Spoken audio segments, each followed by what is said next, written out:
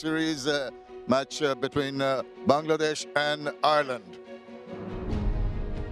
Good morning, and it's very, very good to have you all here for what should be quite a difficult day for the Irish because they've got their backs to the wall, but all to play for. Funny old game, as we keep on saying, things can turn around in this format of the game anytime. To talk about it, I have the pleasure of having Isabel Joyce alongside. Isabel, as I mentioned, it's going to be a tough day for Ireland, but some positives they need, and they need it early in the morning. Absolutely. Good morning, Shamim. I think we were all tired at the end of the day's play yesterday, so I can only imagine how the Irish bowlers were feeling. But that being said, you don't play Test cricket because you think it's going to be easy. They're going to come out firing this morning. Best chance of taking a wicket is right now. Well, as soon as we get underway here in this first session, I think the bowlers, the seam bowlers in particular, will feel that they need to get a wicket or two under their belts early on if Ireland are going to have a chance at just stopping this Bangladesh team from getting too many runs. Well, they've got enough already, as the match status is going to tell you. The summary tells you that because Ireland didn't manage those extra runs which could have helped, Bangladesh managed to take a substantial lead, and they've only lost that single wicket, and that gives such a momentum, such a comfort zone for the Bangladeshi batters to come in and bat with comfort and with hardly any pressure. That's very crucial. Now, Mahmudul was so impressive, wasn't he? 169 not out. I'm sure he was sleeping pretty soundly last night, and he'll be looking for the double 100 at the very least this morning. And that's what Ireland have to be thinking. We've got to prevent him from getting that milestone, and plenty of others as well, because Bangladesh have done exactly what Ireland couldn't, which is they managed to go on when they got a start. And Mahmudul Joy got that partnership of 170 with Mahmudul Joy, and it's worth watching. They matched each other shot for shot, and there's some delightful shots too. They did. They scored boundaries, both of them, but I think what was really clear to see was that the focus as well was on rotating the strike. The left-right-hand combination made things difficult for Ireland's Andy Balbirnie. 170-run partnership between them after a monstrous opening stand as well. So for Ireland, it was trying to get to grips with changing the field, changing the mindset, the lines for the spinners bowling around the wicket, over the wicket. So much to think about for not just Andrew Balbirnie, but for the spinners and the seamers as well. Well, the man who's one of the two that have featured in that partnership was Mahmudul Joy, and a short while earlier, Shanto and Litton caught up with him. Joy, to start with, wish you a very happy birthday. Thank you. And many congratulations on getting your second test done. Just wanted to ask, any learnings from the first test 100 that you got in South Africa? Did you use any of those learnings here, or maybe any differences from that 100? What does this mean to you? I feel that in this wicket is pretty good to bat on, so I try to play my natural game, just settle in the wicket first few overs, then I try to execute my shots. That's all. Take a bit of time early on and then execute your shots. There was a brief exile in the brief period that you were not part of the setup. What was the process? What did you work on? In our Tiger camp, I work with my setup, change a bit. When I shuffle, I go across a bit. So I work with our local coaches. They try to sort out this problem, so I improve those things. And finally, there's another player reaching a big milestone. Is the stalwart Mushfiqur Rahim. What are some of the moments you will cherish with him being in the dressing room? Yeah, he is our one of legend in Bangladesh cricket. So he share with his experience a lot with us. So I wish him a very good luck, his 100 test match in Mirpur. If he will, I wish him all the best. Yeah, and all the best to you too. Go well. Thank you. The young man wishing the senior the best of luck, and that is good, the camaraderie and the feeling for each other, the support for each other that players have. Yeah, I think that was clear to see actually in the first day when things weren't going well for Bangladesh. Drops going down. Well, there was you know, there were a few looks going around, as you would expect, but they generally, by and large, seemed to get around each other, lift each other up, and they did come back strong and obviously take 8 wickets on that first day and then 2 early ones on day 2. Yeah, and on day 3, it'll be the Irish will be looking to make a breakthrough, desperately in search of breaking this partnership. And early morning conditions always have that little bit of extra for the bowlers, particularly the pacers. Absolutely. They'll have warmed up straight before play. I think that's a little bit of a fill-up for them, because yesterday they were thinking about batting more so. Those opening bowlers, Craig Young, Barry McCarthy, had to think about that and then switch to bowling. Today it's been all about their bowling. So I think they'll come out maybe a little bit quicker out of the blocks. And I think as well, if you're going to get something out of the pitch, lateral movement, it's probably best to do it first thing. Well, we'll soon find out what the tactics are going to be. A real insight is coming up now, because we had another chat Sh did, and he was talking to Heinrich Malan, the Irish coach. Coach, welcome to Bangladesh, firstly. You played your last test match 9 months ago. What were some of the challenges to put together this test team? Yeah, look, it's always challenging when you don't play regular cricket, and sadly we haven't been able to do that. We had a nice camp there in a week, but you know, it's hard work when you think you're trying to cram in a lot of work from a preparation point of view for a test match in a week. You know, we out here. We've done a really good job yesterday. The results obviously haven't gone our way yesterday, but the boys toiled hard, and you know, we're looking forward to another good day today. Yeah, and referring to the conditions and the pitch, I'm sure you had a pre-assessment, or you might have had a look early on. Is it any different as of now? Yeah, look, we played some ODIs here in 2023. The ball seemed around quite a bit then. It was obviously under lights as well, so we knew that this wasn't necessarily going to be a Dhaka wicket. But again, we're playing in the subcontinent. We're always expecting the ball to turn. Again, we didn't necessarily, you know, execute all our skills as well as we wanted to, and we've got to adapt to that, and hopefully we can do that today. And in terms of that, what are some of the skills you would want to execute better today? Yeah, maybe just being better for longer. You know, I think the Bangladeshi batters showed yesterday that, you know, the game doesn't have to go at a mile that you always think it has to. We don't have to get it going that quickly. So just, you know, execute for a little bit longer, be a little bit more patient, and try and put a little bit more pressure on. Yep. Well, all the best with that. Thank you. Well, not too much of vicious turn till the end of play yesterday, but something to expect, maybe some wear and tear coming in to help the cause of the spinners? I think Matthew Humphries and Andy McBride will certainly be hoping so. For them, it's about managing their pace, but also the length when they do take that pace off the ball. I think in particular, Andy McBride didn't get the length right when he did take the pace off, so hopefully he's gone back and he's thought about that. Matthew Humphries, well, he looked like he was the most likely to take a wicket. He was the one bowler to take a wicket, and he'll be looking to add on today. Well, that's what we're looking forward to. And to tell us more about what the pitch might do, how it might behave, we'll go and join Edward Rainsford. Stunning day in Sylhet meets us again. The weather's been superb.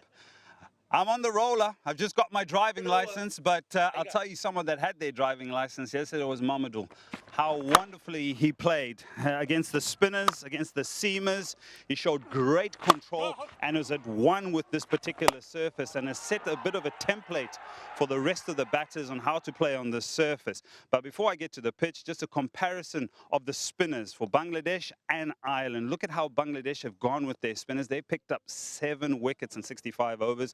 Ireland just the solitary wicket and slightly more expensive. And that's a reflection of how Ireland will need to improve, especially their spinners on this particular surface. Now, the surface today, I tell you, it hasn't changed much. I'm in the footmarks here. That's the only area for me that has changed. With that big roller that'll go across here, it'll compact things again and make it even more batter-friendly. It's day 3. They call it moving day. So you expect Bangladesh to push the ascendancy. They have a lead now by probably about tea, or maybe the last hour is when they probably have a mountain of runs. What do Ireland need to do? They have an opportunity with a new ball. Can they come out here with fresh conditions and maybe make inroads into this Bangladesh batting lineup? That's the only thing Ireland needs to do. Be consistent, be disciplined, make use of that new ball, and maybe their spinners need to improve. If not, I tell you what, this roller, this road, lots of runs to be had. Well, it seems the Irish bowlers will really have to play out of their skins to break this partnership initially and then follow through and restrict Bangladesh, because things are looking rather ominous. Well, I mentioned early on when I was on commentary with yourself yesterday that I was impressed by the consistency early by the seamers. then I think they went searching for wickets a little bit too much. So can they be patient for longer spells? Can they hold back on the differences? Maybe the change-up only comes after a couple of overs. Same goes for Matthew Humphries. I think he brought out his change-ups, his arm ball, his quicker ball a little too often. So that means that the batter is expecting it.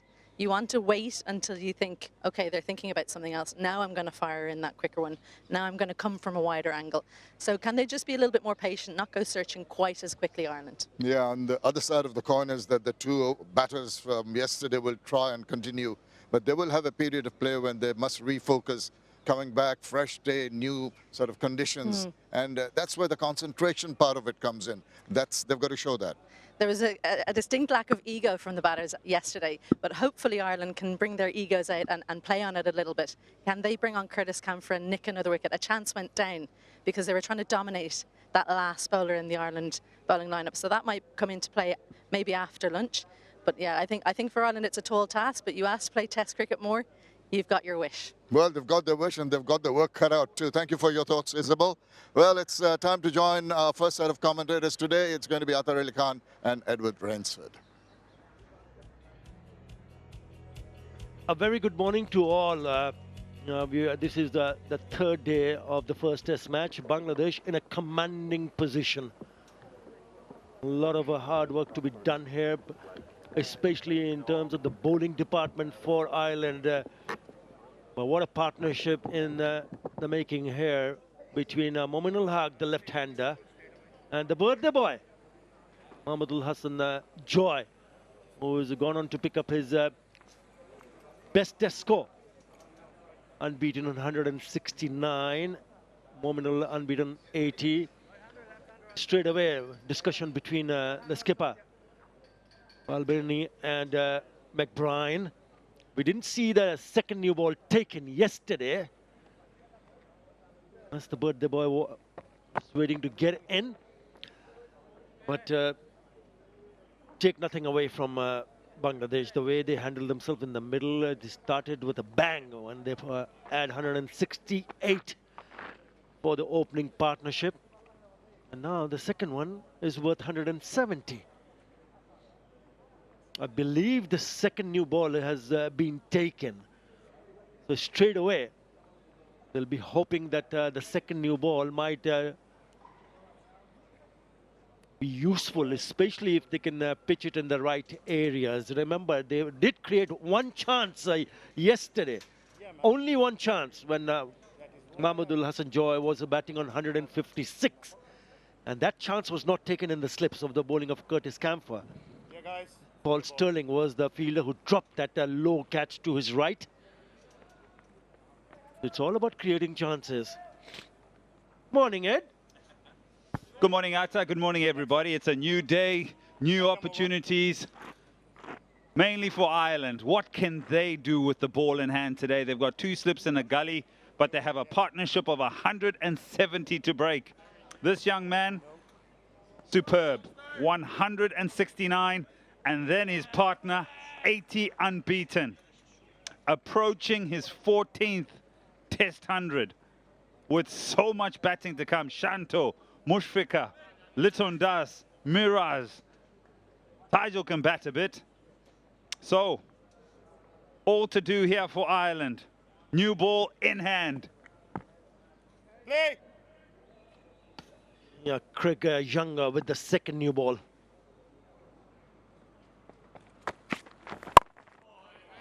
On stump, but maybe just towards the leg side, so straight away runs of the first delivery. They need to show a lot more discipline, Ed. They've got to try, and that's what we heard from the coach earlier on, that he needs to see the boys do well in terms of discipline in the bowling department. Yeah, spot on. I think just to dovetail off that, 𝗂𝗃, is that I remember saying that Ireland are a very simple team. They do their work in a very attractive, simple manner. And so for me, what you've just said there is to find a plan and maybe take a little bit out of what Bangladesh did in terms of going straight at the stumps and not allowing a lot of width and setting a straight field and protecting areas of this wonderful playing surface out here in Sylhet. There was a stage yesterday where they bowled 78 deliveries and there was no boundaries. So there is the element, they can do it. And that happened in the second session. If you look at yesterday, he just pulls up at the very last moment, Mahmudul Joy. You're just going to the point that you made, boundaries not coming for that long, 78 deliveries. And if you look at what happened in the first session, when Bangladesh scored at a pace of 4.54, but in the second session where they stopped batters picking up boundaries, Bangladesh went at a run rate of 2.87. But for some reason, in the last session, Bangladesh went really after them and went above 4.5 runs in an over. So there you go, 4.67. So what we're trying to say here is Ireland must find a way to repeat what they did in that second session yesterday to create some sort of pressure. Yeah, it only just a wicket, but they stopped batters to score runs quickly. And that's how you can create the pressure. And I'm sure that must have been discussed over and over again, because these are two well-set batters. We know what Mahmudul Joy is capable of, especially at home. He's got a very good record. And with him is the birthday boy, Mahmudul Joy, who's now gone past a very big score in 170. So it's the second new ball, especially the first half an hour or so. They've got to find a way to create opportunities.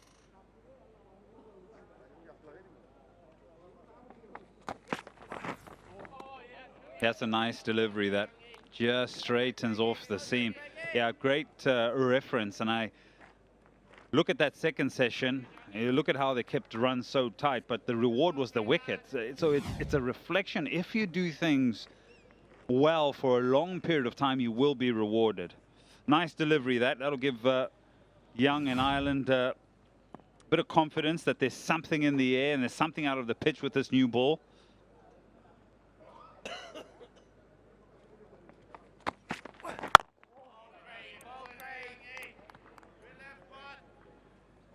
Decent over, 339 for 1.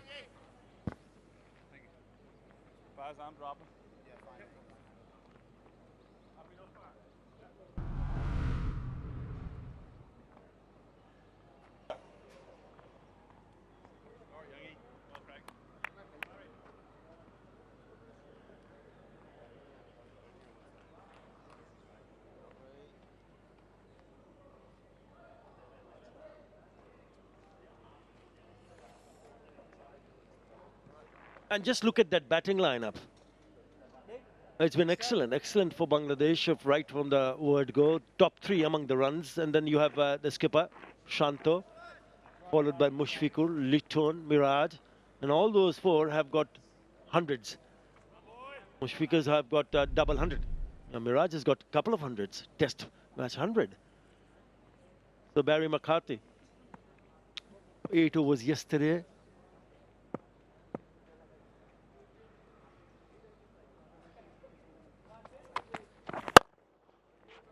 Again, starting on the leg side, but he's done well here. Had it gone past that fielder, it would have been probably the first boundary of the morning. 𝗃𝗃𝗃𝗃. Good effort. Yeah, just slides onto the pads. Good piece of timing and a good hand. Yeah, saves a certain boundary. He bowled 6 overs yesterday. 𝗃𝗃𝗃𝗃. Expect if Ireland don't pick up wickets that maybe they'll turn to him later in the day.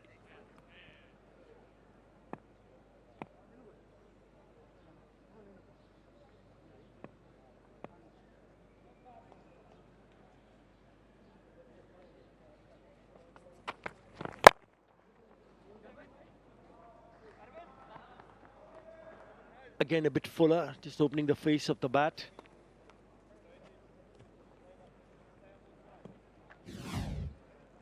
Looks exactly the same, doesn't it, Ed?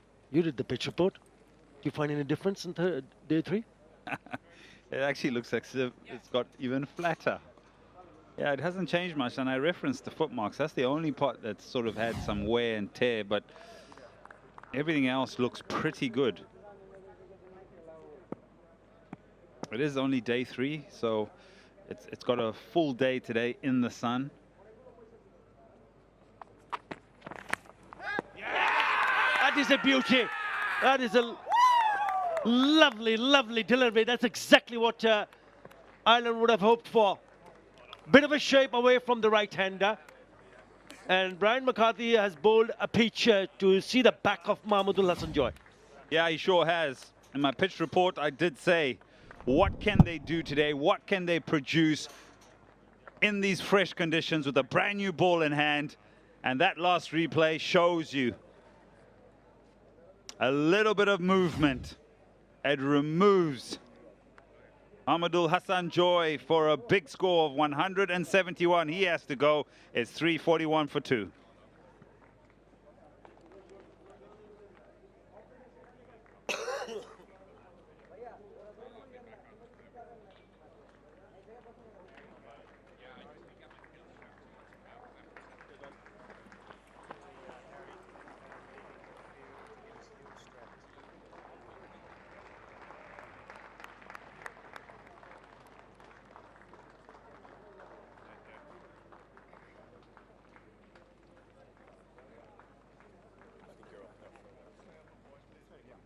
The skipper in early on day 3, Nazmus and Shanto. Lovely delivery. Just look at that line. Had to play at it. I mean, that's exactly what they need to do, the seamers, to force the batter to play each and every delivery. That is a beautiful delivery and nicely taken as well. Tucker had to dive to a right, and it was a low catch. Very good. Very nice delivery. The one thing about that delivery as well, it just invites Mahmudul to come onto the front foot as we have a look at the skipper's numbers. 700s, 550s.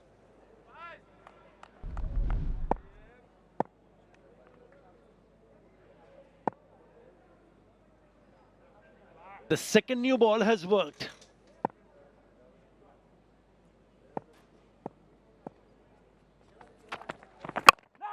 Ball. This is a good line, good areas, very good from Brian McCarthy.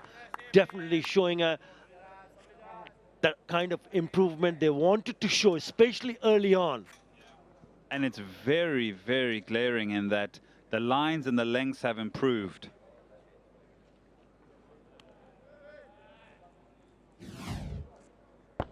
Have a look at where this pitches. Maybe a slight little bit of movement off the surface.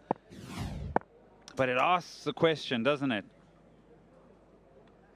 Now that they've been able to find the line and length, it's about how long they can stay there, how patient they can be. There's enough out there for them to work with.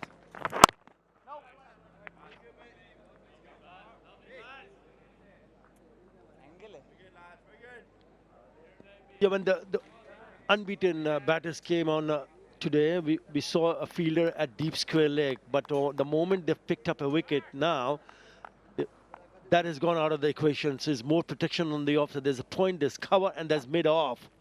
2 slips in a gully and plays. So I'm just wondering, if you want to create a little bit more pressure, maybe get that mid-wicket fielder out and put him in the slips cordon. And just try to concentrate on bowling just around the off-stump line.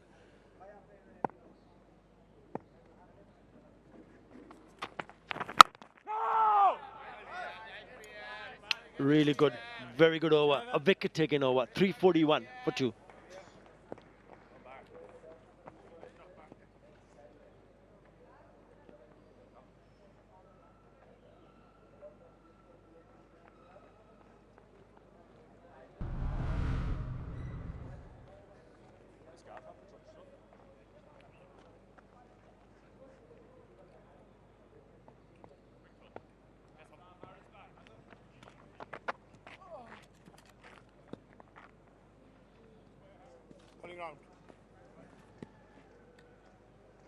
The early success for Ireland to send back a well set Mahmudul Joy, never easy. Even if you're batting on 170 odd, you got to start all over again.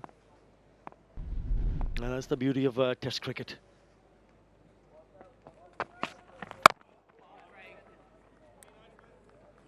Yeah, for Mahmudul Haq, there is the fielder that was talking about deep square leg and a deep fine leg. I don't know whether they could actually take that fielder out and just concentrate on the off-stump line. Yeah, I totally agree with you.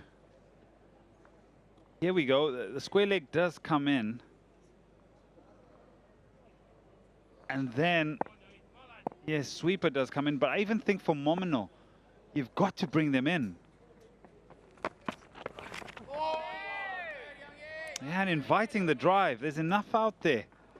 It's about also just having a sense of this first hour for Ireland can be such an important hour because their bowlers have already showed you that they're looking to hit a good area. There's enough movement out there. So as a skipper, you have to have a sixth sense of what could be an attacking field or what could bring about yet another wicket. Have a look at the deviation. Comes back and that's what finds the edge.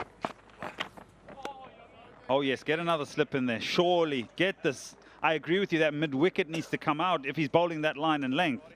Because for him to hit that through the onside, that's some shot. Yeah, the previous two deliveries has been spot on the money, just outside the off stump. Tries to play it inside the line, leaves it alone. The one before that, he actually went for a big booming drive, and he was beaten.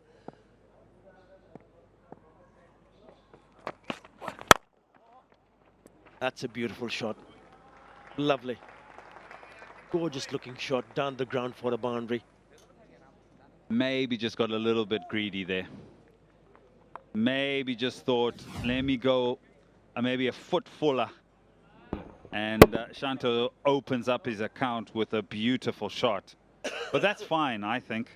If he's hitting down the line in this manner, that's okay, because the line is still somewhat consistent. Maybe the length is a little bit too full.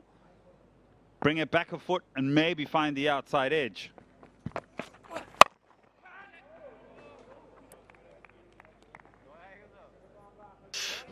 Don't think that carried. But again, if you look at the mindset of the skipper, Nazmuddin Shanto is actually trying to play aggressive shots. Again, just drop shot. So when you see that from a batter just come on to bat, maybe put an extra fielder in the catching position.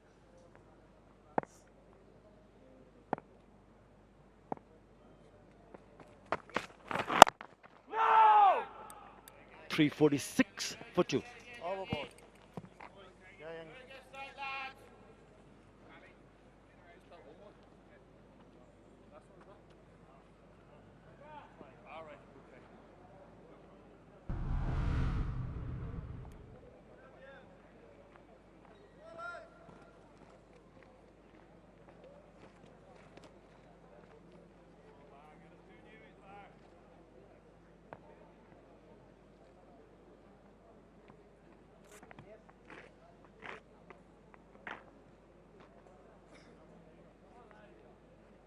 Well, they've certainly looked impressive today because they've bowled only 3 overs. They picked up the wicket of Mahmudul Joy and have hardly given anything away. Yes, there was a boundary in the previous over.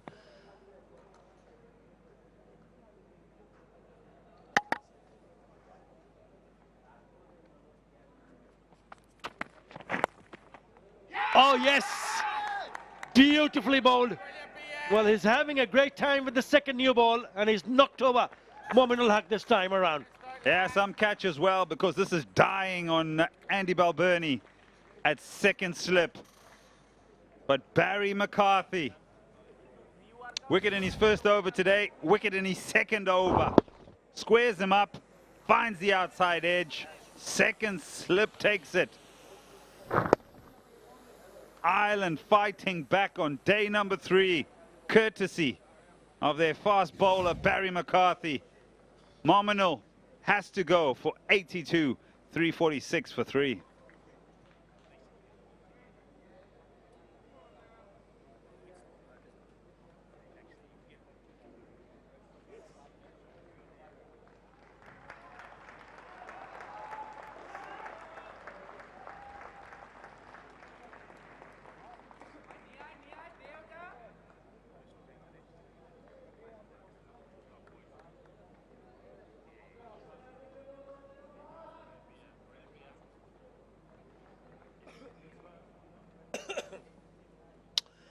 In comes Mushfiqur Rahim, playing his 99th test match.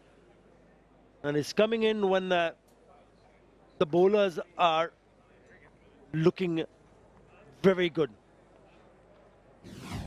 Again, there's hint of movement. The pitches and it just slightly moves away, enough to get the outside part of the bat. Very good catch. Really good catch. Low down. Never easy. It was dying in front of him. So there is movement, and the second new ball is doing the trick. The second time around, only the 4th over, and they've sent back 2 set batters, unbeaten batters. Batted beautifully yesterday, right? That is a track record. Look at those numbers. He's the leading run scorer in Test cricket for Bangladesh. High scores of 219. He's got 3 double hundreds. And he'll be hoping that he can get a good start here, get his eye in and get set, and that is the challenge. Even with those kind of numbers, it doesn't really matter. You need to start all over again and ensure that you do well. Straight away 3 slips. This is what I like. 3 slip in place.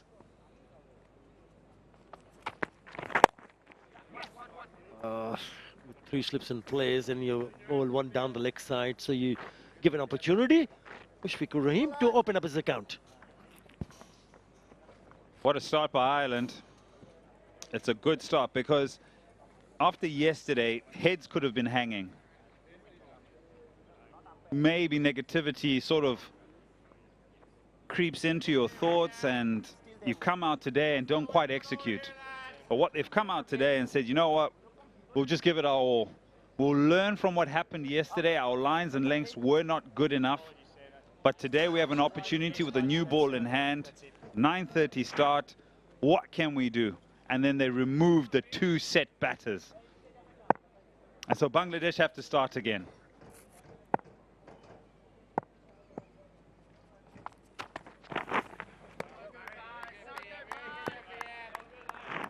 What we've seen so far from Brian McCarthy, it is important that the bowlers from the other end also try to do something similar in terms of the lines that he has bowled at. At times, if you do bowl full, even on the off stump, probably a drive will get them a boundary, but which is fair enough because he's not missed the line. The line of attack is on the off stump. And if you keep persistent bowling on the off-stump line, you will be rewarded. You will have success. He's already had a couple of success on day 3. Yeah, he's bowled beautifully. Again, well bowled. He's got himself in a really good rhythm here. What needs to happen now, for it to be a very good hour for Ireland, is that Craig Young needs to step up from the other end. That last over he bowled, I think the lengths were a bit too full, a little bit too short, and then he hit a good area twice, but then it wasn't consistent. McCarthy will be successful if his partner from the other end supports him.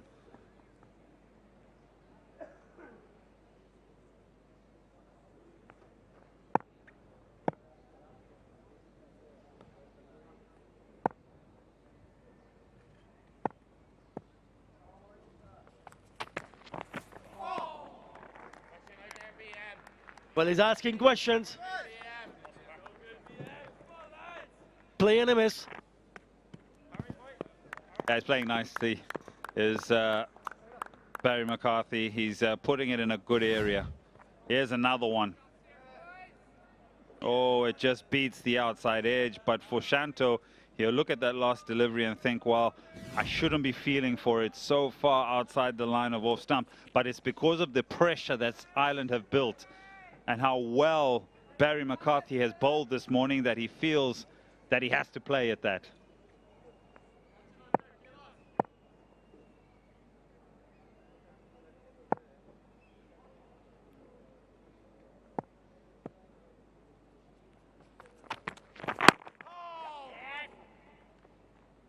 Yeah, you got to just stay there on the off-stump line. The moment it just goes down the leg side, easy for the batters. 348 for 3.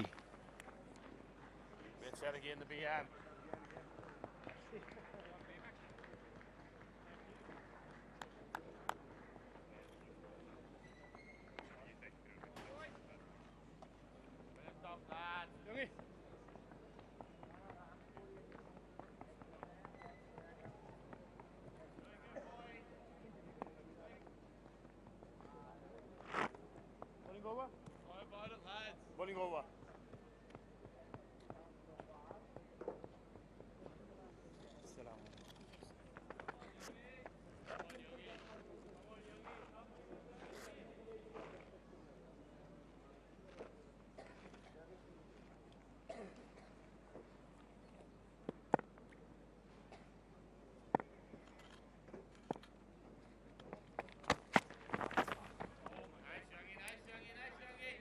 There are left and right hand in the middle for Bangladesh, and both these batters have experience. So it's also a challenge for them to survive this burst especially from Brian McCarthy. And if the others do get their lines and lengths right, then how do you go and plan to see the second new ball off? That's the challenge for them, because they've lost 2 early wickets here. So they are in a bit of a pressure here, for sure. Yeah, I like what you said there in terms of these two are experienced. So they would have seen this many times again, but there would have been an expectation that the 2 set batters would have seen past that first sort of 30 minutes, 40 minutes and start rebuilding again, but it's not to be. So for Bangladesh, if you wanted 2 players at the crease right now to settle things down, you have them. The skipper and experience from the other side. Oh, hey, hey, hey, hey, hey, hey. Yes, please. More of that. Steady, Ed. Yeah, what I have noticed so far is the lateral movement from the seamers. Again, it's a lovely delivery. I just did a little bit too much. So when you get to see that happen, then you've got to start to believe in, yes, this is our time, and we need to pick more wickets here. They've picked up 2, but can they pick more? Shot. If you lose your length, that's what can happen. That's the second time it has come from the bat of Nazmul's son Shanto. Another very good-looking off drive.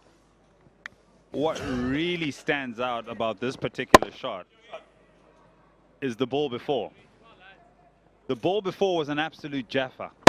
So sometimes in the back of your mind, you'll be thinking, should I get onto the front foot? Will I edge it? Will I get another one? But he's put that ball behind already. He's turned off to that particular delivery and said, I will still look to score. Fantastic shot.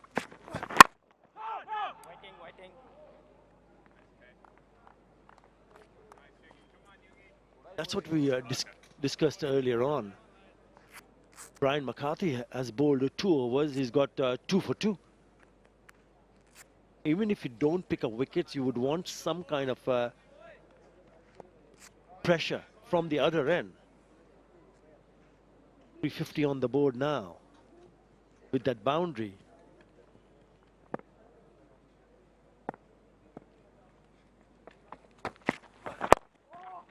Again, onto the pads. So that's how you release the pressure. And what it also does, it gives the batter a bit of a confidence. 354 for 3.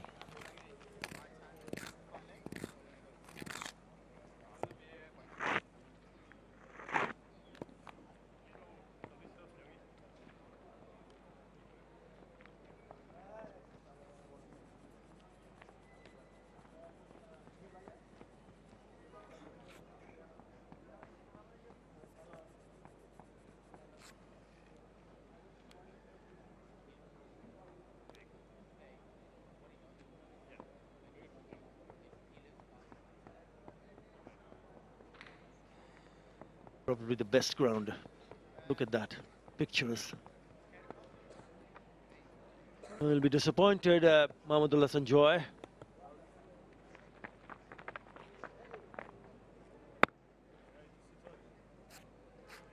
Right. Brian McCarthy, just keep a close eye on him. He's bowled beautifully. Now goes right behind the line of the ball. And I think he'll like this matchup with the right-hander. I think he'll be looking to try and get a little bit more movement away, try and string up a few deliveries. We did see a little bit of a change up in what he can do in terms of bringing the ball back and taking it away. So in this particular instance, he'll be trying to set up 𝗵𝗺𝗃𝗃 with trying to get it away and away and away and maybe bring one back. Or is he patient enough to go throughout all 6 deliveries by just pushing it away with his stock delivery and hoping to create indecision later in his spell?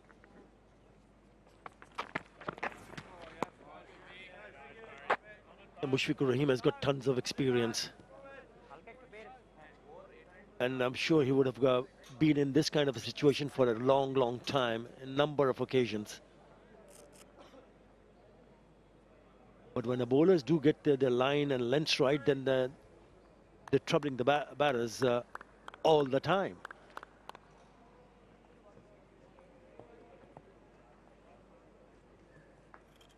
Mushfiqur in the recent NCL, National Cricket League, got 100 for Sylhet. In Sylhet. Recently, 115 of 205.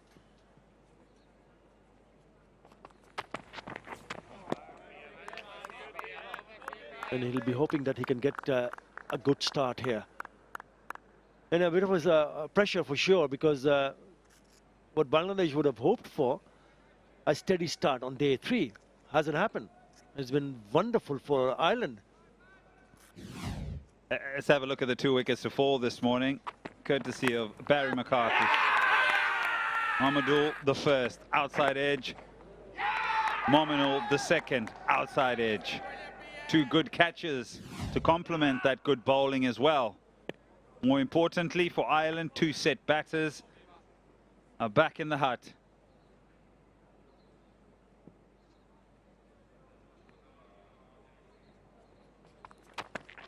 Now. And that's what you want to see, take wickets and get new batters in the middle, because never easy, even though the score is above 350. So you need to produce wicket-taking deliveries, and not once but twice. It has happened from Brian McCarthy. Look at these deliveries that 𝗵𝗺𝗃𝗃 has played in this over. He's left all of them, hasn't he? Very watchful. So now McCarthy's thinking to himself, can I get it a little bit fuller to make him play? And 𝗵𝗺𝗃𝗃 is saying, well, you know what? I want to be watchful. This is tantalizing. This is tasty. A battle within a battle. No! And it's so good. It's so good to watch. And this is the part about Test cricket where you start thinking about how the batter is approaching this excellent piece of bowling, and how the bowler, in his mind, is also trying to restrain himself from being overly greedy without going too full. Well, his line has been excellent, even the length. But I'm just thinking, he's pushed one fielder now back at deep cover point. So I'm just thinking whether he's thinking of getting the ball to come back and try to bring it into the right-hander, because Mushfiqur has left quite a few in this over to the keeper. It is a little bit fuller.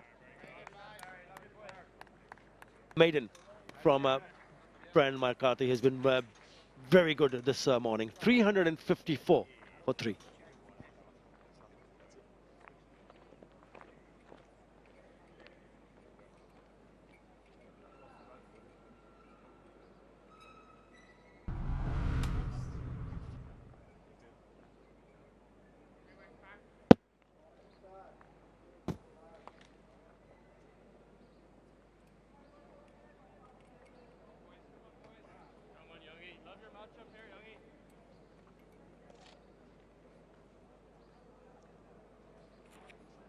Ireland fighting back. Just what the doctor ordered today.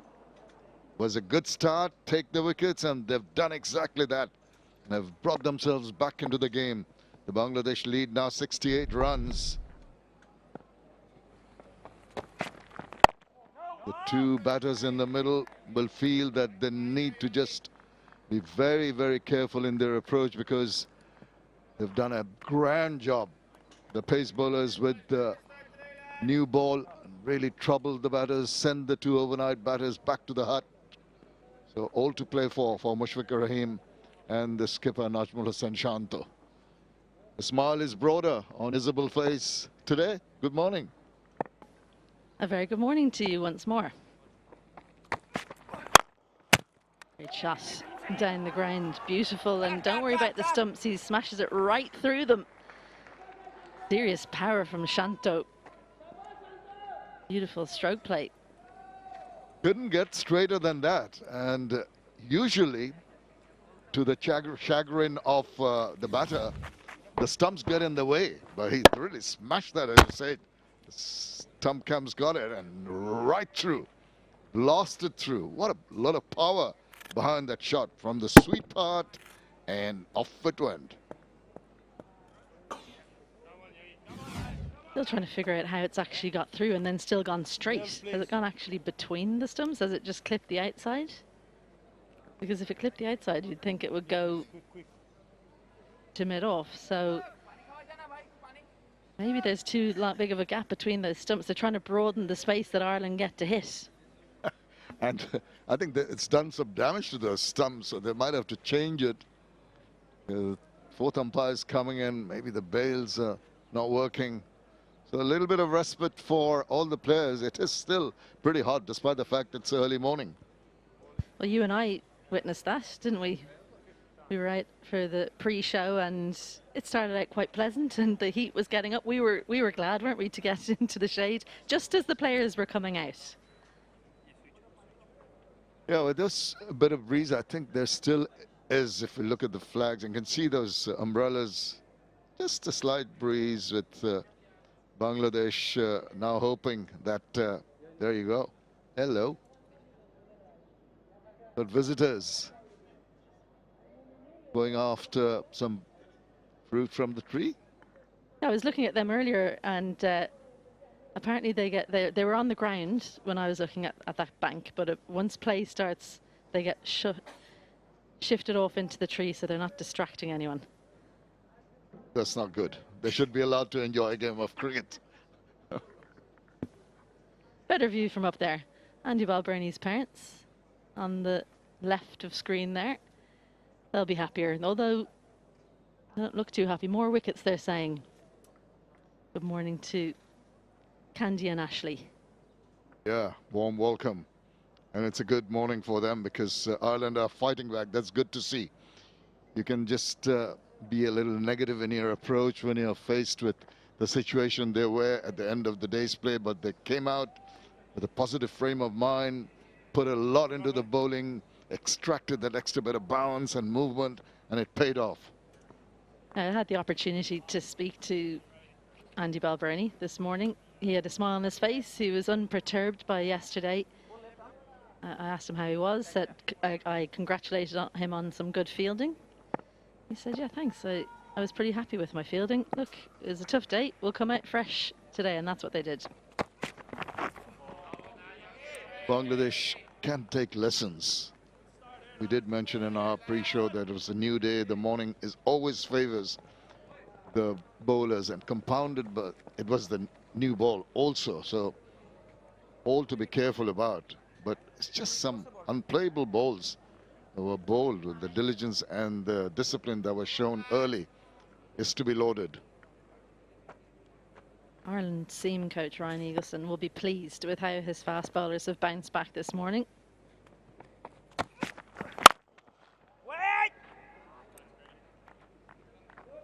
The line a little bit better, so goes to the fielder Curtis Campher in mid-off. He's been put in that position. I think he's just slightly more agile in the field than Barry McCarthy.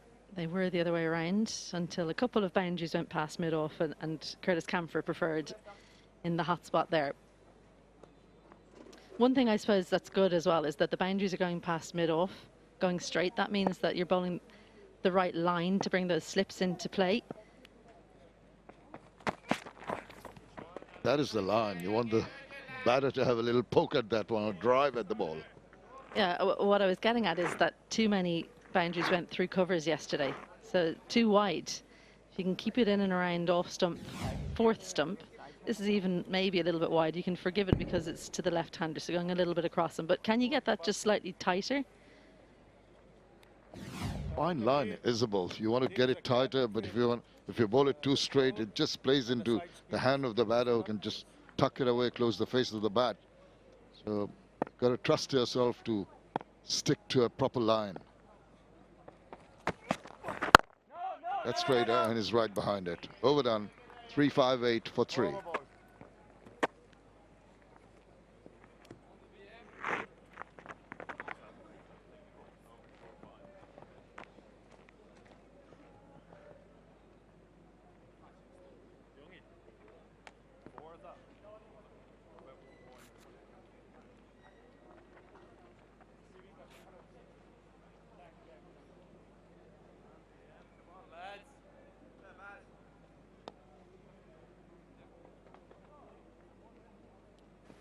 The lovely rolling hills of Sylhet outside the ground. Beyond, it's quite interesting places to visit. On the last over, there was a straight drive that went through the stumps, and yeah, not sure, did it go between? Yeah, between middle stump and what would be off stump to a right-handed batter batting then that end. So it's either serious power or there's just a slightly too big gap there. But that's probably the only time I've seen a 4 scored in that manner. That's the line. You've got the 3 slips in the gully waiting.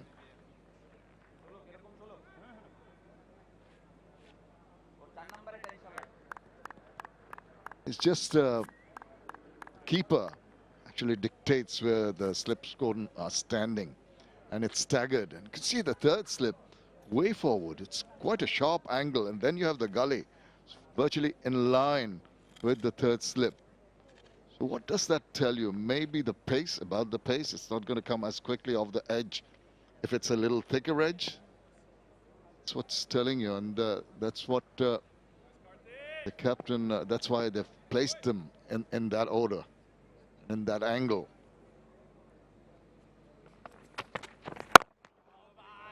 Well, Andy Balbirnie's catch earlier on was a good one because it was slightly dying. Slightly dying when it got to him. He had to really wait, had to concentrate, reach forward. So there, you don't often see them quite so staggered, do you? Because obviously Paul Stirling's in first slip there. That's going to be the fine edge. You expect that to carry through as it would, and even a little bit quicker than to Lorcan Tucker. But then you've got Andy Balbirnie and Andy McBride in front. So those two markedly forward, and even Curtis Camphor and Gully a little bit closer than you would usually see. For that kind of shot, it usually travels quite quickly. So the pitch, it looks like Ireland certainly think it's slowing up. Oh, Yorker did well to dig it out. Put a lot of shoulder into it. The accuracy has been the forte today. Very impressive. Well, people always talk about T20 skills, but Test cricket's where it's at for just the subtle change-ups, and then every now and then bringing in these kinds of skills. I think it makes it even more difficult when you're playing Test cricket because you only bring them out every now and then. In T20 cricket, it's a change-up, a delivery, especially if you're bowling late on, and the more you bowl something, the easier it is to bring that skill out. So for Barry McCarthy, who's been banging away at a length, to be able to get it almost perfect right over the block hole, really good skills from the fast bowler.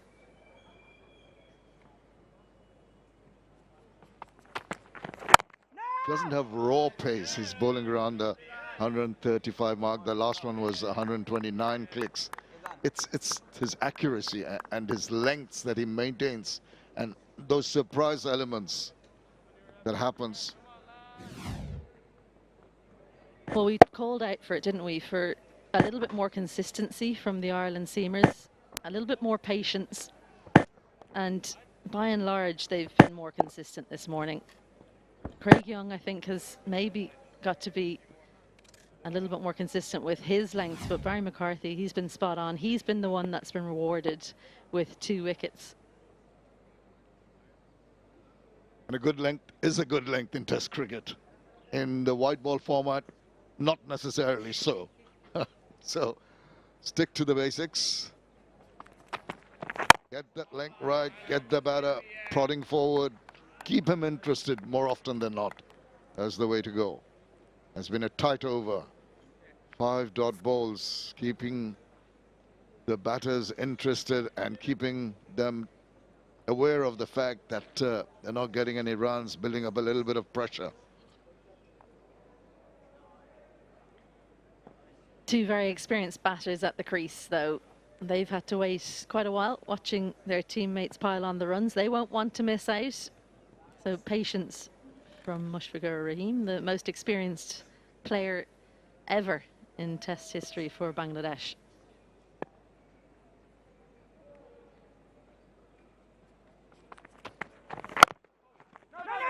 No, is the call.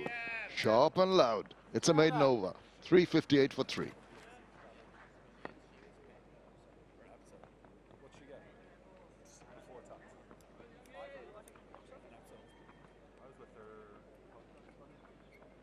𝗂𝗁𝗃𝗃.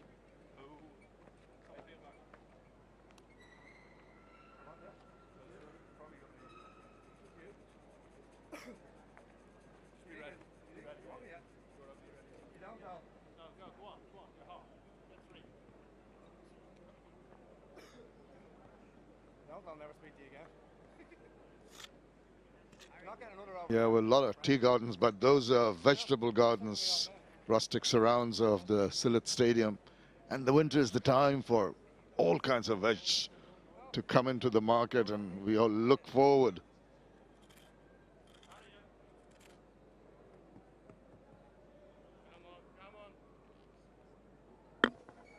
I wonder, are those your favourites? The cauliflowers coming into season here. Yeah, we had a discussion with our director, how the way he likes cauliflower to be prepared with cheese. I'm not that, those are maybe not. I'm not really trying to even try to guess what they are. Don't want to get some expert to tell me, doesn't know a thing about vegetables or trees.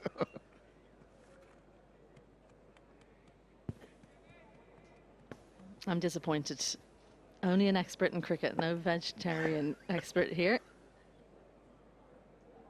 2 experts there. Shanto, Mahmudul Joy coming as a batting coach, Shanto, the fast bowling coach, having an animated discussion.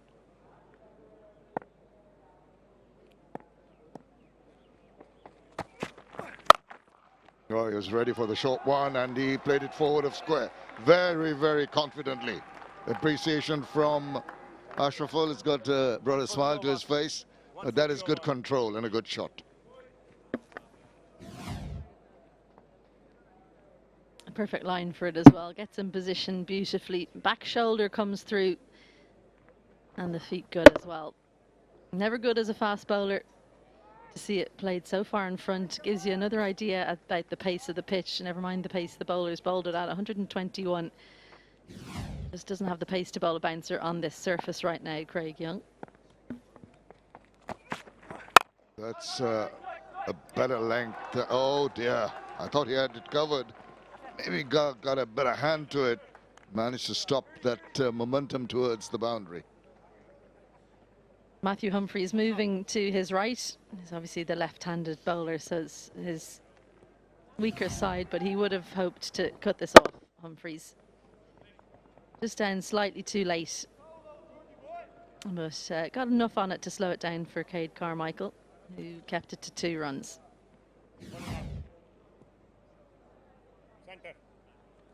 With the success early on this morning and into the second half of the hour, as we see the change of angle coming around now. Maybe that ploy of bowling at an angle from over the wicket. He feels that it's not worked. A couple of balls short and is put away. He's trying something different.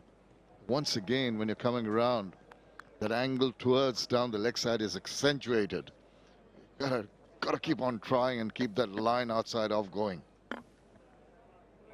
Often when you're coming around the wicket like that, if you can get it into the surface, especially if there's just a slight bit of moisture in it, you can get it to straighten up. So if you can bowl a decent line just outside off and then get Shanto to straighten up, he could get an edge, but not that length. Definitely not that length. 2 full from Craig Young, punished down the ground. Another beautiful, booming straight drive. Oh, he's not going to miss out on something that's in the slot. So very good, so very balanced when he goes forward and meets the ball. Look at him, just a little over pitch and he's into his shot, into his stride, full face of the bat, doesn't try to hit it too hard. Sweet timing, and off it went. Almost hitting the stumps of the other end once again. Almost hitting the boot as well. Craig Young couldn't quite get the foot down in time. Just about went under. It's been small margins for these boundaries straight for Shanto, through the stumps and then under the boot. Well, better length, but I thought maybe too close for him to maneuver the ball. 11 runs in that over, 369 for 3.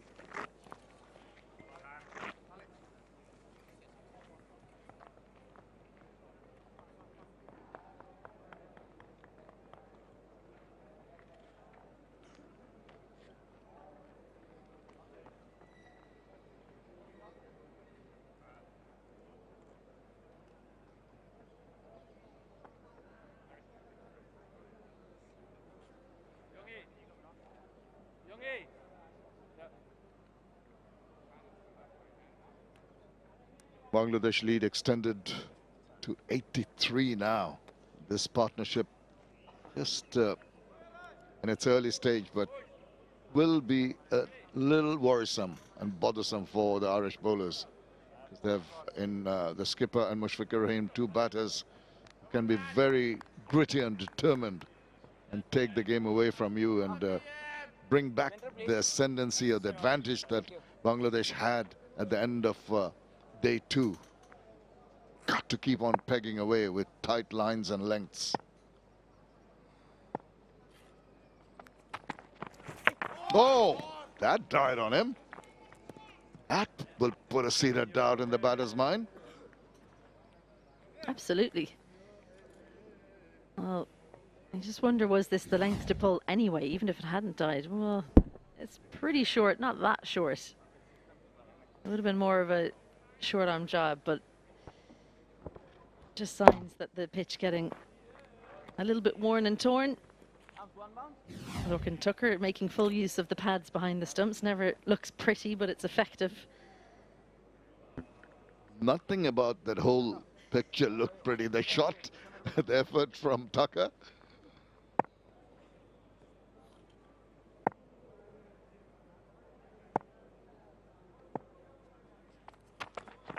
Has got his length back. The line and little Ori comfortable enough to tuck it away. Yeah, too straight, that delivery by McCarthy, but it did get a slight bit of sideways movement, even though it went into the leg side. So if he can replicate that just a couple of inches over, that's what he's trying to do. Get Shanto to just square up and look to take another edge. With a single given away, so it's going to be Mushfiqur. Just 1 from 13 so far, taking his time. If anyone knows how to pace an innings, he's the one, because middle order, you've got to know if you've got, when you can pile on the runs, when you need to stick in and let your partner maybe be the attacking one. That seems to be the case in this partnership. Short weight is the call, and a tumbling stop there. They've been agile, and agility is such an important factor, and to maintain it in a test match particularly would be, you know, something that you'd be loving your bowlers and the fielders to do. And that was Craig Young, who I think this throw shows you the frustration he's feeling at how he's performed this morning. The big man from North Down. he'll be disappointed he hasn't been able to maybe back Barry McCarthy up quite as much as he would have hoped.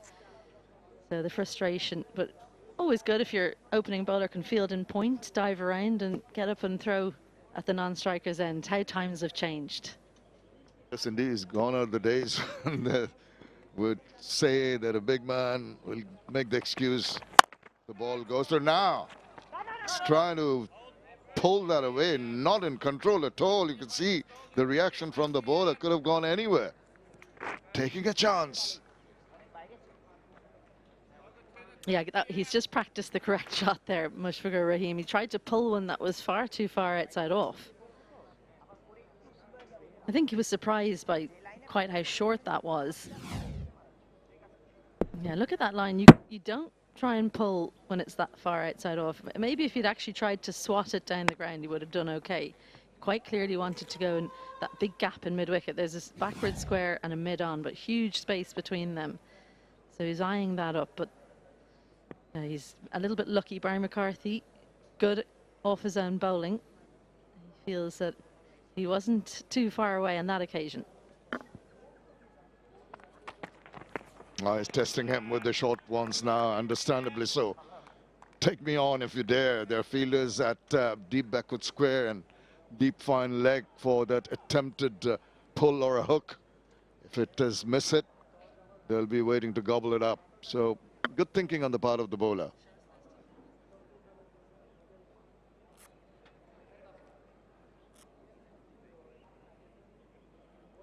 I think the two fielders on the leg side, it's Harry Tector. Yeah, and I think it's the left arm spinner, Matthew Humphreys. They were having a long chat there, and they're still at it. Hopefully it's about the cricket. Could be about the monkeys in the trees, you never know.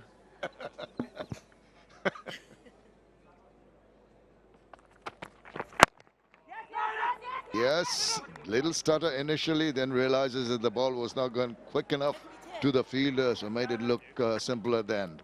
371 for 3.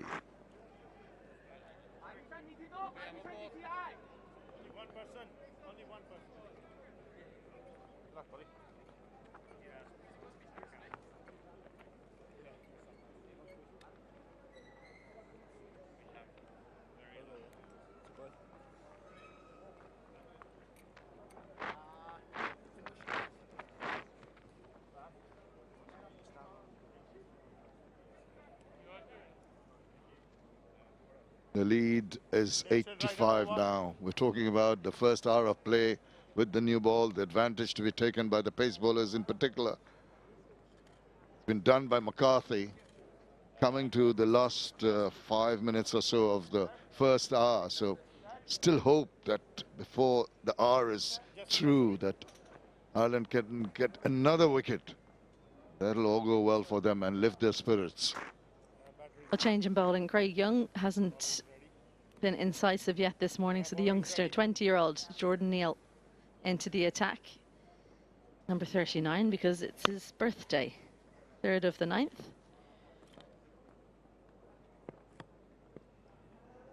Just wondering, 3rd of the 9th.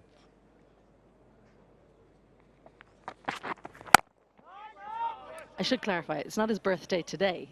The number denotes his birthday. Someone's been doing the homework, that's for sure. Well, there have been so many ages flying around for Jordan Neal. We've had to confirm and double confirm. He is, in fact, 20. He was at the Under-19 World Cup recently for Ireland. Very young to make your Test debut. So someone that's been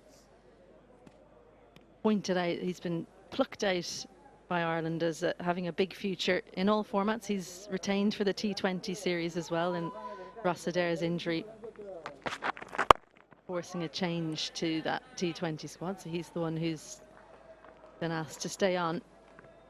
When you get opportunity, you got to grab it with both hands. Not often things like that happen due to an injury. Player comes in maybe younger than you'd expect him to, but it's how you go about, particularly trying to impress your peers, say that I'm there to continue for the country and for the team with performances. You might not get a bunch of wickets, but your overall performance in terms of how you bowl, Was it disciplined? Was it wayward? Did you look tired? A lot of factors to be assessed. So a young man with a lot of energy has got a lot to prove.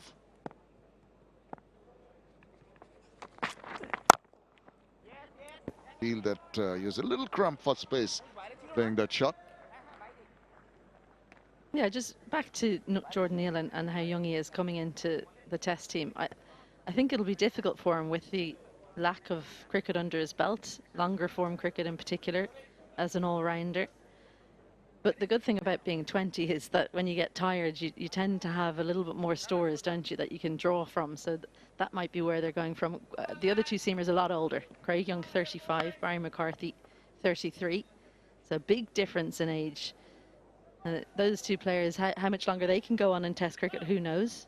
They'll be hoping they can keep going. Ireland don't get to play too many Tests, so they've got to play for a few more years to get the numbers up. But Ireland also have to keep an eye on what's coming next. One thing for sure, they won't be overburdened by playing too much cricket. They can phase it out. Oh, beautiful delivery. Squared him up. Very unfortunate from the bowler's point of view, and very fortunate for Mushfiqur Rahim to get that lucky 4. Players always dream about things in Test cricket. What a dream it would have been for Jordan Neal. First Test wicket had it been Mushfiqur Rahim, legend of Bangladesh cricket, but just went wide of McBride. Maybe dropped short as well, but good signs for the youngster. That will give him a little extra energy. Well, that's the bounce you'd have liked to have had. The indication will just put some worries into the mind of Mushfiq. Trying to bowl the Yorker, deviated down leg side, content to just tuck it away. That's something we talked about earlier, you and I, when we were talking pre the game starting, that Ireland would get a good result, someone squaring up, maybe looking like a bit of an edge, and then immediately go to the change-up, the wonder ball, the Yorker. Just keep banging away in the length, make them miss a few, and then throw in the change-up, the Yorker, the arm ball if you're a spinner, say.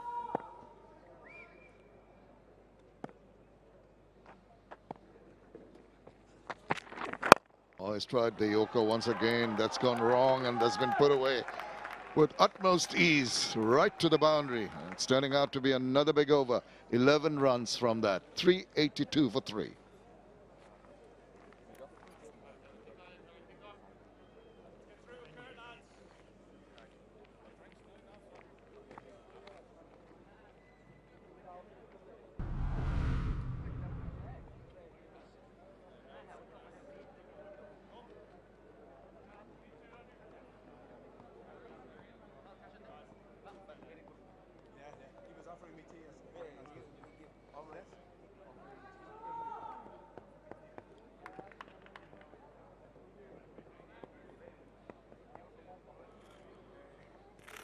Leading the pack of most run getters for Bangladesh, 6,336, and hopefully more to come from the Bangladeshi perspective. We'll look at the last ball of the last over. I'm not sure that this is even meant to be a Yorker. I think it's just a poor delivery from Jordan Neal. Bowled a poor delivery the previous ball, then maybe just tried to bowl a little bit too quickly. Got it all wrong. Yeah, hand those out to someone like Shanto, you're going to get hit for 4 every time.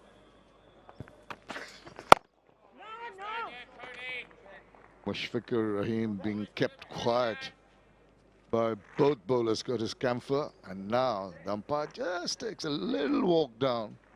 A little bit of gardening, also keeping an eye when Campher on his follow-through. Does he just step on the danger zone? Didn't really talk to Curtis, but had a good look at that follow-through.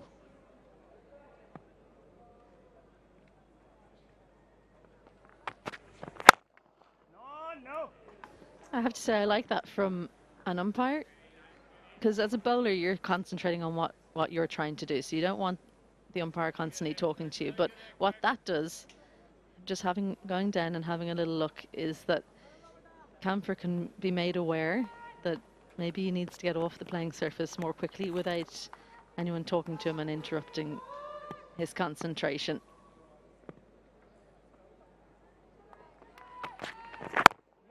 The ball, it's a period of play. You need to just dry up the runs. There have been a couple of big overs with a bat. Just to put the pressure back on the Bangladeshis, you need some discipline.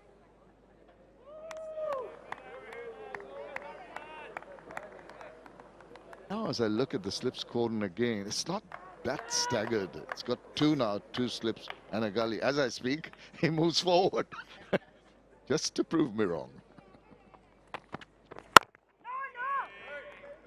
Well, that ball from the slip cordon in terms of their positioning shows you the different approaches when you're fielding or in any position. Paul Stirling stands pretty much where he's going to end up. Andy Balvenie likes to walk in and then set up for the catch. So different ways to skin a cat.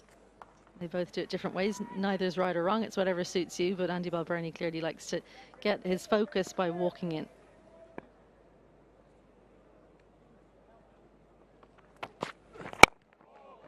Behind that nicely, just eases it into the deepish cover region and ambles the single. It's been a very quiet approach by Mushfiqur Rahim. 26 balls he's faced for his 9 runs.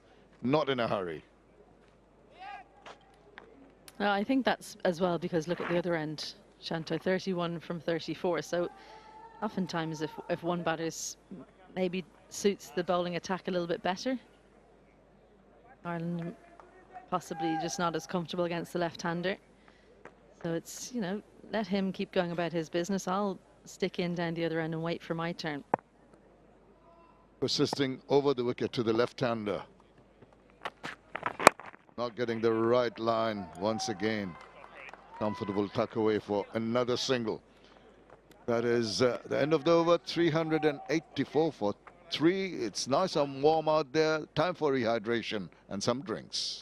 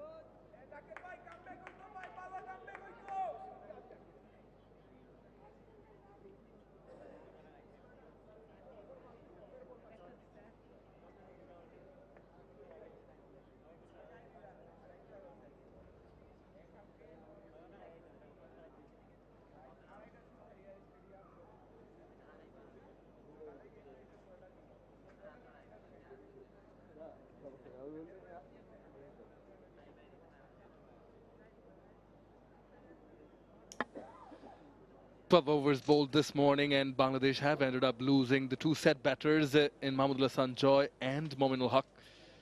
Shanto and Mushfiqur Rahim taking things forward at the moment. Lead extended to 98 runs, but Barry McCarthy has been phenomenal on this morning of day 3, scalping both the wickets. Rewards for bowling well. They came in this morning, and Mahmudul Joy early on just playing slightly away from the body. An excellent delivery from Barry McCarthy. But that is how Shanto got off the mark. This was a good catch taken by the Ireland skipper, Andy Balvenie. Quite a few drives from Shanto.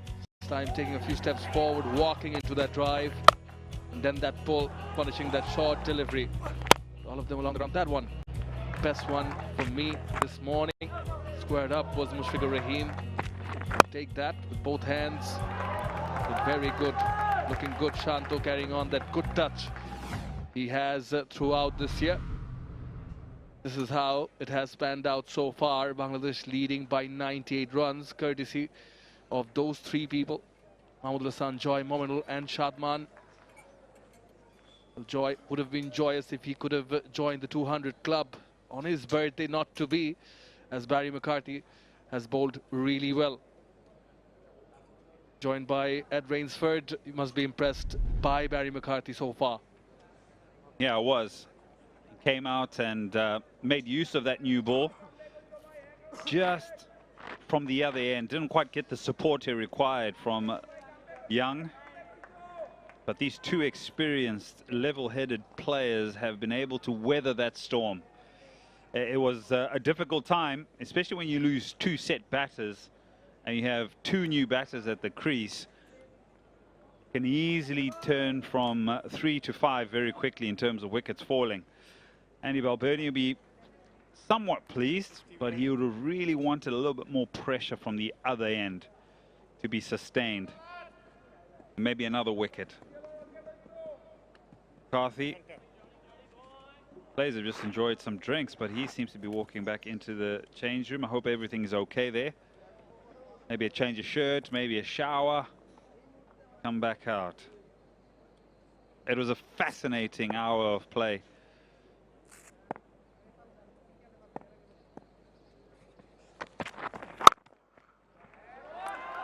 Oh, that's a shot. Excellent fielding. Yeah. Fascinating in the sense that you had two set batters, and Bangladesh dominated with the bat yesterday. Have a look at this. Lovely shot by Shanto. Looks good, does Shanto. Carmichael in the deep. Saves a boundary. Fascinating in that, because Bangladesh dominated so much yesterday with the bat, on a brand new day, you know, you think to yourself, wow, how are we going to pick up wickets? Decide to take the new ball, and are able to hit a good area and remove those two set batters to just give you a glimmer of hope, or just a foot in the door to stay in the contest. I just want to focus on this young man, Jordan Neal. He's having a word with some of the Irish support staff. He's only been bowling seam up or pace or as a fast bowler for 14 months. Never played a first-class game. Has been bowling seam up for 14 months. That'll be a boundary. Nice looking shot. Overcompensates there. And so, to some degree, you have to be kind.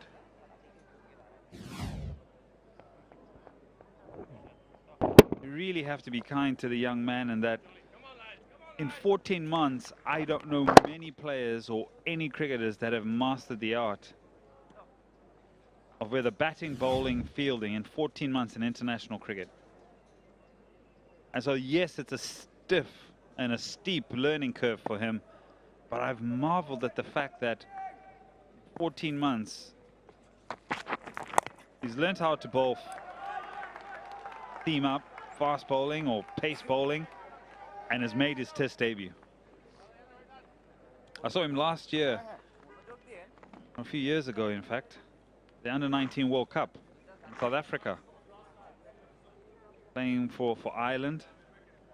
How quickly things have turned around for him now to be part of this Irish test team, as the lead now goes past 100. It's 105 now.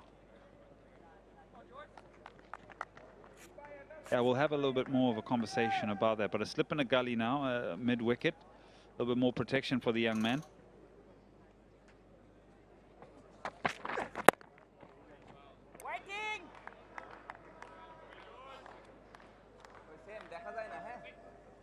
Given the opportunity, sure he'd be keen to impress, but it's the top level of cricket, and yes, you have to be kind, but you do overpitch. You're not bowling well. Well, the opposition's not going to offer you that. But very good point you bring up, Eddie. Would you rather have played a Graham Hume instead of him, and maybe he would be part of the setup, be in the dressing room and learn from observing? No! Perhaps it's the surface here in Sylhet that made them select this youngster and give him a go. 391 for 3.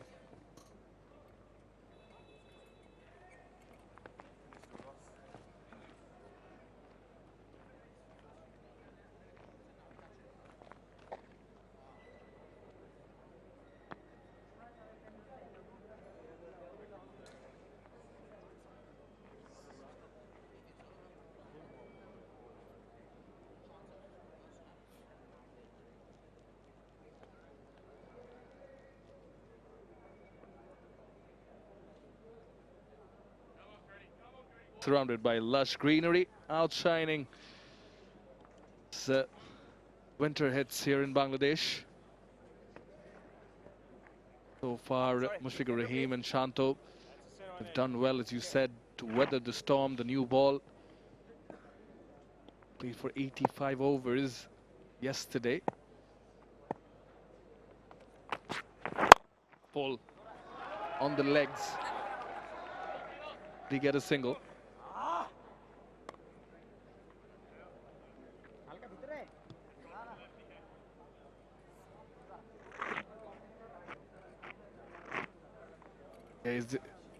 He's been batting really well this year, and as well as Shanto averages above 70 those straight drives.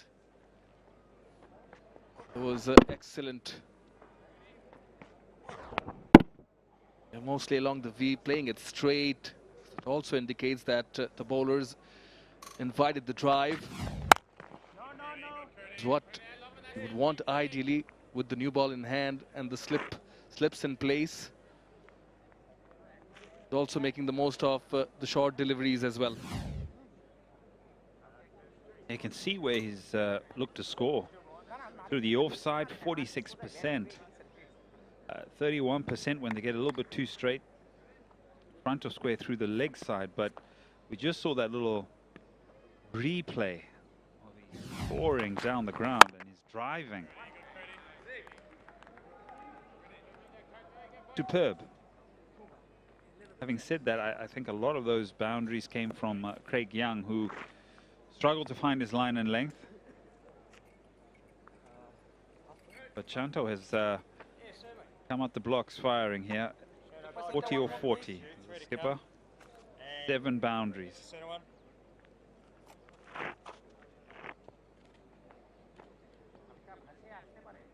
Be interested to hear from Isabel about Jordan Neal and his progression, how much work has gone into the young man. Obviously, before coming here, they went to the UAE for training camp. I'd also be interested, I think over the next few days and into the next test match, maybe sit down with the young guy and find out in 14 months they reached the pinnacle of cricket, test cricket. You know what? Even accountants take a bit of time to get a good job.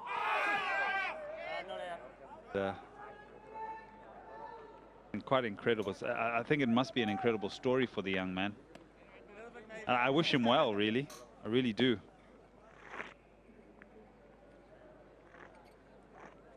From off spin to fast bowling.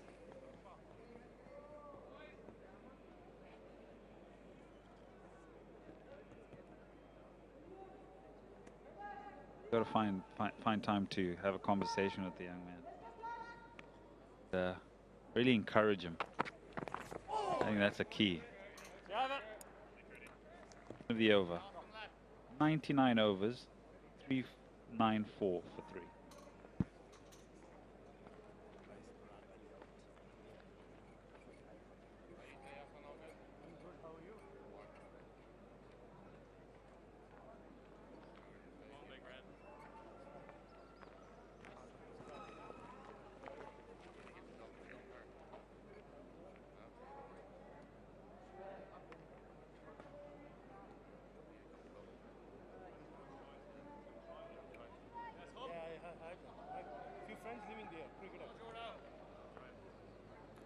Yeah, most of the contribution from the Bangladesh captain.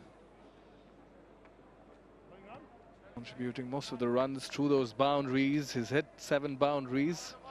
A look at them in the previous over as the stalwart Mushfiqur Rahim taking some time.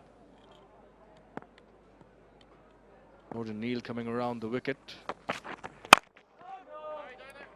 Surely it will be an interesting conversation, Eddie.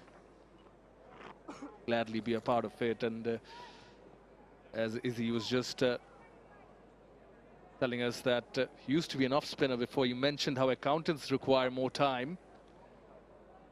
Get done with school and then go for a specialized degree, at least 3 years, 4 years, some practice, internships. Well, I think this experience will do wonders for him.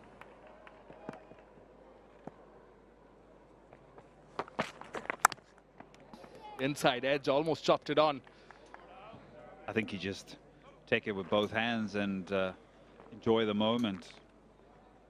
Enjoy what is be handed down to you. In the context of the game, yeah, Shanto may be trying to hit this a little bit too hard. We saw a small montage or a small replay of his timing down the ground and the shape of his body, and also, more importantly, the timing and his body position. On that occasion, loses that shape and that timing.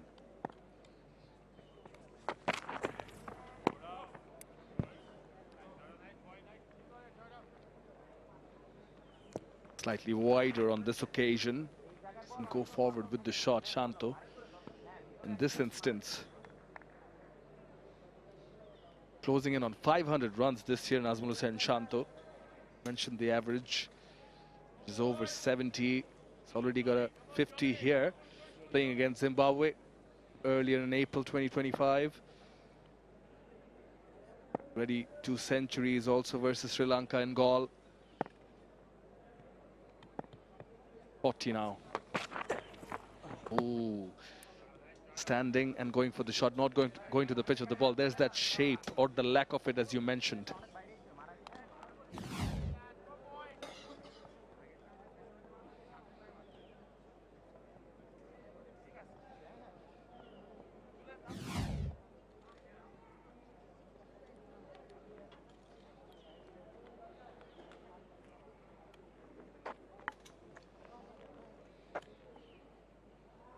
Yeah, wondering when perhaps McBride will come into the fold, or when will Balbirnie turn to his left arm spinner?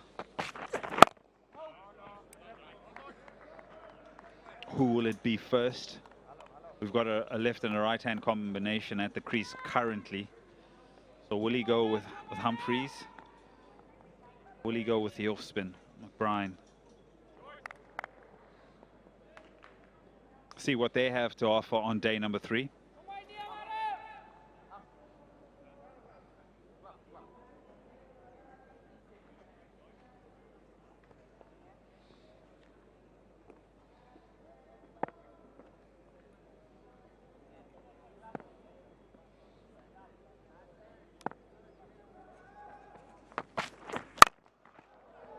Short and put away. Was mid-wicket, will find the gap. Goes in, that brings up the 50 partnership as well as we conclude the 100th over. Bangladesh 398 for 3.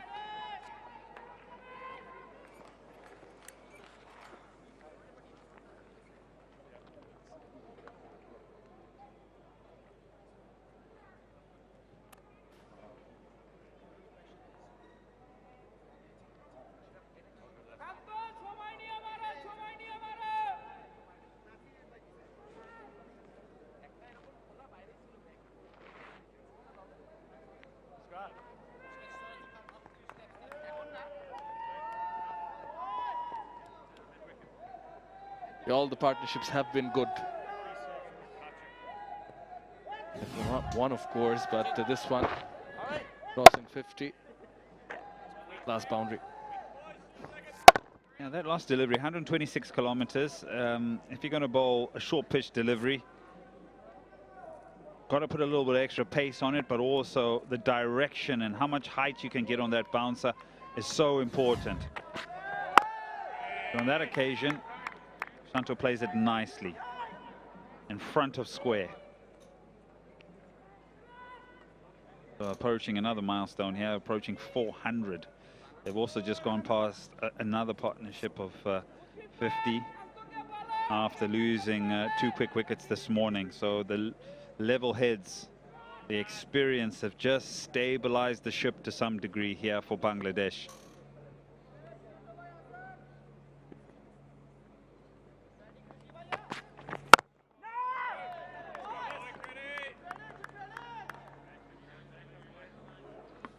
The 200+ partnerships right at the top.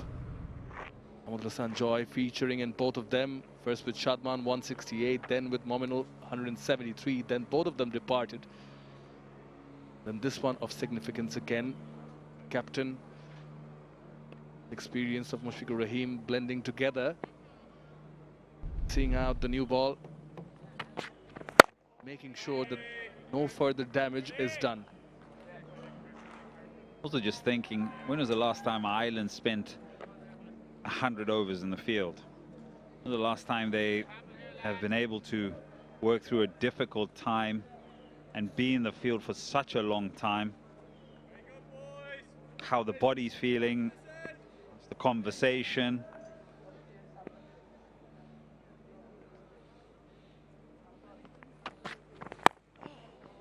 It's an edge. It goes all along the ground for a boundary, and it'll bring up 400.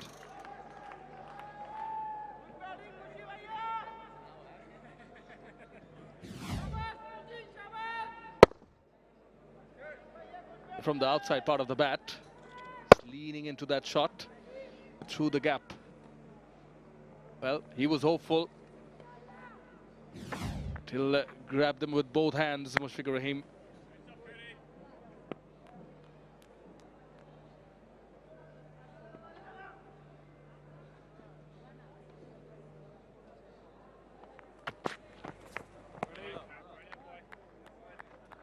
Yeah, courtesy of our task person Sudarshan.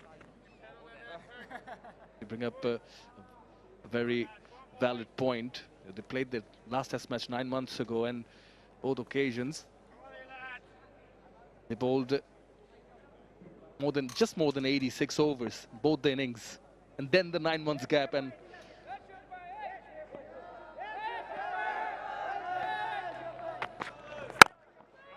obviously definitely does take some getting used to. Done with the over, 402 for 3.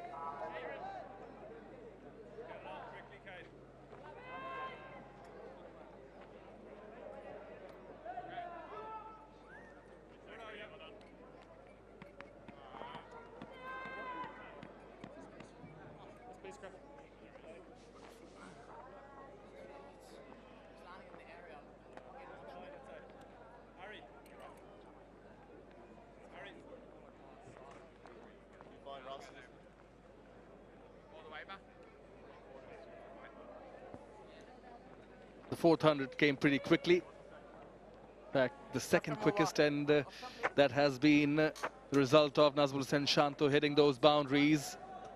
8 boundaries in the 44, just taken 48 deliveries. And you just brought on the topic of when you think Andrew Balbirnie will bring on his spinners. Here it is. Also gives us the answer to the second part of the question. It is the left arm spinner in Matthew Humphreys, bowling from the Dutch Bangla bank end. Short, and he will feast on it. Shanto moves on to 48 with that boundary. Yeah, not a good delivery to start the spell. He'll have been waiting for his opportunity to have a bowl, and then starts with a long hop. Anything that has missed its line and its length and that's been loose, Shanto has put away with great disdain.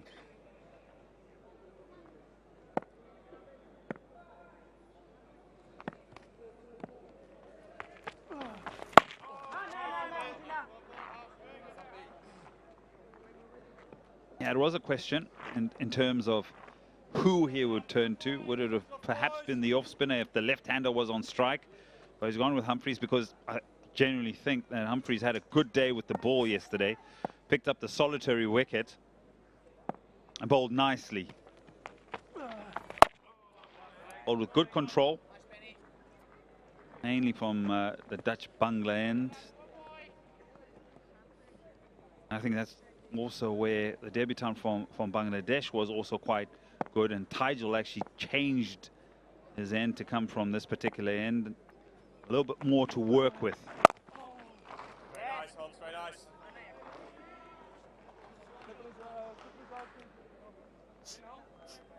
Well, with the kind of mood Shanto is in, and being the left-handed batter, speaking of, or rather referring to matchups, seeing the Shanto on strike, would you rather maybe take one more over? I don't believe in matchups.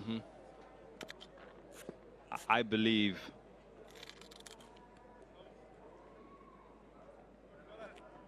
your best bowler, whether it's a left-hander or a right-hander, will do the job. Look at the likes of Dale Steyn. It didn't matter whether it was a right-hander or a left-hander. Yeah, some would say that he would be more proficient against the right-handers, but he was just as deadly or dangerous to left-handers as that one runs away for 4. A loose delivery again.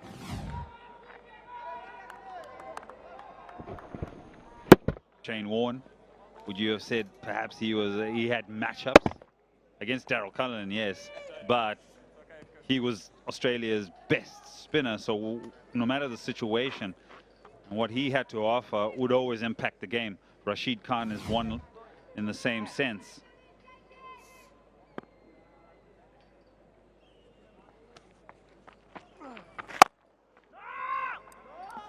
Can't help but agree with you on that, but also gone for 9 runs. 411 for 3.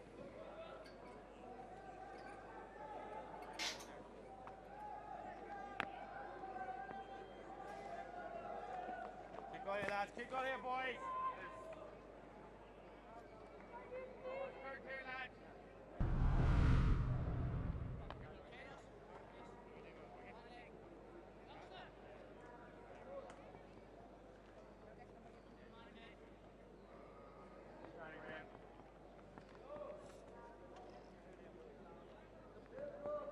Just 1 run away from being the 4th batter in this innings to reach the feet of another half-century. As well as Shanto has been in that sort of a mood, unforgiving whenever the deliveries were not up to the mark. Will be seen from the rocket end though, but exactly why just made me ask the question. Of course, Humphreys has bowled well yesterday, but no.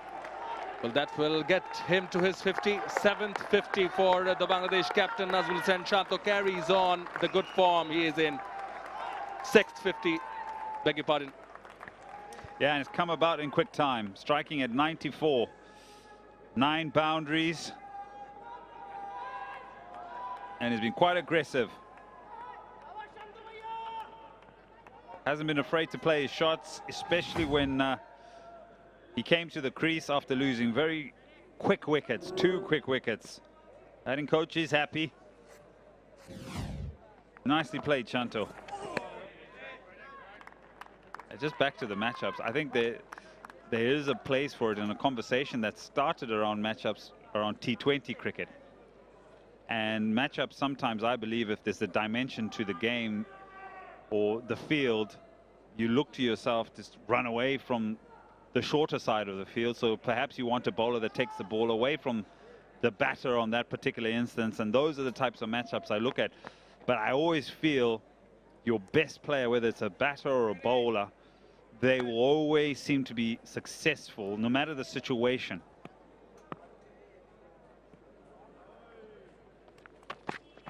But because in T20 cricket it's such a fast pace, and you've got to look for various things that can assist you to prevent the damage of what batters can do inside the T20 game, you do create those various matchups to protect the score, to protect the side of a wicket or a situation within the game.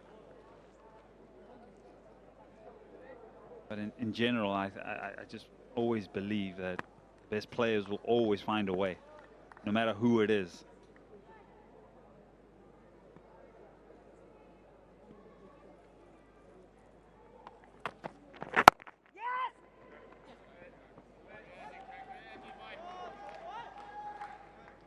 Undoubtedly, well, the best of the lot will surely make their own way.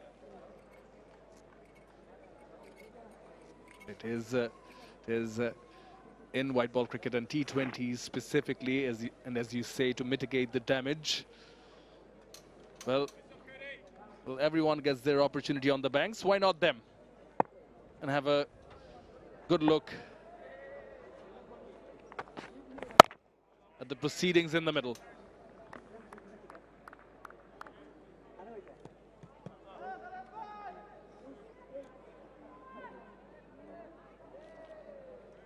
After those 2 wickets, it's gone quiet, hasn't it, again? All of a sudden it just tapers off. That energy of those 2 wickets falls away. They've got to find another gear here, Ireland. This partnership is ominous.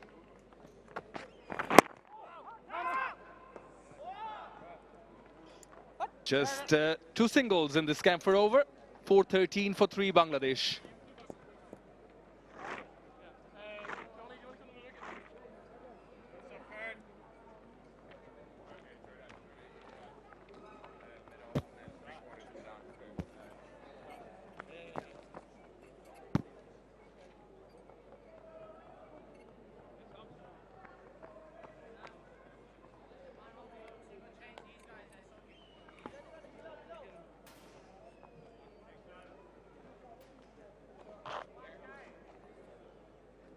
Now, there's again a partnership in the making here for Bangladesh. Remember, Brian McCarthy was outstanding with the second new ball when he picked up 2 wickets. He bowled 5 overs. 2 for 5 was his figures, but he hasn't been used again. And the experience of Mushfiqur Rahim and with him the skipper, Nazmul and Shanto, now have added with those couple of runs. We'll have to wait and see. Yes, off the bat, 69 of 90 deliveries. Another good partnership. Nazmul and Shanto has been very good this year.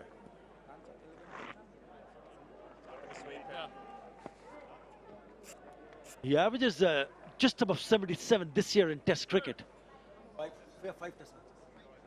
Yeah, this is the 5 Test match this year for the skipper. Trouble for Ireland.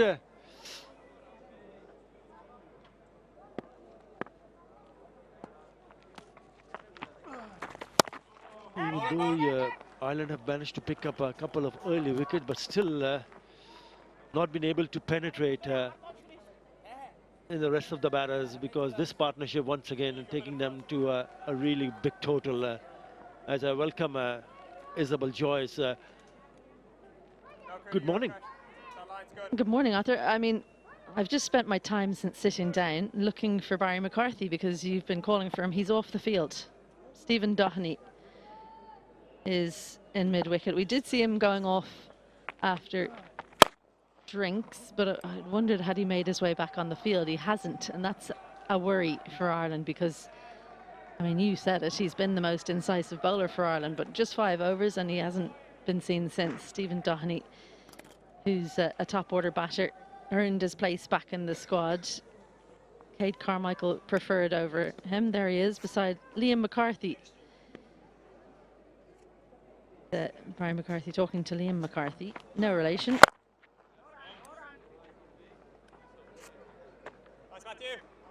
You would want to see your best bowler. He's been by far the best to be in the field, because that gives an opportunity for the skipper to use him in phases.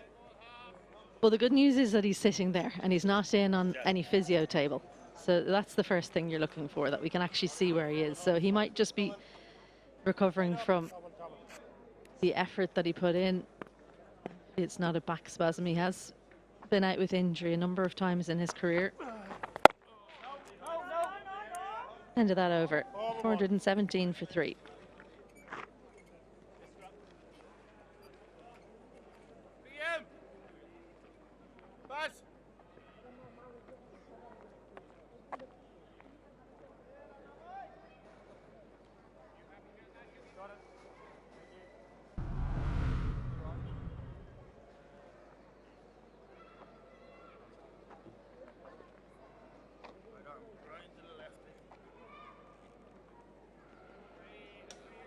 Good there, Youngie.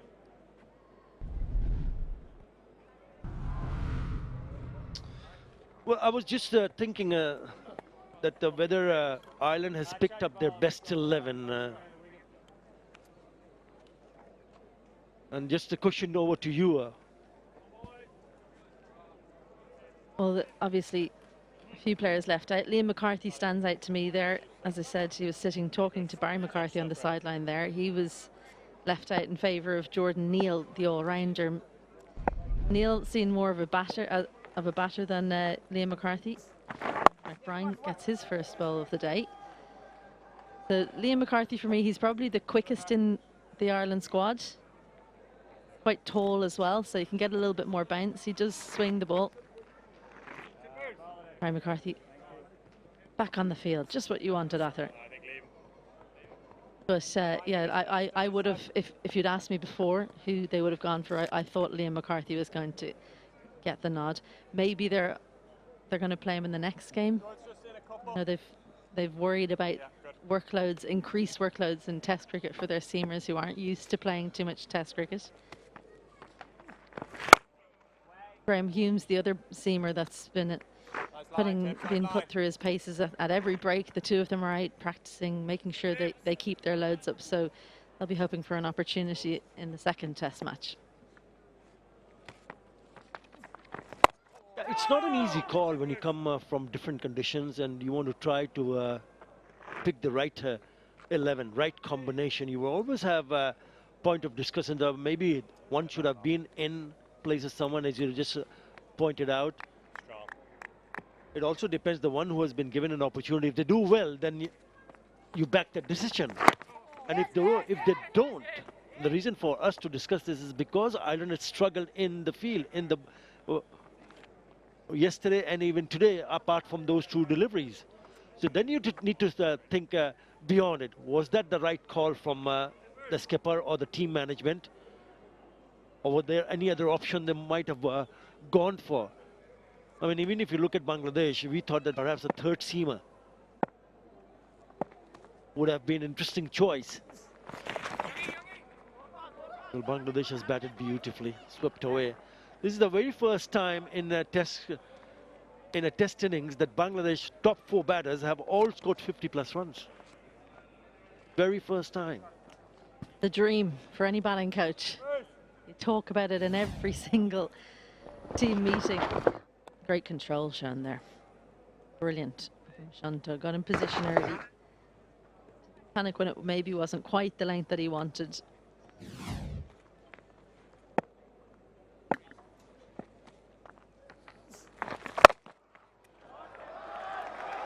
Yeah, Pu is not going to miss on any occasion if you bowl that length. 4 to finish the over. 425 for 3.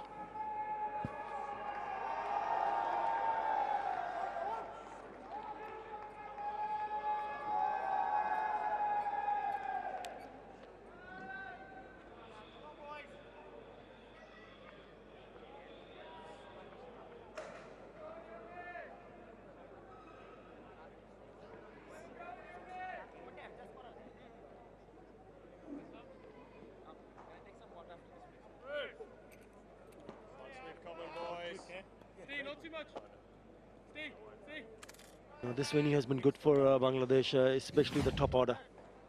And the skipper has come out with flying colours here. And he's scoring at good pace at also 58 with that boundary of just 59. Strike rate almost 100.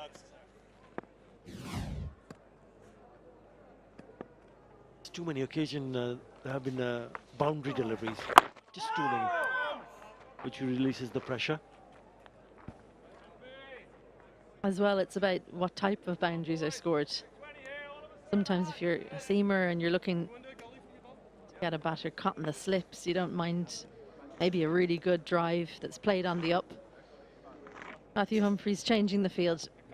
Andy Balbirnie tight there in gully.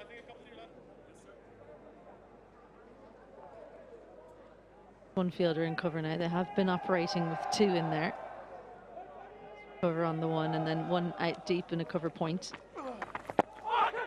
And straight away has it paid off. What a delivery. What a call from, well, was it Matthew Humphries or was it Andy Balbirnie? They'll both be claiming it, but it's the combination of those two that's got the wicket of Mushfiqur Rahim. Well, you just love it when a plan comes off. It's paid off immediately for Ireland as the fourth wicket goes. Yeah, credit to the bowler, because it was the bowler who forced that fielder to come from extra cover and come in that position where the catch has been taken. The very next ball, so brilliant. And look at the reaction, look at him go. Why not? Brilliant piece of thinking, brilliant piece of bowling to see the back of Mushfiqur Rahim, who goes back for 23. Bangladesh 425 for 4.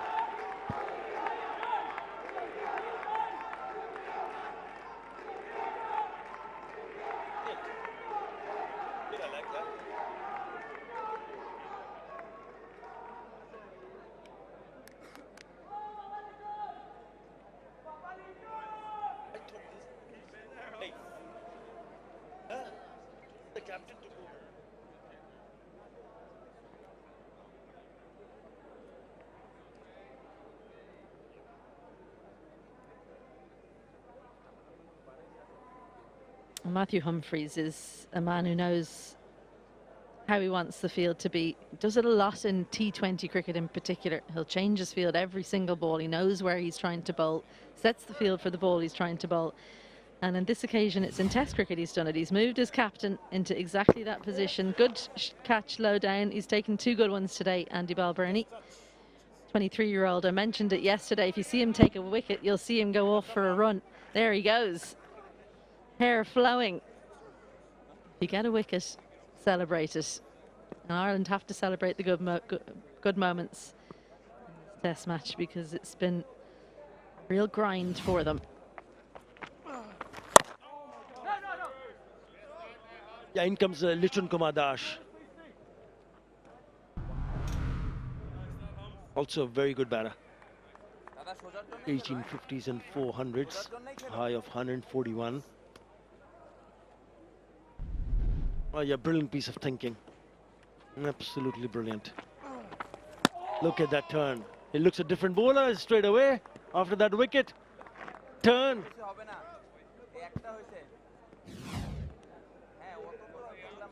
Exceptional stuff from Matthew Humphries, and actually Litton Das does well to not overbalance. Lorcan Tucker was almost in the game. That's how he was dismissed in the first innings. He would have loved to play one back. I reckon there's anything that keepers hate more than being stumped. I'm not sure. Yeah, the other thing which was noticeable was I thought Balbirnie, the skipper, was a little bit on the defensive side, not really looking to have fielders in the catching position, but it paid off. That's something that he would need to address. A wicket maiden, 425 for 4.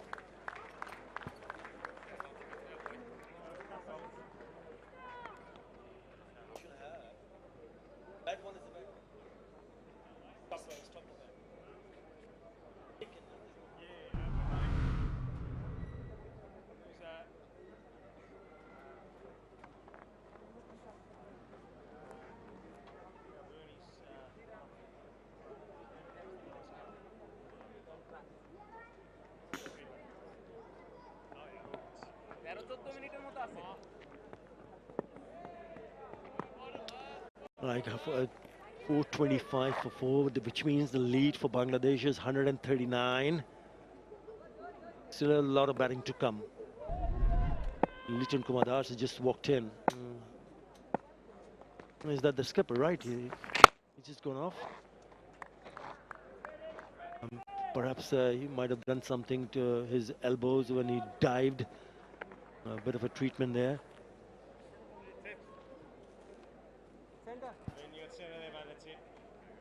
Off, a little bit, away.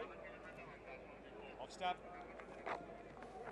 We spoke about this is the very first time that four top orders have gone past 50 or more for the very first time in Test cricket for Bangladesh. They've had a good measure in terms of playing Test cricket since the year 2023. Shot. And bounce to the fence. So Litton starts with the boundary.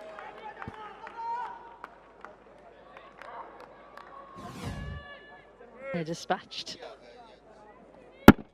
Little shuffle. Lots of space down there.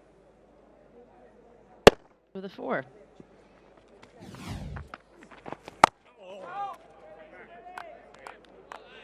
So since 2023, before this Test match, Bangladesh have managed to play 18 Test matches. And right at the top in terms of runs in those matches has been the skipper, who's looks solid, Nazmul Shanto. More than 1,000 runs, 1,180 runs in the 16 matches that he represented Bangladesh, an average of over 40. Mahmudul Joy, who's just gone back to the pavilion. The left-hander is managed to score 1,009 runs. Mushfiqur Rahim, also 1,000. But Miraj and Litton 𝗂𝗎𝗄𝗧, Miraj closing in on 1,000 runs. Litton 𝗂𝗎𝗄𝗧 a little bit less. Lovely. 676 in 13 matches. 430 for 4.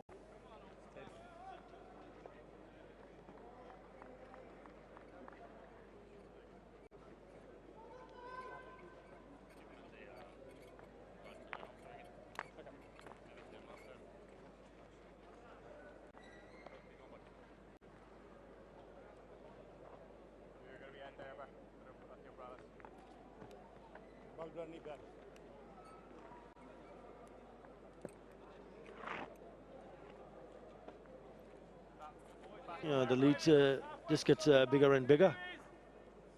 And if you see that that delivery which turned really sharply in that over from Humphrey, the last one, which will also give you an indication that what this surface will start to do in terms of behavior as the day progresses on day 4 and 5. Because Bangladesh have a quality spin attack. So that's another challenge when they come on second time around for Ireland. Well, I think you've got two thoughts in your mind as the Ireland team. You're glad that it's turning because you want to take the wickets, but you're then thinking, okay, we've got to bat again. And they've got 3 quality spinners. So 2 sides of the coin once more. Very good line. Come across, please. Get us in. Just slightly too quick, I think. But another change in the field. There's been a call. Matthew Humphreys ringing the changes. He's called the man they call Scrat, Andy McBride. He's come across from mid-on. Cade Carmichael has been asked to go under the lid once more. Lorcan Tucker pointing exactly where he wants his man in there.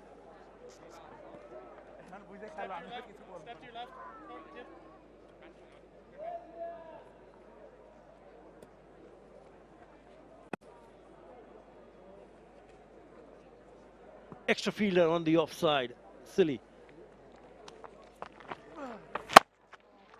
And there is turn. Silly that they've brought one across, or no, silly point. The position. Yep. And look at that. There is turn, and it gets the top part of the bat, and did not find the edge. And that's one of the reasons why they've got a fielder at silly point. That's a good move. I like this move.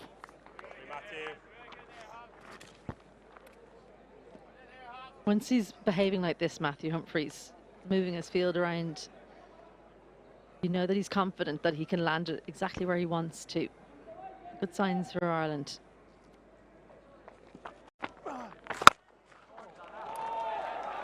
Well, if you don't get it right, well, that's what can happen. Just a little bit full, and he takes full toll. That's a sweep which Litton Kumar plays really well in front of the square. That has gone to the boundary, racing over to the boundary. Huge space there, so you don't need to worry about it catching the top half. Taking that from well outside off stump. Humphries something to think about. There's another one. Back-to-back boundaries into the leg side as Humphries is given something to worry about. End of another over, 439 for 4.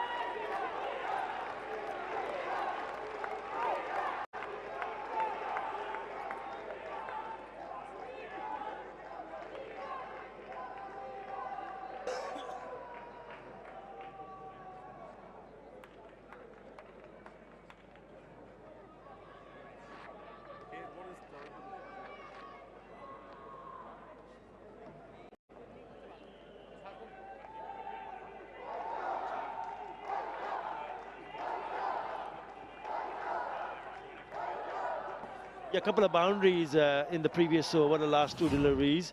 That's the last one. So they brought in a fielder at silly point, and on both occasions, immediately after that, he's picked up a couple of boundaries towards the mid-wicket area. The lead now 153.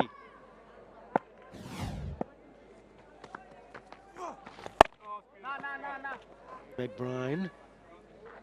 Done for 106 in his 27th over. He's toiled away, hasn't he? Crowds coming in. Ireland have only bowled more than 100 overs in an innings 3 times. Last time was 2023 against Sri Lanka. So this is a test, excuse the pun, for this bowling lineup.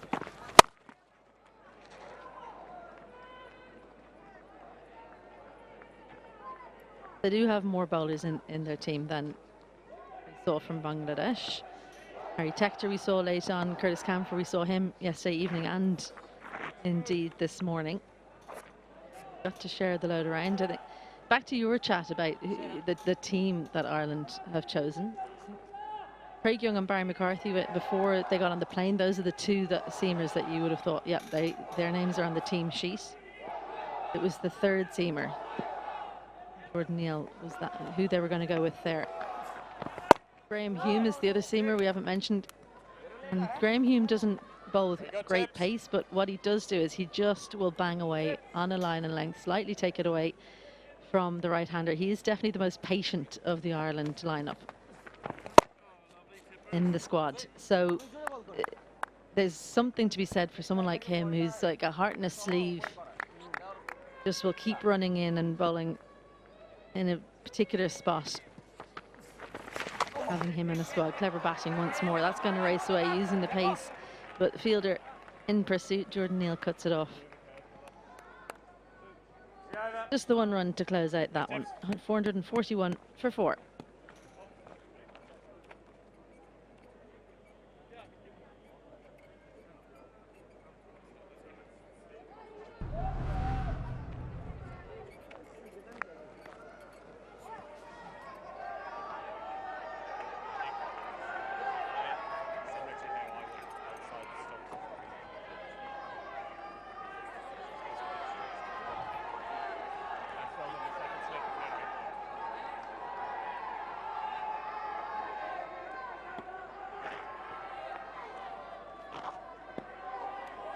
Good, solid contribution right from the 3rd go.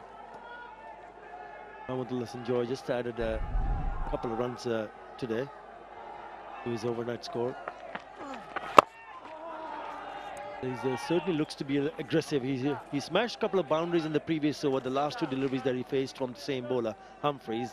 And the first delivery has gone down the wicket. Maybe just trying to send a message to that fielder at silly point.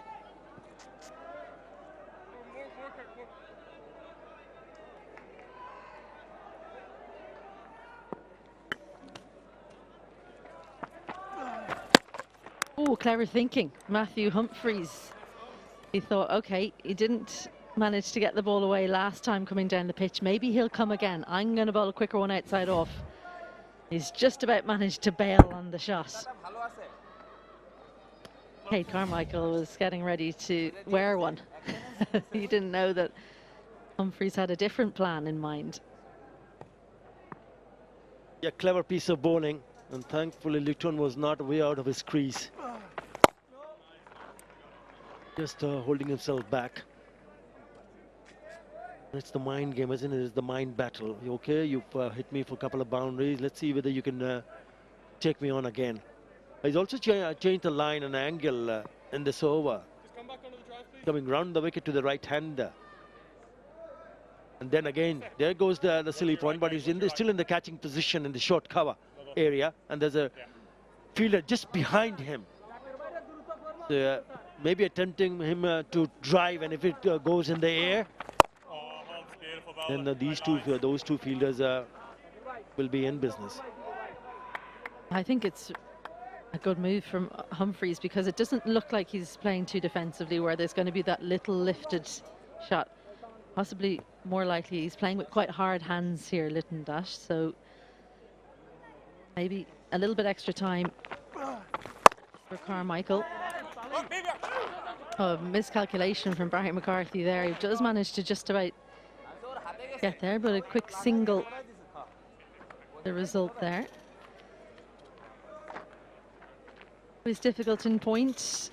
Ball can spin on the second bounce. Ireland seemed to have thought it was the end of the over, but one more to come. Matthew Humphreys. Awesome.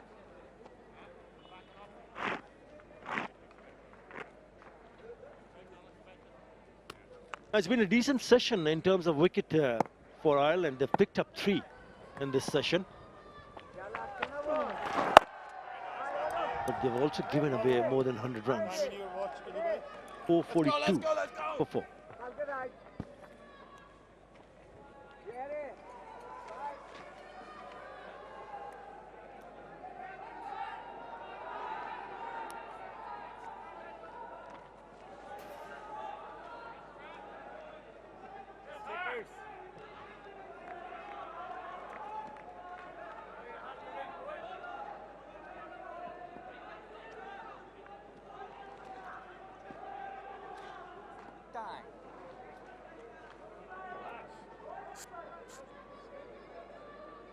The lead now 156.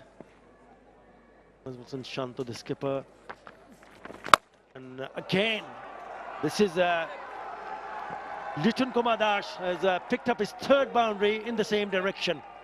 This is from right arm off spinner McBride. Very adept at the sweep shot. That's been clear. 3 boundaries with the shot in different areas. And maybe a sign as well that pitch is turning more, so you want to go with the spin.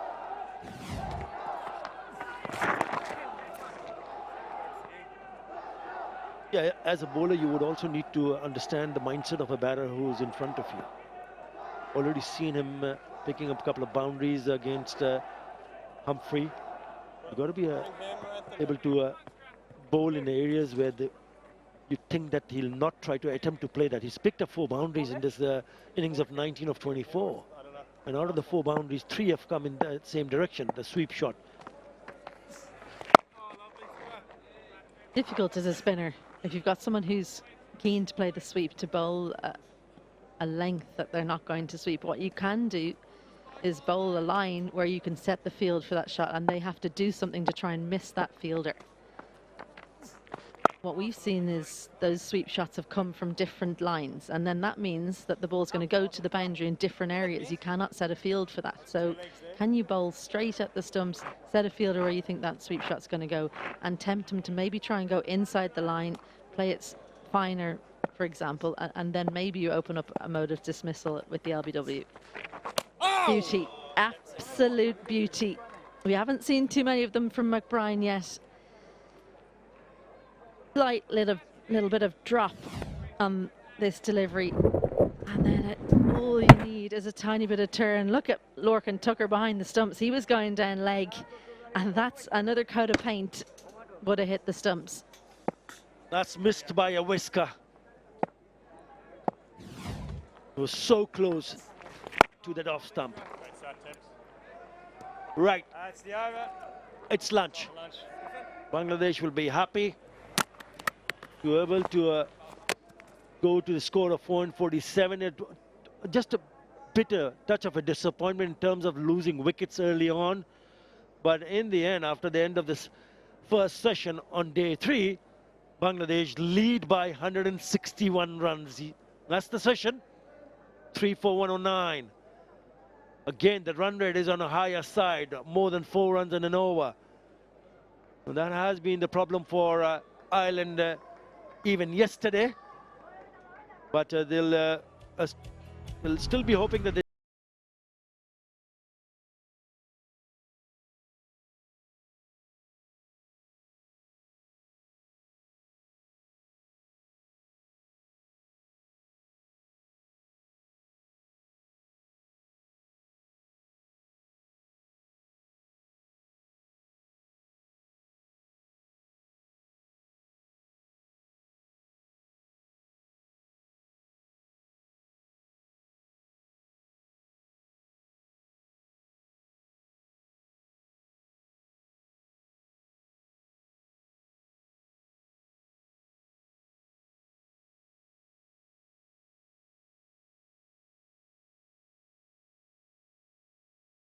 this morning.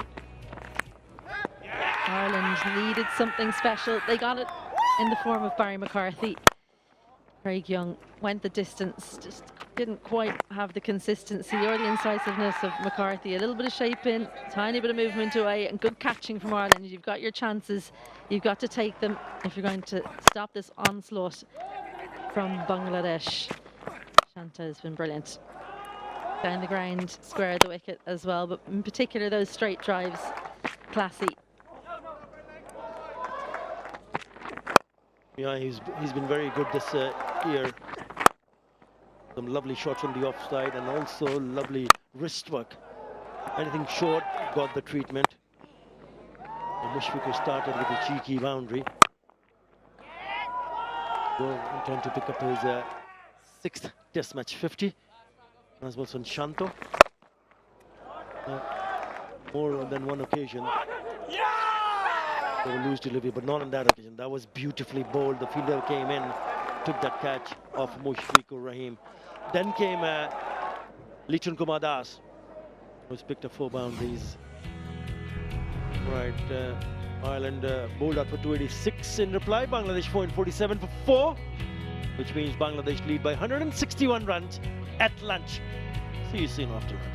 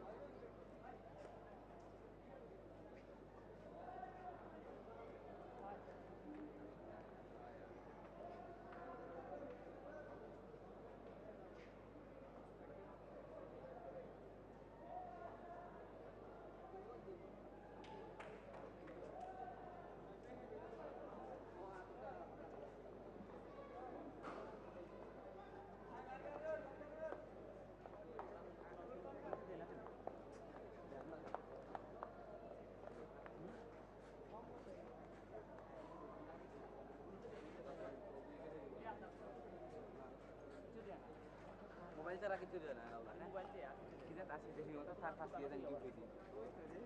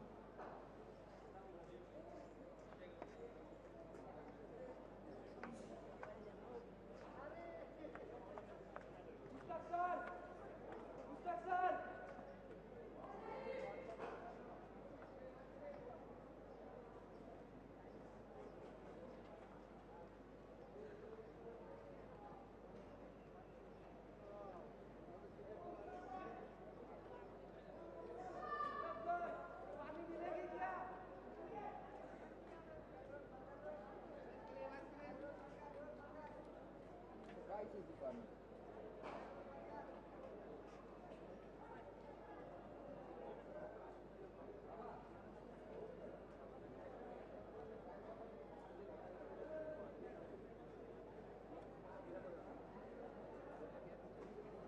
Litton,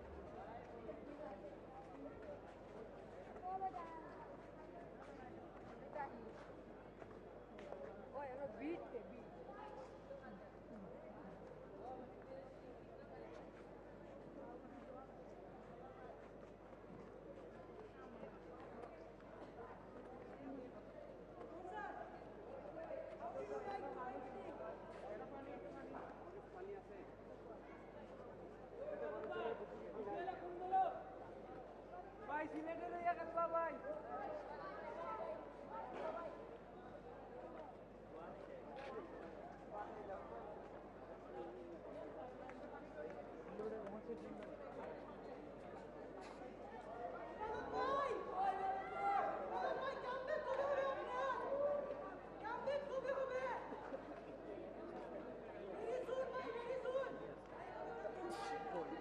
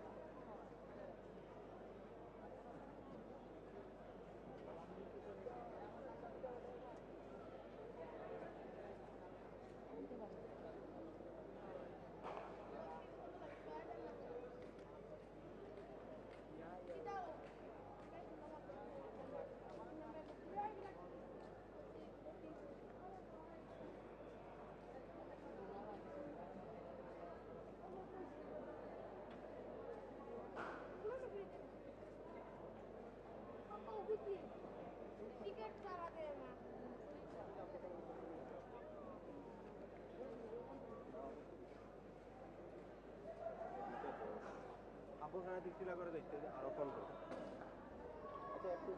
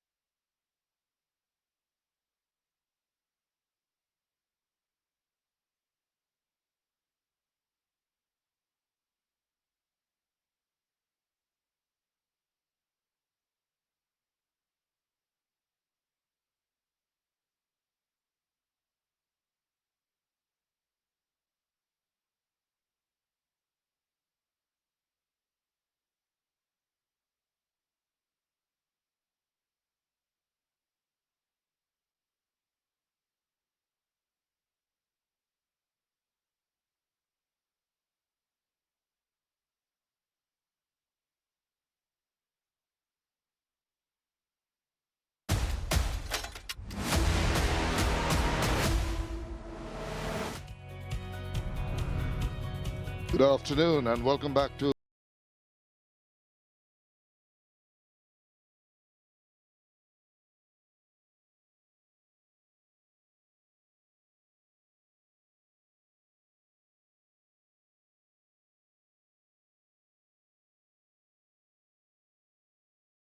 sure that the two overnight batters, Mahmudul Joy and Mominul Haq, were back in the hut before they could add too many runs. 171, wonderful total score for Mahmudul. And now 𝗵𝗺𝗽𝗀𝗃𝗄𝗧 and Najmul Hussain Shanto building up a partnership. The bowlers can be pretty pleased with what has transpired in the first session, and those 2 wickets by McCarthy, 2 for 39, very impressive bowling using the new ball to good effect, making the ball move around and getting the wickets, and Humphreys also getting a wicket, a prize wicket. So they'll be looking forward to just adding on to those wickets column and ensure that the Bangladesh team do not get a mammoth total. The 2 umpires coming out now on a bright sunny day. Najmul Hussain Shanto has been on song in the recent past, and today he showed his prowess, particularly with shots in the V and as straight as possible, and whenever there was anything short, he was swiveling around, pulling them. This is one that hit the stumps and burst through, and it was very impressive, the manner in which he garnered his runs. Played to the merit of the ball, used the angles very well, and that's how he's compiled the runs. Leg side between square leg and the straighter ones, a high percentage of the shots, 57% in that area. A lot to look forward to for Bangladesh with this partnership now building up between 𝗵𝗺𝗽𝗀𝗃𝗄𝗧 and Najmul Hussain Shanto, who come out, adjust their eyes from the cool and the dark of the dressing rooms into the bright sunlight, as I welcome Athar Ali Khan. Yeah, he's showed some good class here. Najmul Hussain Shanto, the left-hander. He's moved very quickly, 61 of 69. And out of the 61 runs that he has scored, 40 has come in boundaries. It just shows that even though they've managed to pick up 3 wickets, Ireland have not been able to find to bowl at the right areas. And it's taken some toll.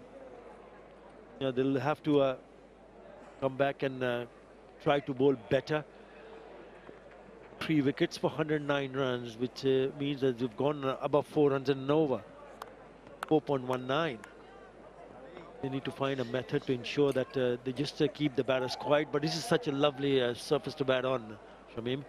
It is an excellent surface to bat on. I think it's a perfect test match wicket. We just on the 3rd day seeing some turn being available for the spinners. It will be encouraging, will be a little bit of a problem for Ireland when they come into bat with more perches off the wicket progressively. But for the moment, not so vicious. And it'll be Humphreys, who's been pretty impressive in getting 2 wickets in his 28 overs, will be starting off proceedings. And it'll be up to Andy Balbirnie, the captain, to ensure that is given that field. Snared Mushfiqur Rahim with one, with that gully position field. Still got the slip on a gully in. Eases into that shot quite comfortably. Litton to get things started off post-lunch. Yeah, yesterday Bangladesh batted for 85 overs, then scored 338, which suggests that the run rate ended up almost 4 runs in an over, 3.97. So they just need to, Ireland needs to just have to have that self-belief that yes, we really don't want to do the same what we did yesterday. They started well today. You mentioned about those 2 wickets. I thought Brian McCarthy was excellent with the second new ball. Yeah, Barry McCarthy, beg your pardon. But they are in such a strong position, Bangladesh. If this partnership continues to flourish, then they might just take the game away very quickly from Ireland. 449 already on the board, which suggests that 163 is the lead.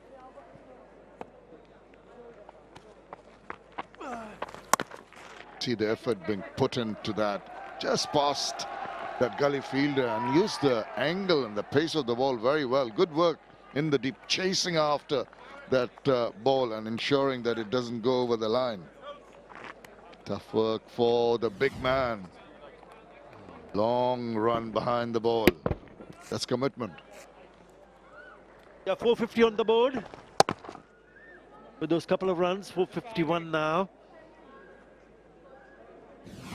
Touch wide, but at least they've started with two fielders in the catching position at slip and a gully. Oh, now he tried to sweep it, didn't make contact. Maybe an under edge, very fortunate. If it was a straighter delivery, it might have gone to hit the wicket. He, no, didn't get the bat, so it's been signaled as byes. This is a good battle between Humphrey and Litton 𝗂𝗃𝗃. He's the one who's picked up a couple of boundaries, trying to play the sweep, this time completely missing the ball. Look at the keeper, anticipating that he might have just gone a little bit fine, or would have stopped it, but in the end he missed it, so he goes on the offside. He cannot believe it.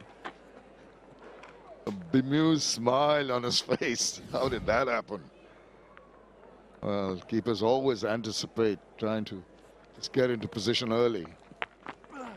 He tries it again. This time he does manage to get quite a bit of bat on it, and is going to race away to the boundary. So Litton 𝗃𝗃 wins that little bout for the moment. This time it's finds. He just swept it and it's gone so fine. No fielder. There is a fielder at deep square leg, but he has no chance whatsoever to stop that one. Clever, really good from Litton 𝗂𝗃𝗃. He's taken it from the off stump and in control.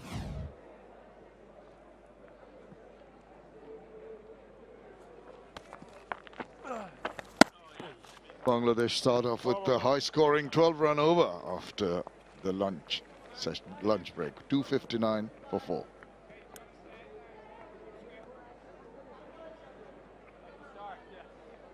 Nice one for Bob.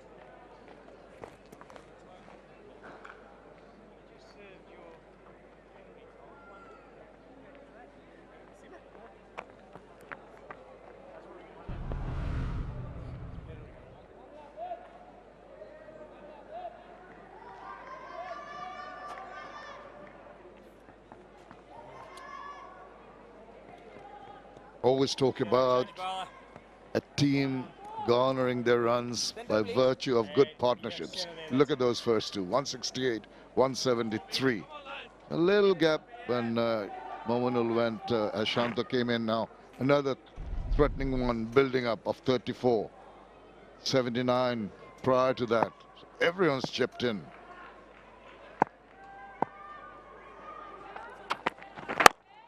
Oh, maybe hand off the bat, just not getting the timing right. Yeah, good to see Barry McCarthy in the attack, because he's the one who looked more threatening than anyone else. Have to do it all over again. I thought he could have continued a little bit more with the second new ball, because his first spell he's only bowled 5 overs and he picked up 2 wickets for just 5 runs in those 5 overs.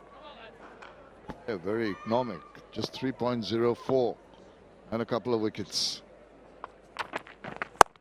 And it's short, you allowed the batter to just try to guide it. A good stop, the ball was travelling very quickly and has hurt himself. Hope it's nothing serious. Yeah, Bangladesh have not gone across 500 runs in an innings this year. Their highest has been 495, which was against Sri Lanka at Galle. The captain, he's had a few problems earlier on. He had some issue with the elbow. Again, diving in and stopping that one. So there is an opportunity to go past 500 for sure for Bangladesh.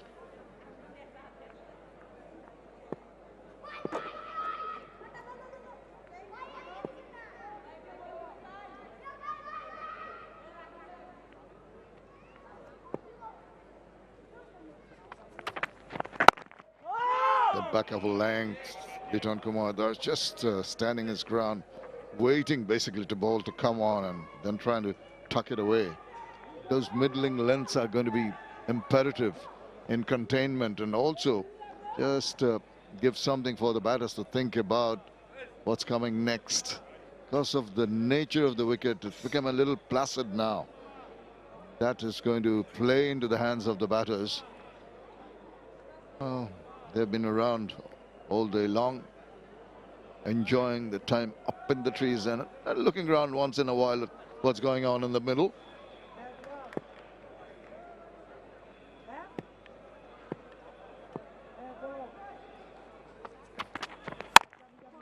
Litton content, play the ball, use the angles. Just a mere push, soft hands allows the ball to go slowly and allows the couple of runs to be taken. He's a class act, 𝗵𝗂𝗃𝗃. He's started to take a little bit more responsibility because he keeps the wicket, so he comes at number 6. Decent numbers. Yeah, just going back to that test match when they scored 495 versus Sri Lanka. Shanto made 148. 163. Litton missed out on 100. He got dismissed a score of 90. And he's got a bit of a start here, 28 of 33. So he'll be also hoping, because there's so much time left in this test match. This session, there's another session, and then there are 6 more. 2 days of cricket left after today. That's very important. The point you make about so much time being left, and particularly Bangladesh's advantage would be they have that time in hand to maybe get the runs, get into a more dominant position, really put the pressure on Ireland when they bat again. And the swivel round, what a shot that is. Just a touch short, wasn't that short. The manner in which he got bat on ball, lovely balanced shot as he turned around and pulled it away back at the square. 466 for 4.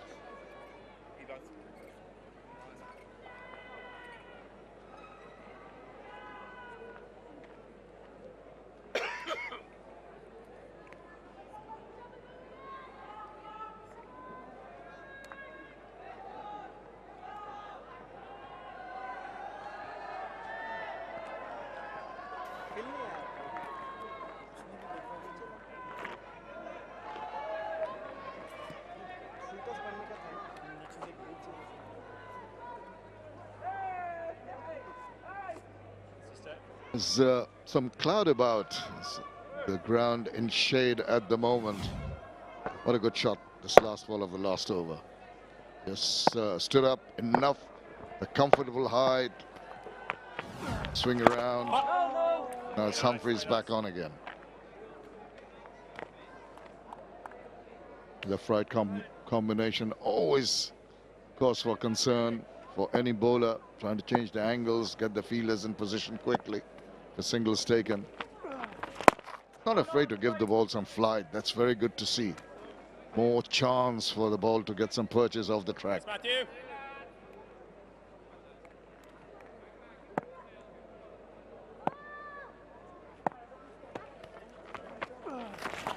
Oh, now that maybe not quite in the direction that was intended. He thought he was going to play it square. Once again, all he can do is smile ruefully.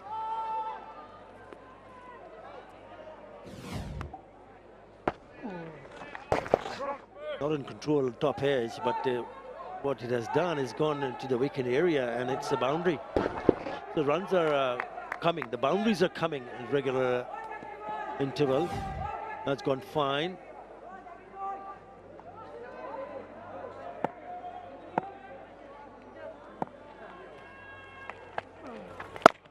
Shanto needs to discern the fact that he was foxed a little bit by that extra bit of bounce that got the top edge of the bat. You'll know there's a bit of up and down bounce available to the bowlers, something to be wary of.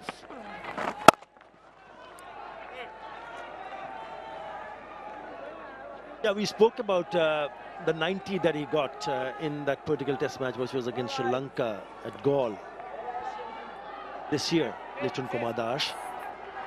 But he's missed out on 100 in the last 14 innings. 𝗏𝗂𝗏𝗏, the highest has been 90, so he hasn't been very good with the bat, but there is an opportunity if he can convert this start to a big one. Well, you can get a more decent track to bat on, as you mentioned earlier.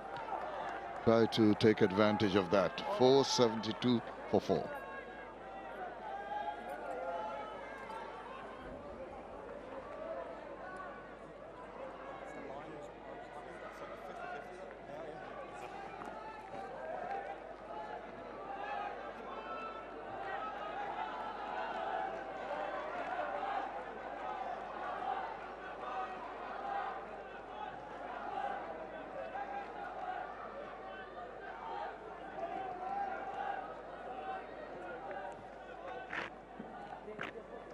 Well, this partnership is pretty fast. 47, 52 balls.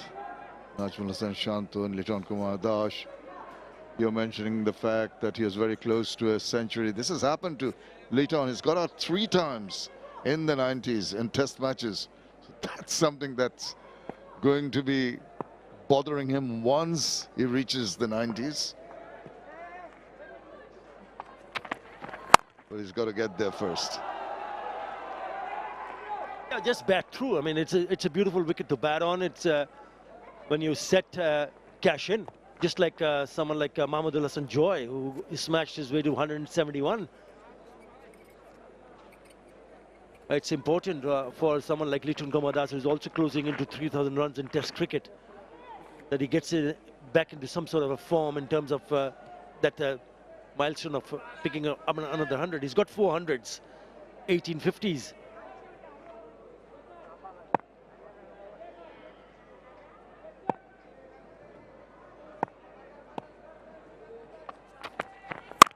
Shanto packs a punch either side of the wicket.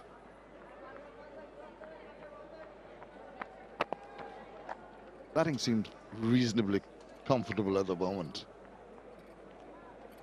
Yeah, very comfortable. An odd delivery has turned and grip, but otherwise this has looked a very good surface to bat on. And if you just look at the innings so far that Shanto has played, it does suggest that. 11 boundaries in his innings of 69. Almost a strike rate of 90. Another good partnership, 49 of 54 only. That is played very late. Just watched it. He almost went past him. And seems to be like an afterthought that he said, no, I'll just angle my bat and help myself to 4 runs. Intentionally played and brings up the 50 partnership also. There was a slip and a gully in place. Played it late, soft hands, deft touch. In the gap. No one in the third area. 4 more. It's been so noticeable, the manner in which he's getting the runs. You're talking about the 53 partnership, but I'm talking about 𝗏𝗂𝗏𝗏𝗏. Got 7 4s, and more often than not, there have been those lovely, silky, deft touches. Not try to bludgeon the ball, just playing the balls all around the ground. Fast placement, timing, lovely touch. And when you have a skipper prepared to take the bowlers on, the other end, they're complementing each other so very well.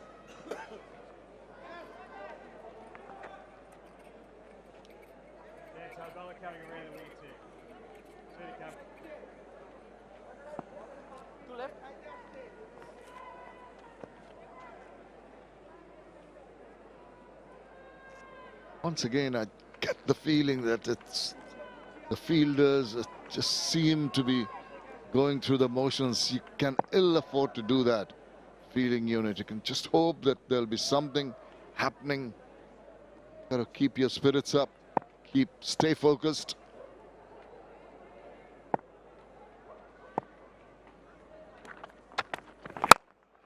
Oh, almost.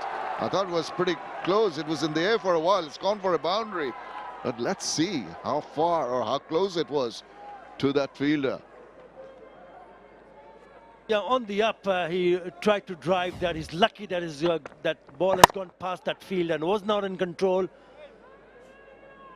The bat just twisting in his hand also. Yeah, it's a little bit far. But the end result, it's a boundary. Yeah, he's went so very close to picking up another wicket. Humphrey, the fielder.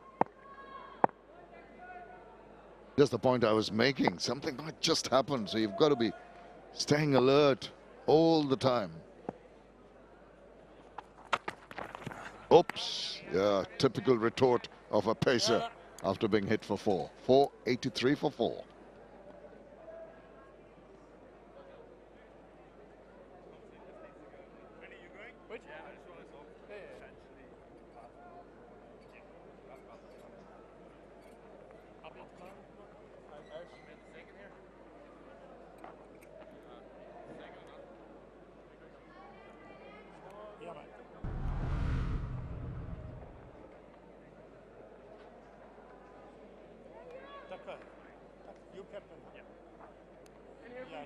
The numbers have been there for Bangladesh in terms of partnerships, except for one, and another budding one and threatening one, and a quick one, 58 or 58. Run a ball partnership, don't often get to see that. Tells you the domination and the attitude of the batters right at this moment.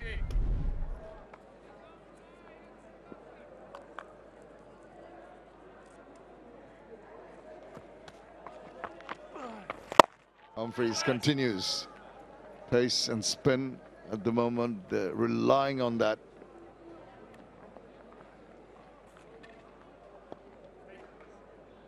Yeah, one would have expected Humphrey, especially, to be able to bowl a lot better, because we've seen him getting a bit of a grip and turn. If you're looking at the spin department from Ireland, he's looked a much better lot. He's already picked up a couple of wickets, but he's guilty of giving away too many loose deliveries.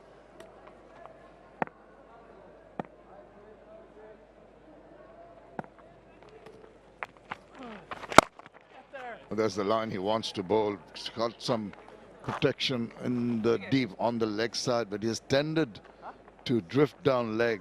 That's why he had those two fielders at deep backward square and deep fine. That's going to change over for the right-hander.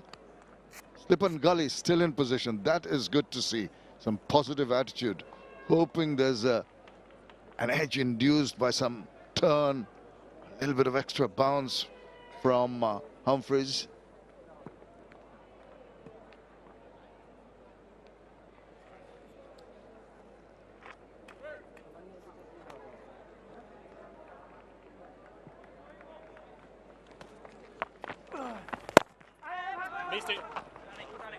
Immediately calls his partner. He responds.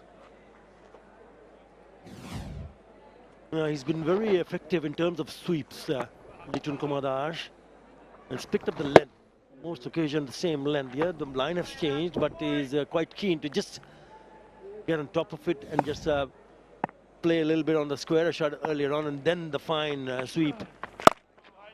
Really good from Litton 𝗂𝗃𝗃.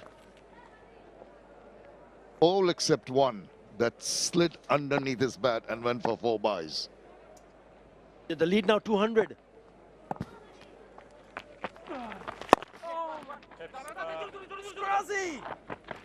The running has been so good. You see, by the time the fielder from the deep comes around, recovers, and the ball is played so softly, they gauge that pace of the ball from the bat and know that 2 runs are on the cards. The rotation of the strike has been also impressive. We spoke about the number of boundaries this partnership has seen, but they're also quite keen.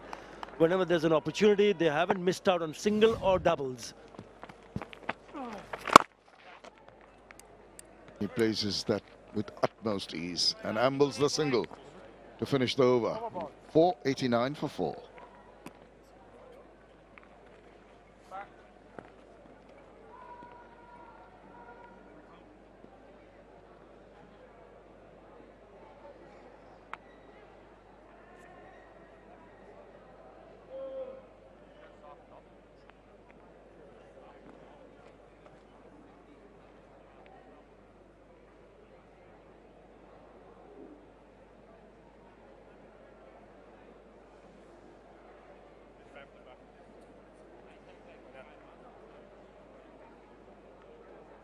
9 fours in that run-a-ball partnership between Najmul Hasan Shanto and Litton Kumar Das have taken Bangladesh to a position of strength. They're leading by 203 runs already. 6 wickets in hand, a lot of batting to come. And really tough job for the Irish bowlers and also the fielders. Sweat it out in the heat.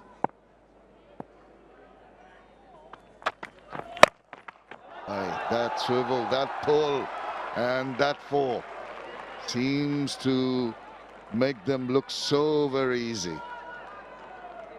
That has been the problem for Ireland. There's too many boundaries here. Again, too short, too easy for someone like Najmul Hasan Shanto to pull it away. Look how short that is.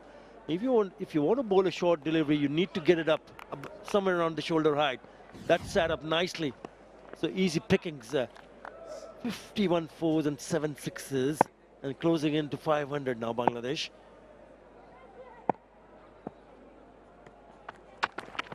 Oh, he's going to take him on, and he does that so very well. The straight drive right down the line, as straight as an arrow, almost hit the stumps at the other end. He's played that shot often enough today. It's looked so sublime when he's playing that shot. Yeah, he went down the wicket, charged down the wicket, didn't come from the middle part of the bat. The intentions maybe are clear here from the skipper. The indication to score runs quickly. 3 persons in the firing line. The bowler trying to get a hand to it.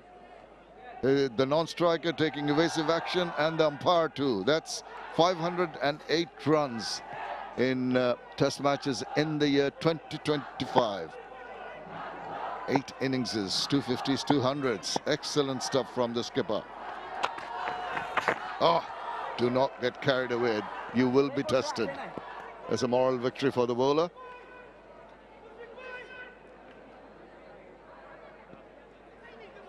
It's pleasing for the skipper, it's pleasing for the team, the management, the coaching staff to see the skipper leading from the front. Just have a look at that, what he has done in 2025. 8 innings so far, and he's gone past 500 runs. Fantastic average. Couple of 50s and 100s. He got a back-to-back 100 this year, which was against Sri Lanka. Same test match.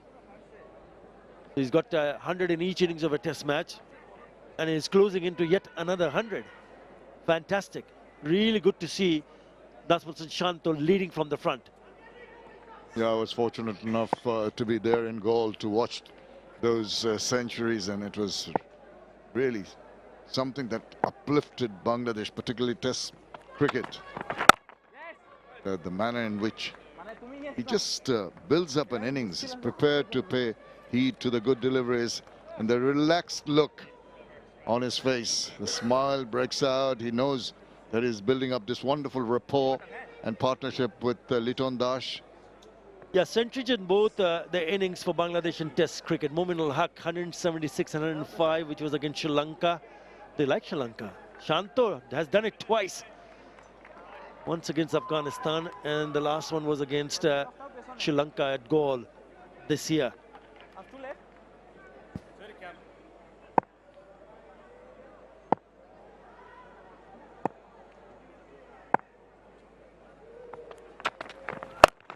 Oh, he's going to keep on tempting Shanto with the short pitch deliveries, and Shanto seems to be saying, well, I'll take you on. But he missed it. He almost had one earlier. Got to be a tad careful not to get carried away. Bowlers will try their best. Yeah, there is a field. I mean, if you look at the field set, good to see youngsters coming in to watch the Test. And he's trying to pull that, and he's trying to pull it down, which is very good, because there are two fielders plays. One is a deep square leg in front of the square leg umpire, and there is also fine leg fielder. Now the fielder at deep square leg moves in and comes a little bit finer. He's tried a few times to bowl those short pitch deliveries, perhaps one more to finish the over.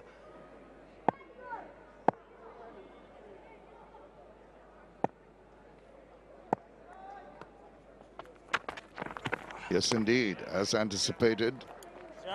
And that is another over completed. 4-9-7 for 4.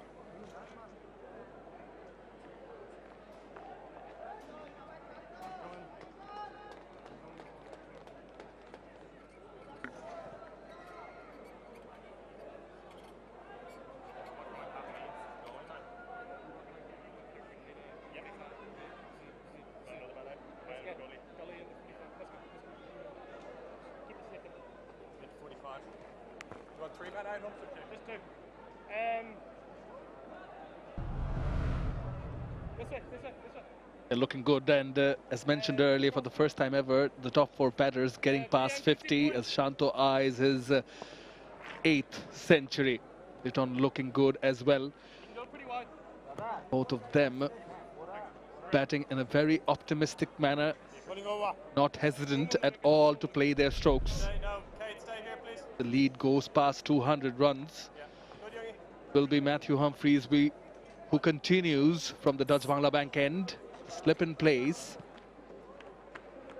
Mid wicket.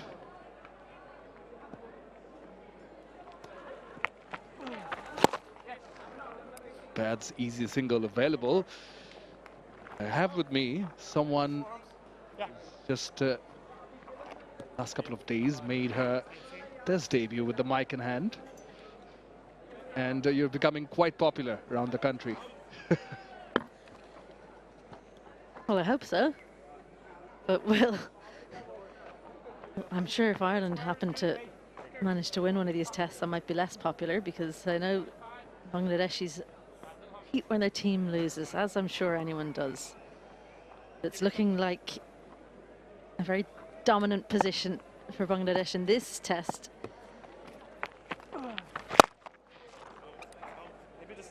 And closing in on 500 runs in this first innings. You'd imagine they'll be thinking, we're only going to have one innings. It's just how far they want to go. How long do they want to bat? And it does look, I mean, listening to the guys talking there, it does look like they've put the foot in the gas. So maybe they're thinking this session, we'll take a look at where we're at when we hit tee. I don't know if they'll have a number in mind. 114 ahead. They just, I think maybe you're in around 300. Can they get 300 ahead by tee and then stick Ireland in for the last session of the day?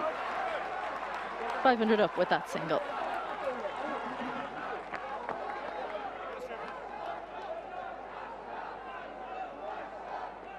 Yeah, spot on.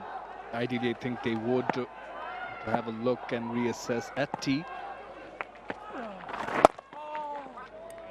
I think they reckon that post tee, they expect dryness we've observed over the past few days of the surface play its part, and we've already seen Humphreys in turn, one might say, Humphreys being very effective.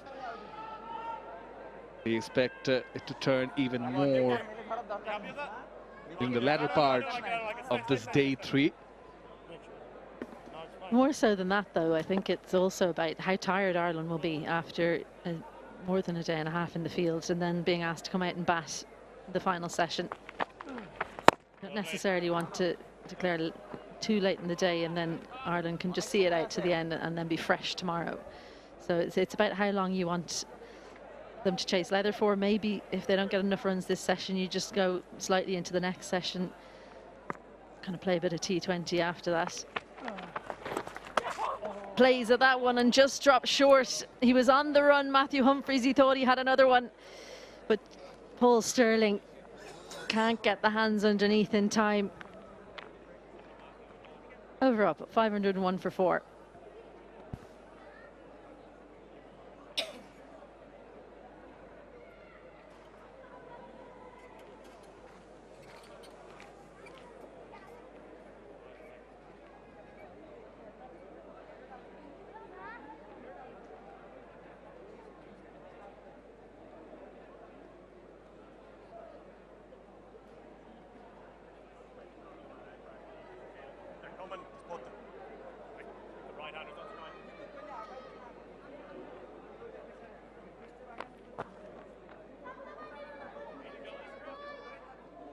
Going past 500 in the previous over.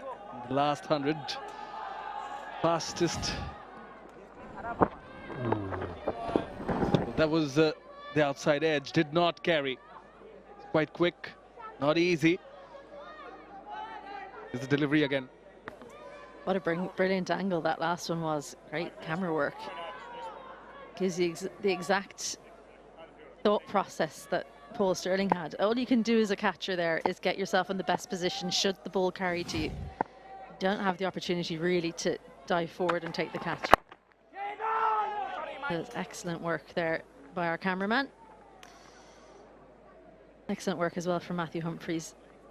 I think as well that we've spoken about the catchers and their depth away from the stumps, particularly for the seamers. We've seen them at different heights. So maybe can Paul Stirling come a bit closer because of the nature of the shot, because he wasn't playing at the ball, it won't travel as quickly. It's always the difficult one. Do you come closer and then it comes at you too fast, or do you stay in your position and hope that it reaches you?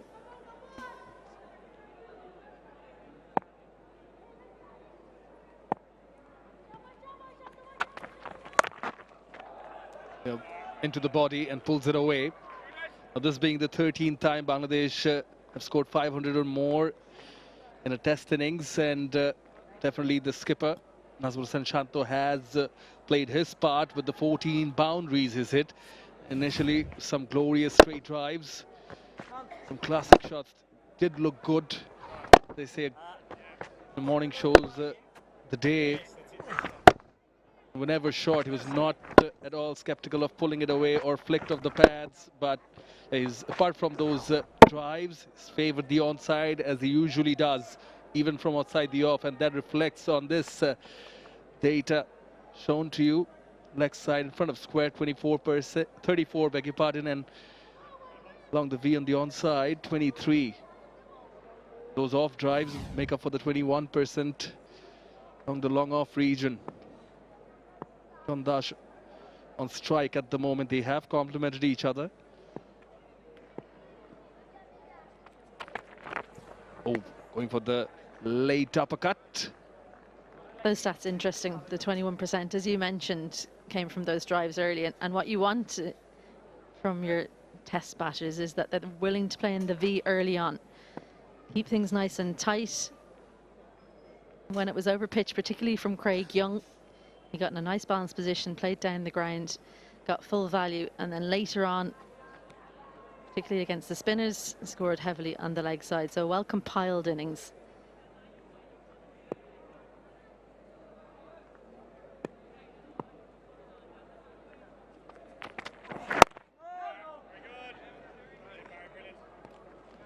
This partnership too has moved in quick time, 77 of just 80 deliveries.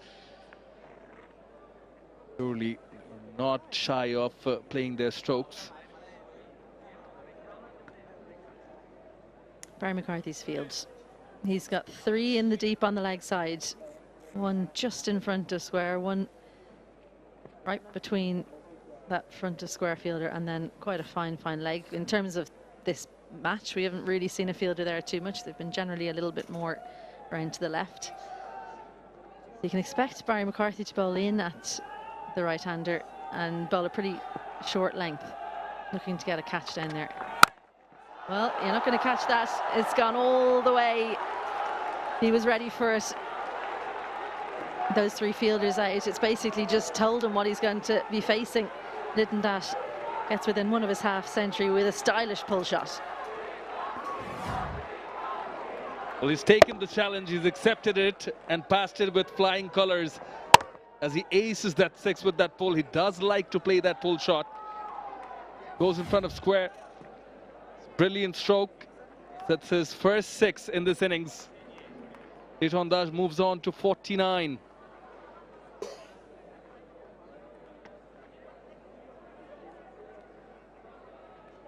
Seen Barry McCarthy try and come up with that plan of bowling bounces, the short deliveries in the previous over, bowling to Shanto as well.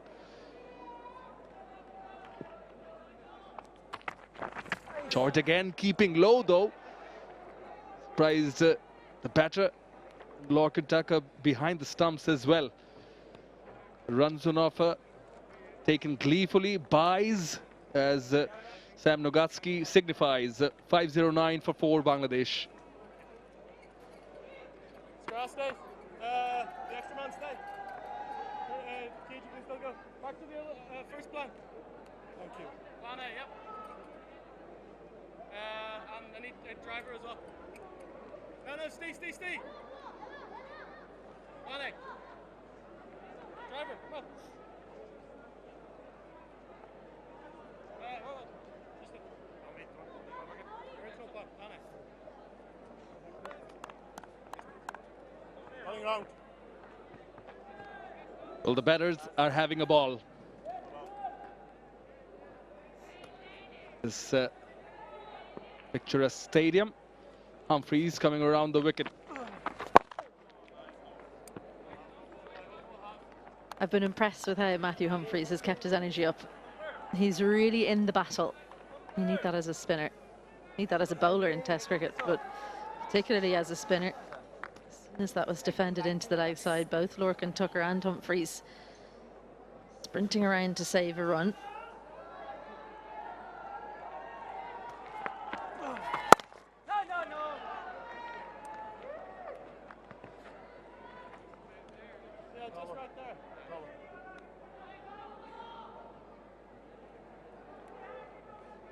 On 49, 𝗵𝗺𝗽𝗀.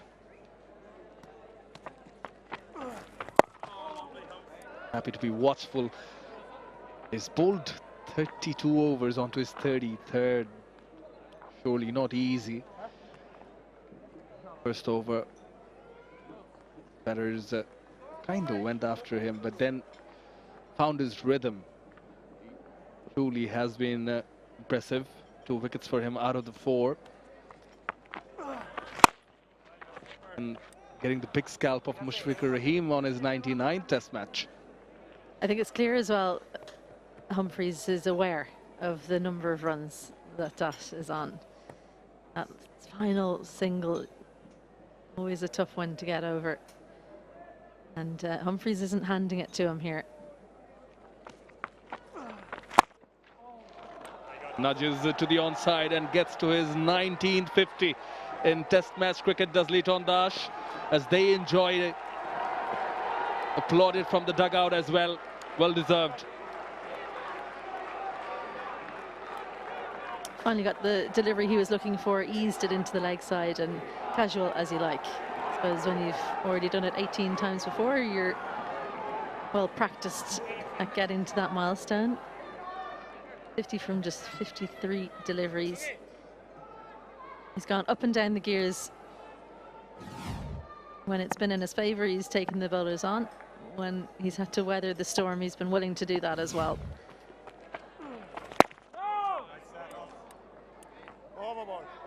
120 done. Bangladesh 510 for 4.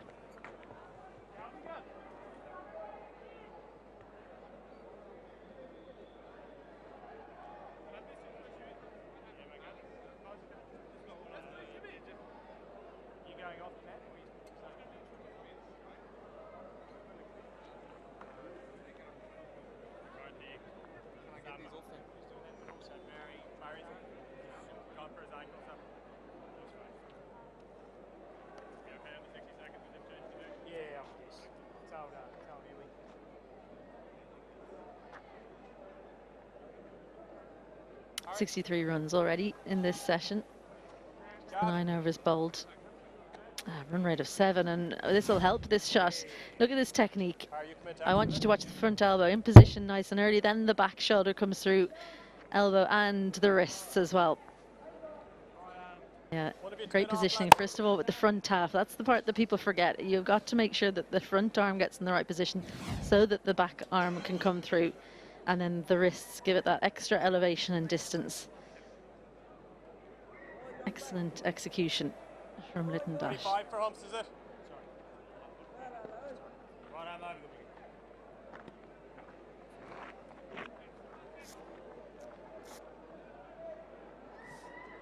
I think that field will refer to is they're asking 𝗵𝗺𝗽𝗀 to hit it along with the turn. It is McBrien, the offie who's come on to bowl, bowling from the rocket end. Right-handed Litton Dash on strike. We've seen him taking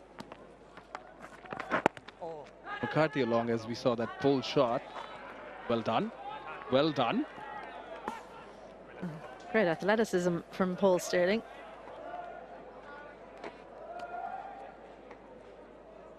Right at the end of his reach, wasn't it?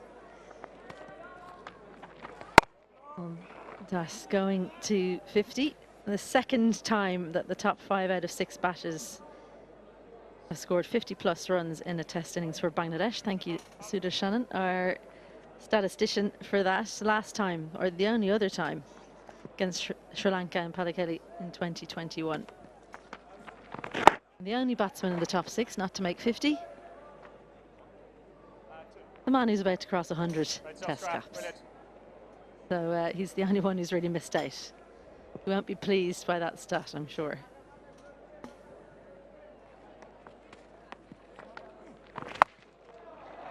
Just play that sweep, find that fielder at deep square leg.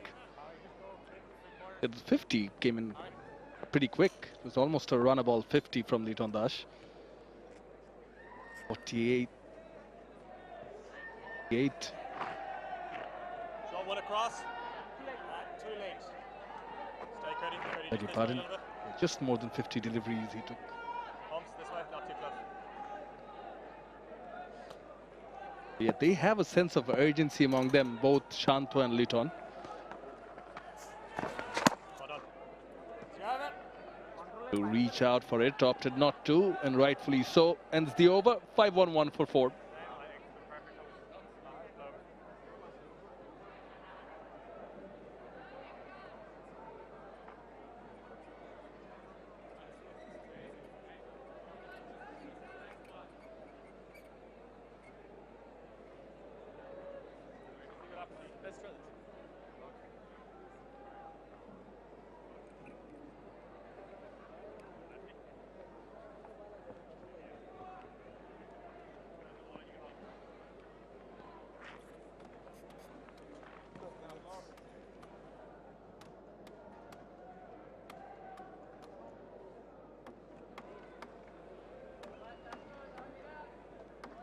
Yeah, but these two in the middle, Litton and Shanto, have made sure that they pile on the lead quickly.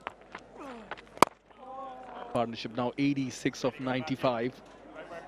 Just picking up on what you were speaking about, Shamanoy, about the way Litton Dash has gone about things. 50 from just 53 deliveries. It's the dream situation for someone coming in at number 6 in Test cricket. The score being what it was, 4 players, top 4 going past 50, with one of them making a pretty big 100. Down the pitch, finds the gap. Will he? No, Jordan Neal does well. It's just slowed down ever so slightly. Didn't quite get the contact he would have liked. A good looking shot, and gives you an indication of how he's going to go about things. And what I was getting to, as we take another look at this, just about got the elevation, got it over Andy McBrien in extra cover. When you come in at number 6 and the score is where it is, you can afford to be more attacking. He hasn't had to absorb pressure. Sometimes coming in at number 6, if you've shipped wickets early on, then you have to take your time more. But he's been allowed by the situation to play an attacking nature of cricket. And with his sweeps and with the manner in which Ireland have had to try and take wickets instead of attacking fields, that's opened up opportunity for him as well. So it's kind of a few things coming together nicely for him so that he can go at nearly 100 strike rate in a test match.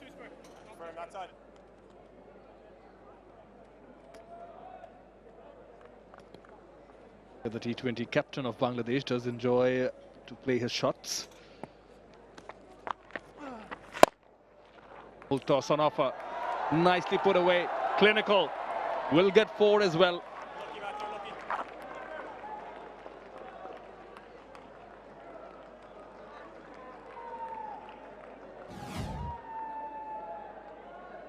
Too full, far too full, and just a little clip. Opts for placement rather than power. I just had to beat Harry Tector there. Good on you, Harry Tector, continuing to put the sprint in, even though it was in vain. Said for right from the off.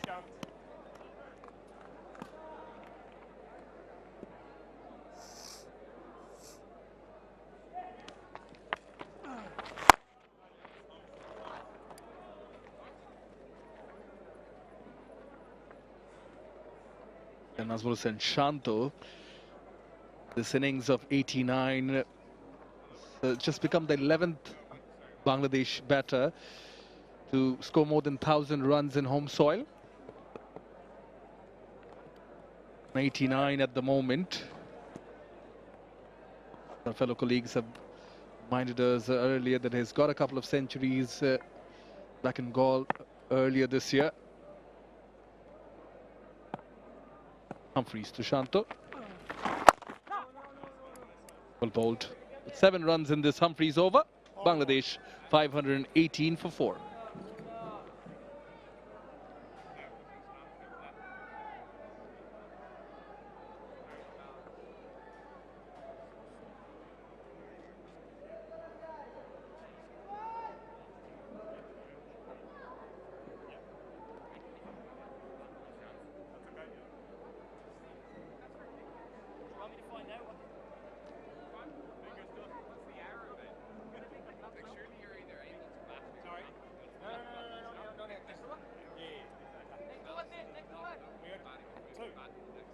In the 11 overs bowled in this session, they've scored 71 runs. It's a healthy run rate that they're maintaining. Lead now 232 runs. Of course, lead of 300 and more. What they would be looking at.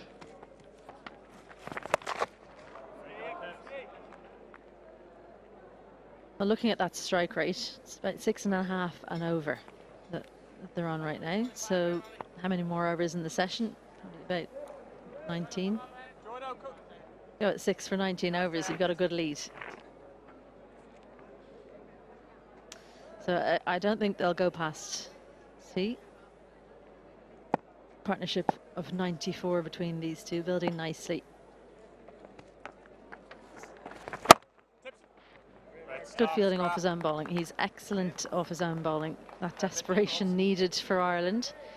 Just try and dry up some of these runs.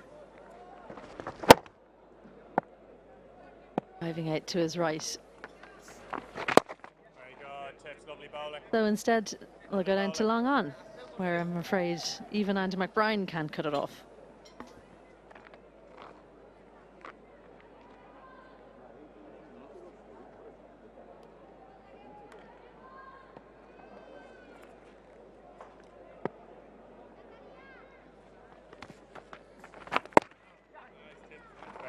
Very good. Andy McBride being the second, or in fact joined top wicket taker for Ireland in Test cricket, along with Market Hare, who's absent of course. Unfortunately, no wickets for him this far. This innings on to his 30th over. Long grind is on.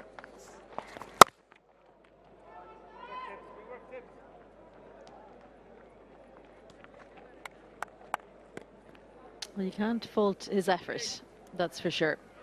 Andy McBride always puts 100% in. He's also very, very useful with the bat. Actually, second highest run scorer for Ireland in this format. Final delivery goes for a single. Bangladesh 523 for 4.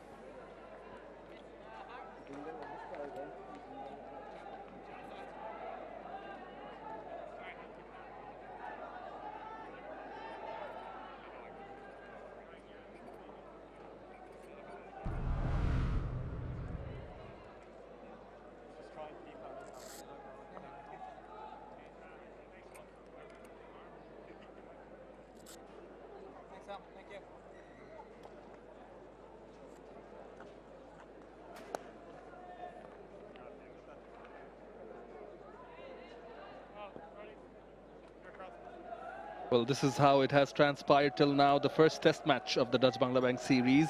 No, come on, make it. What is the number they would be happy to put on? Nazmul and Shanto right at that bottom of your screen. 237, the lead so far as spin continues. Both ends. That's it, Harry. Lofted straight, didn't middle it. Tector following. Taken a sensational catch. Running backwards, Harry Tector. That is some commitment and a catch and a half. Play that on repeat. What an absolute screamer of a catch that is. They're standing up there because that is an incredible piece of athleticism from Harry Tector. He looks like he's gasping for air. He had to run a long way to take this. Yeah, just that little bit of turn means that it's caught the outside of Shanto's bat. He knows it's trouble, but look how far he's had to reach. And great work afterwards as well. The wherewithal to push the arms out in front. That sees the end of Litton dash 60 from 66.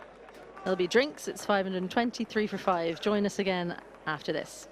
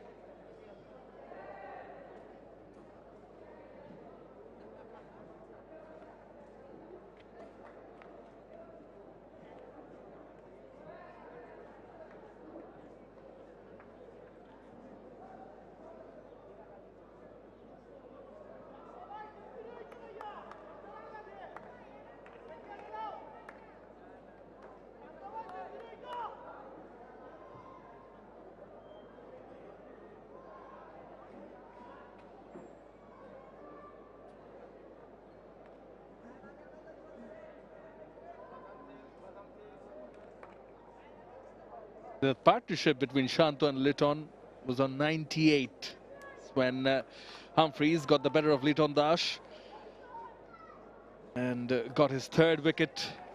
He perished on 60. Fifth wicket, but what a wonder of a catch that was from Harry Tector. We had a great view, didn't we? Just of the distance that Harry Tector had to travel. That's it. Think how long that's in the air. Yeah, brilliant work from Harry Tector. Never easy when you have to run over your shoulder. Kept his eyes on it the whole time, and he's had to pluck it from the side as well. For what seemed like an age. You felt like maybe it was just going to keep going away from Tector, but Matthew Humphreys, he's deserved that. Best on display for Ireland. Didn't get to keep an eye on him. I don't know how far he ran when the wicket was taken. He's usually off and around the stadium. I suppose he had far enough to travel to go and give a high five to Harry Tector. I did get to talk to Harry actually before the game. Don't know if you remember yesterday when he was bowling. I think it was in the last session, and he bowled the massive wide. I said to him, "You were bowling yesterday, well done." I mean, what else can you say, I suppose? And he said, yeah, it went great, especially that arm ball. So he might be putting that in the back pocket if they do call him again. That's Mark Rice, Irish medical team there, having a chat to Harry Tector. He's got the long sleeves on, so he won't need to get the plasters out. Wasn't the best of landings for hence having a chat with him. But he wasn't focused on that. He was focused on the ball running towards us, but great catch nevertheless from Harry Tecton surely comes across as someone who sets his own standards pretty high, doesn't he? Come on, guys. He's a hard worker. A student of the game, Harry Tecton. His whole family, as is a big theme in Irish cricket. I'm sure you've elicited that so far. His whole family plays cricket. Tim Tector will be joining him for the T20 leg. Oldest brother Jack also plays, and the sister Alice Tector is one to watch for the women's team. For the men's team, it's been Matthew Humphreys who's been the star with the ball so far. That was the first wicket, bottom edge, well taken by Lorcan Tucker. And Barry McCarthy it was this morning, able to get the breakthroughs. He looks to the sky as he managed to dislodge not one but two set bashes from Bangladesh.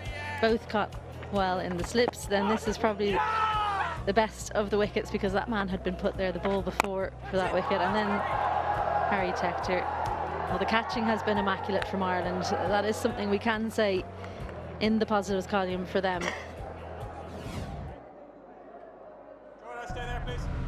In at 7, Mehdi Hasan Miraj.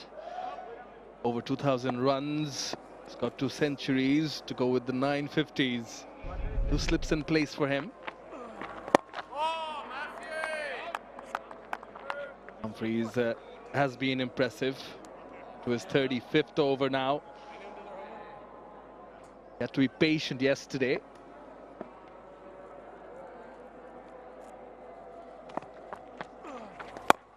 Just wanted to ask you, you already brought it up, so that paves the way for me, that cricket in Ireland being a family, quite the family affair, starting from the O'Briens, Joy's family as well. Good to have you with us, Izzy. And as you referred, the Tector family as well, so there's quite a few. Yeah, I'm not going to take that. It definitely didn't start with the O'Briens. No, it's Ed was obviously in a team with Niall and Kevin O'Brien together. There's Andy Balbirnie's dad standing up. He's got 3 sons, all of whom play cricket. Andy, the most celebrated among them, but 2 very good club cricketers, his brothers. But yeah, the Tector family are probably the family of right now, because Tim Tector, exciting young player coming into the T20 team, and Alice Tector, who's a serious student of the game. Harry is her biggest fan.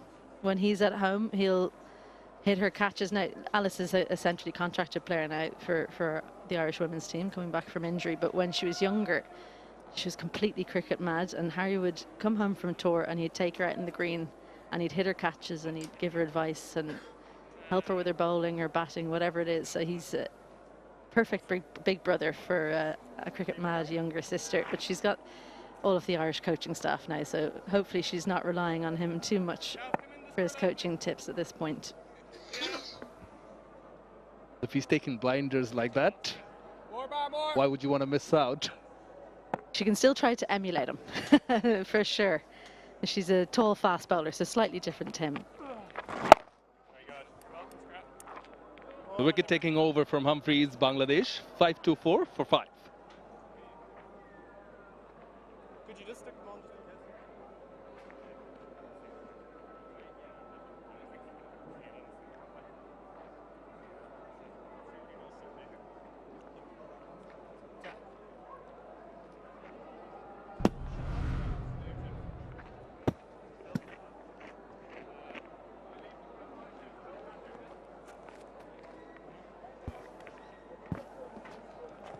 George, next time. Middle. 524 for 5. Tips happy if he stays What a in. catch. To see the back of Litton Kumar Das. That was a brilliant catch. Yes, they had struggles there if you look at the bowling department.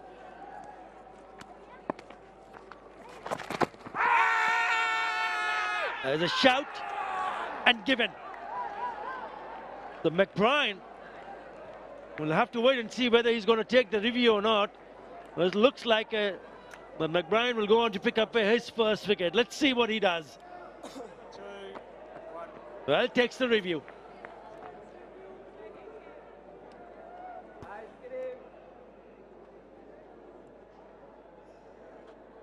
TV umpire to director, we have a player review for LBW.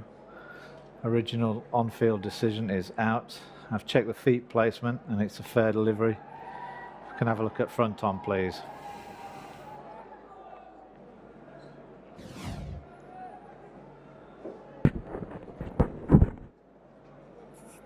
Okay, just rock that back. Passes close to the under edge. Let's have a look at ultra edge, please.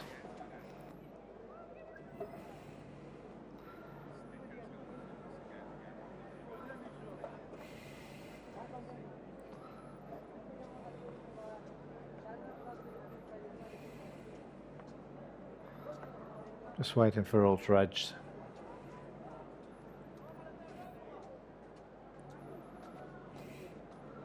Okay, ball's going through. Okay, under the bat. Roll it all the way through into the pad, please. I've got clear gap between bat and ball. Okay. No bat involved. We can go for ball tracking when ready, please.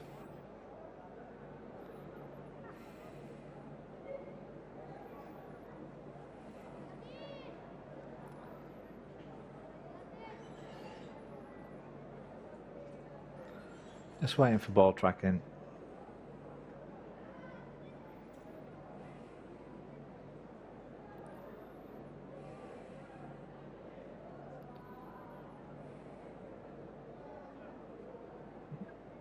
Okay, ball tracking coming up. Pitching in line, impact in line. Wickets missing. We'll go back to Sam on field to reverse his decision to not out. Sam, you're on screen now, please signal. Yeah, I had to reverse the decision here. Yeah, they thought it was very close. It was actually close, not that far away from that leg stump. The reaction. Yeah. Right. So Madison Mirage survives. It takes a good review. Stays in his favor. Late 238 now. I mean, you get into that frame of mind as a skipper. He's in the middle. He's already in the 90s. Also, there'll be talks and chat about when does it think it's the right time for declaration.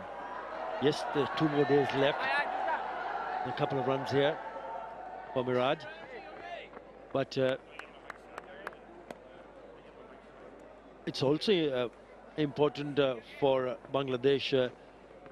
Yeah, you probably bat till T and then you decide. Because I feel that the spin will play a big part. So there is time, so you can still bat through. Their highest test score has been 638, which was against Sri Lanka in 2013. They've already gone past 500 now, 526 for 5. So there is time. They can still take some time to bat. Hello, Ed Rinsford. Hello, Atta. There's a lot going on there, don't worry about it. As we sat down, there was a review and a wicket and a whole lot of stuff going down. Yeah, they took that review with about 2 or 3 seconds to go, so it was actually quite a good review in the end.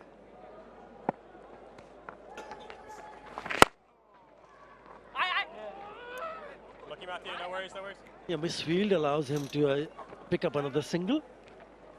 Bangladesh 528 for 5.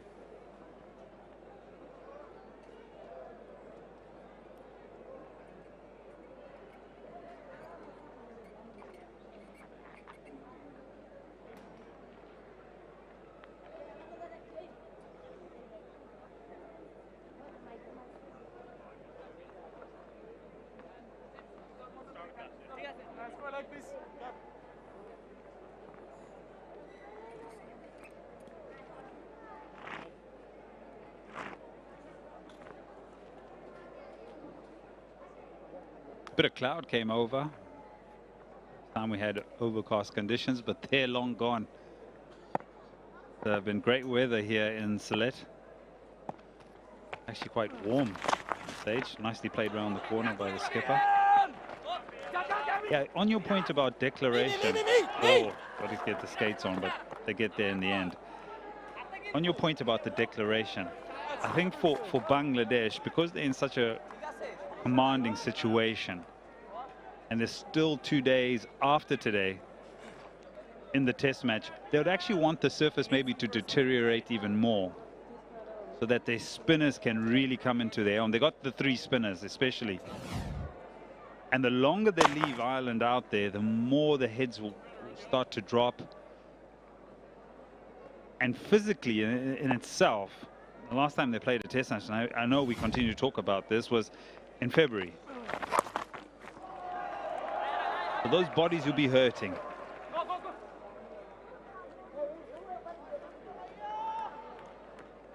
Lead now, 246.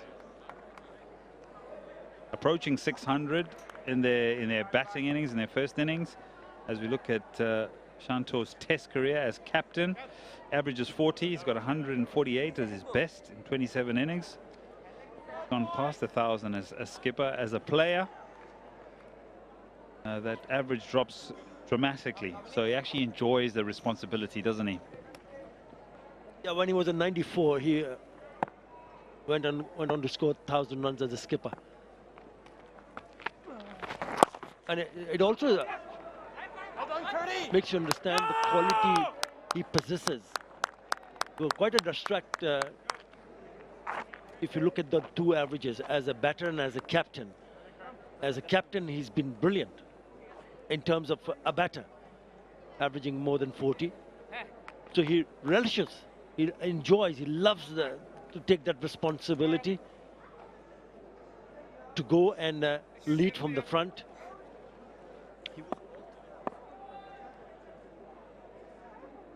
And mind you, he was appointed as a captain in all 3 formats of the game. So he's recently been given not the responsibility of all the 3 formats, but yes, for Test cricket, which is I think is a really good call.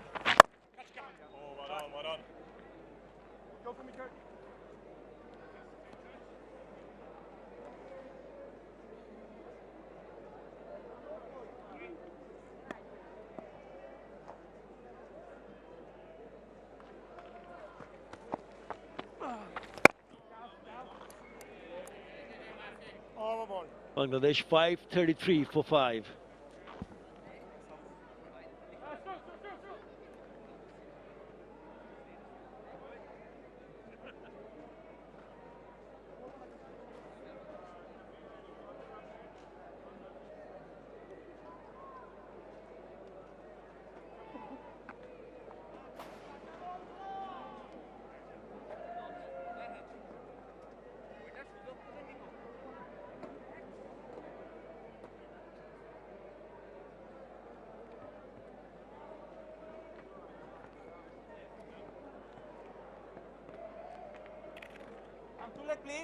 It's certainly turned out to be a very good for batting, especially for Bangladesh.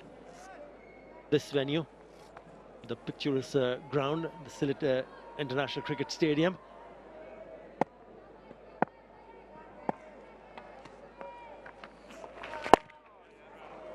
$700s he's got at Rainsford, and he's got a good 100 here at this venue against New Zealand. So it's an area or a ground that he quite enjoys. I'll be quite happy for Shanto once he gets to this 100, if he does. The sense that, as you mentioned, was given a great deal of responsibility at one stage. Perhaps sometimes the results didn't go his way, so this will be a great crowning moment for him.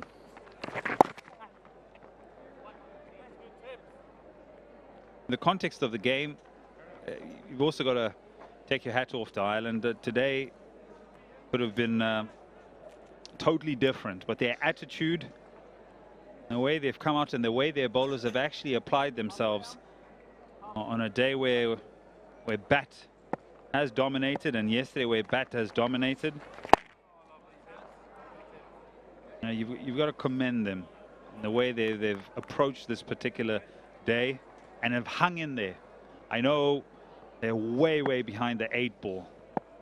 The lead of approaching 250 now. That's brilliant tips, that's lovely bowling. Sometimes it's hard to stay in the context when everything is sort of working against you. They've tried, and they've tried hard.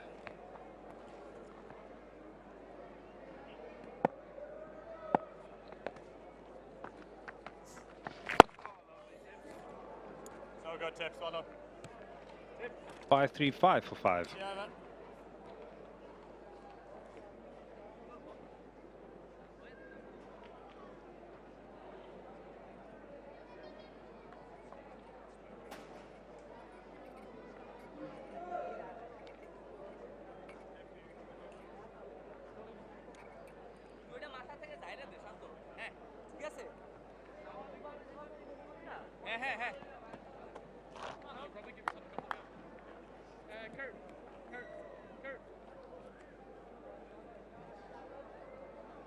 Stay clear. On one as well. Matty, get another one here, Matty.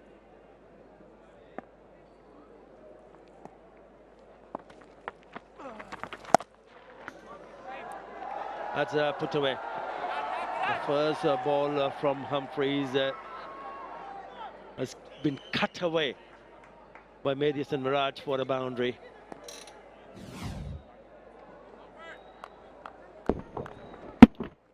Just couldn't get it right on that occasion. So deep in his crease and played it nicely.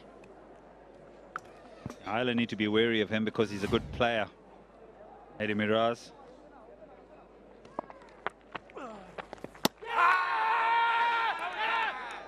Another beauty.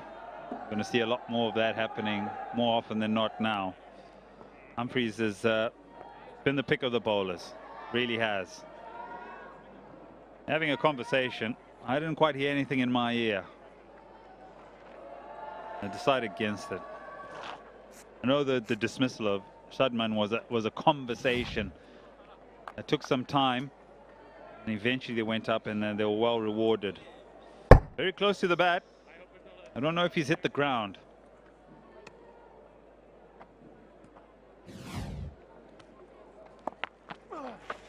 Oh my God! I can understand if you're looking to play the sweep, but maybe not the right option in terms of picking up that particular delivery to try to play this. He's got away with that. He's picked up a boundary, but that could have gone wrong for him. Yeah, that could have just come off the bottom edge onto the stumps, not too far away either. Gets a little bit of bat on it, gets some runs, but fortunate runs. Interesting enough, in that replay, the keeper tries to kick the ball onto the stumps. I think perhaps Miraj had actually slid out of his crease. Oh, Matthew, so good, lad.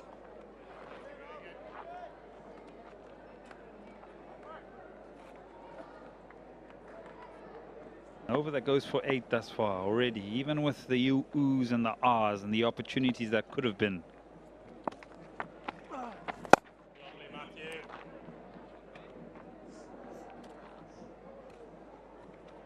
Hello, Miraj.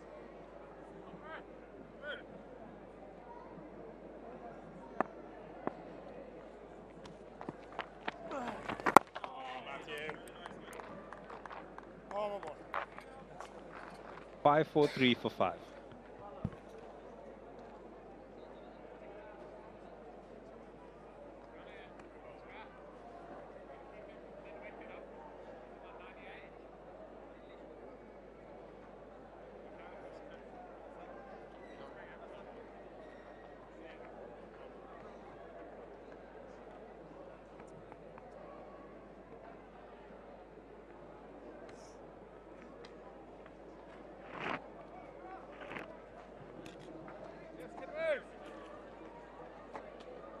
Laleen got now past 250, 257 for Bangladesh. They just keep on batting because the ball have also started to, in terms of the spin, started to grip just a little bit more, not too much. We haven't seen that big turn or bounce, but all delivery has turned.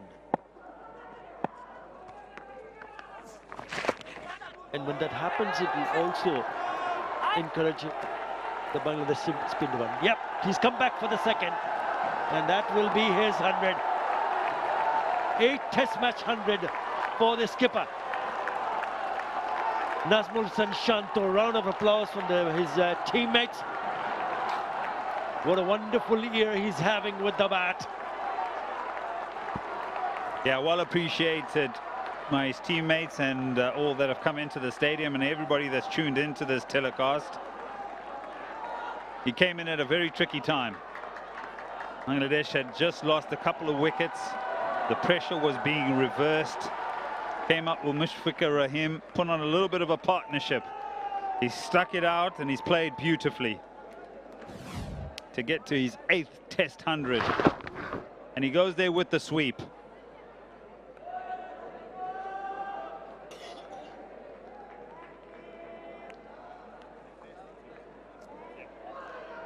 And a little bit of a celebration.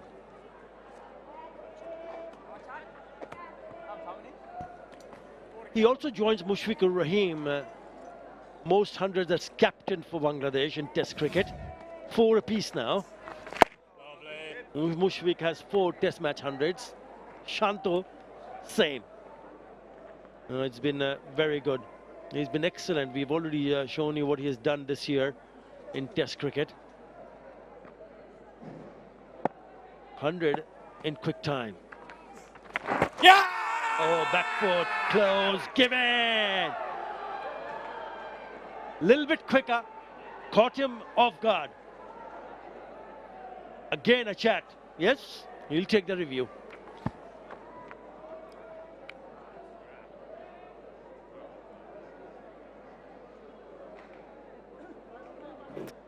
To director, we have a player review for LBW. Original on-field decision is out. Check the feet placement and it's a fair delivery. If we can have a look at front on, please.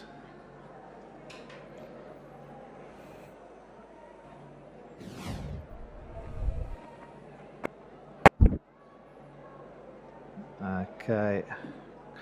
Can't really see there if it's inside edge or not. Can we go for ultra edge, please?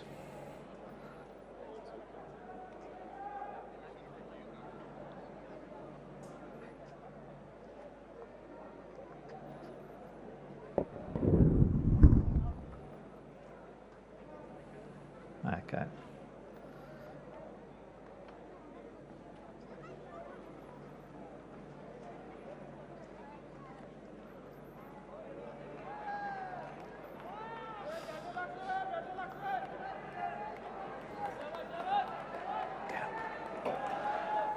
Yeah, just rock that back, please.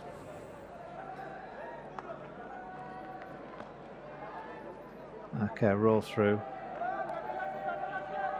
Can we just rock back and just hold it?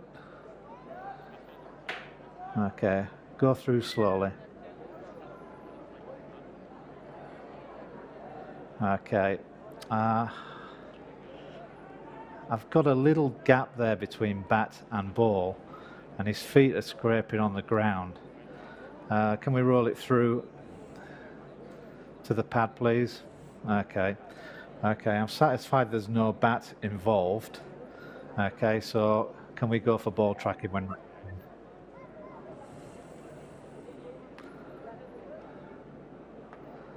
Okay.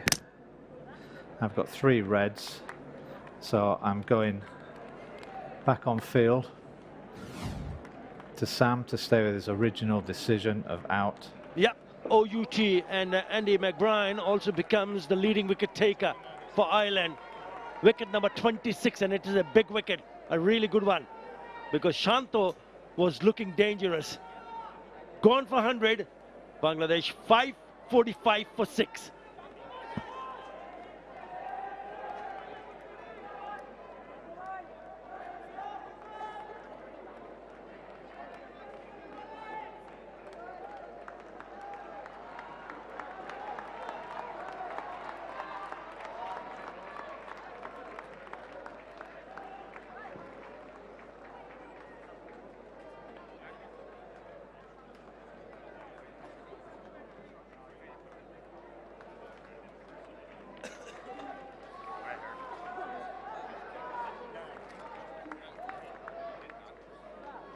Hassan Murad is the new batter, the debutant. Yeah, the last delivery was a little bit quicker. 88.2 compared to 81.6, the third one. So he beat him through the air and it zipped through.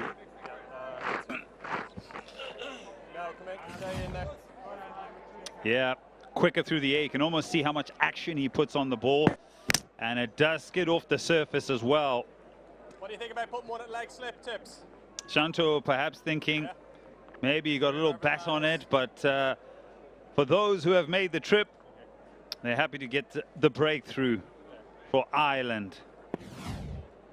Shanto goes to 100 and then has to depart.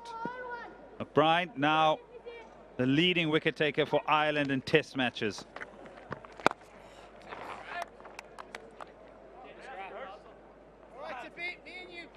We're sharing it with Mark Adair, 25 wickets apiece.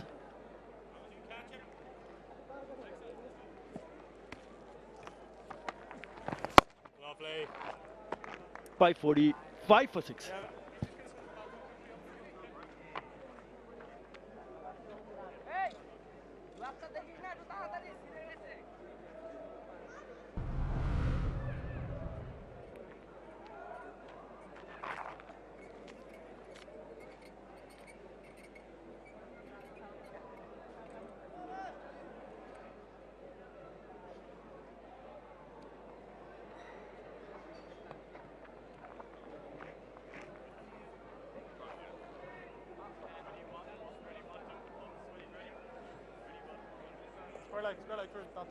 Most wickets in test for Ireland now. Andy O'Brien, Mark Adair, Barry McCarthy, Tim McGaw, and Matthew Humphreys there on 11.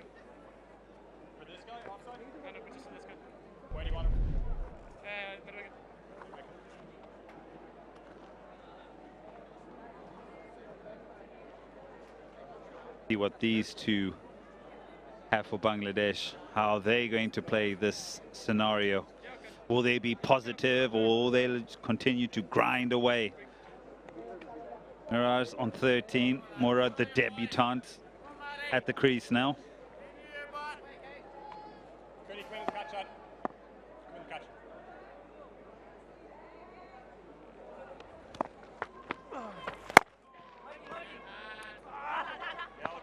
Yeah, I think for them, they'll just be looking to try and get as many runs as possible, but also just prolong how much time is left in the day. You almost think now you're getting to that stage where Bangladesh will probably have a bowl today. Ireland have been great. What do you think about this, Morgan? Hard to get someone there. Happy? I think leave it for that. How are you come up? Yeah, half an hour to go for the tea break. So they'll probably be batting up until the tea, and then decide in the dressing room when they go and have that break what will they think to do.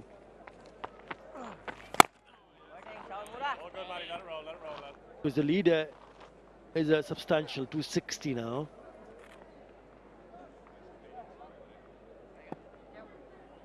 It was Ireland who scored 286 in the first outing, so they'll be thinking of perhaps 300 or more, maybe 350 the lead. Or even more. So no real rush here for Bangladesh. Just bat.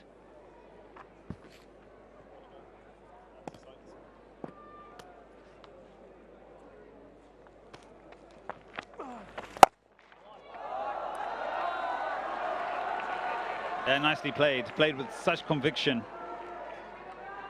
It brings up the 550.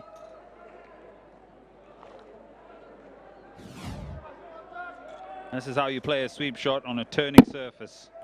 Really does get to the pitch of it and smothers it all along the ground. Also in front of the square, that's gone towards the mid-wicket area, so they met the ball a little bit early. Oh, genuine edge, but drops just short of Paul Stirling. It's doing a bit now. 𝗏 is doing a little bit more.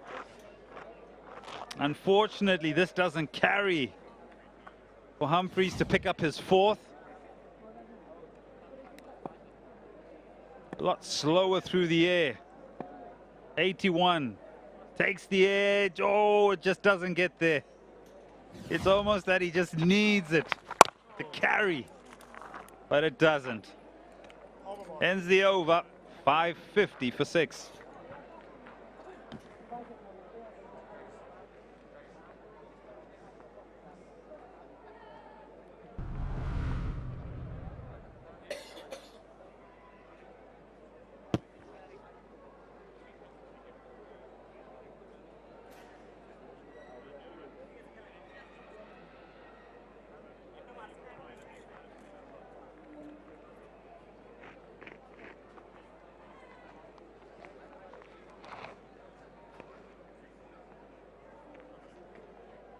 Making a fight of it. Ireland doing well, chipping away, getting that prize wicket of the skipper, Najmul Hussain Shanto. Just after he got to his 100, maybe relaxed a little bit with the celebs and lost some concentration. Next ball, a quicker one, surprised him. McBride got his first here, but his leading wicket taker, as you heard, for Ireland, and he needs to finish it off. This is the time that with the ball gripping and turning visible, they have the opportunities to polish off the tail. Good lads, good. A couple have fallen short of Paul Stirling as well. Those are the opportunities that have gone a begging. It's not been so much drop catches for Ireland, but ones that just haven't quite gone to hand. The distance away that you stand as a catcher is always a difficult one, especially on a changing surface. Don't want to get too close, obviously, so it comes too quickly for you to take the catch, but it is gut-wrenching when it doesn't reach you and you're in the right place, and it does take the edge.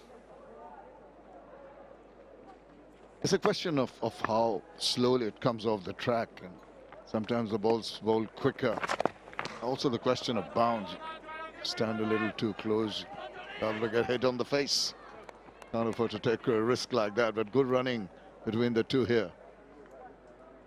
It's also about how much pace is put on the ball by the bowler, and what we've seen here is that the slower you bowl, the more it turns. So maybe it's a case of guessing that the edge is going to come from one of those slower deliveries and thinking, right, I've got to get tighter, because the chance is likely to come from one of those slower turning deliveries. What about that? I mean, nothing can be done about it. Can't put a fielder there. Oh, despairing effort. 100% for commitment. I think that didn't touch anything. Signaled buys to finish that over. 5-5-6 for 6.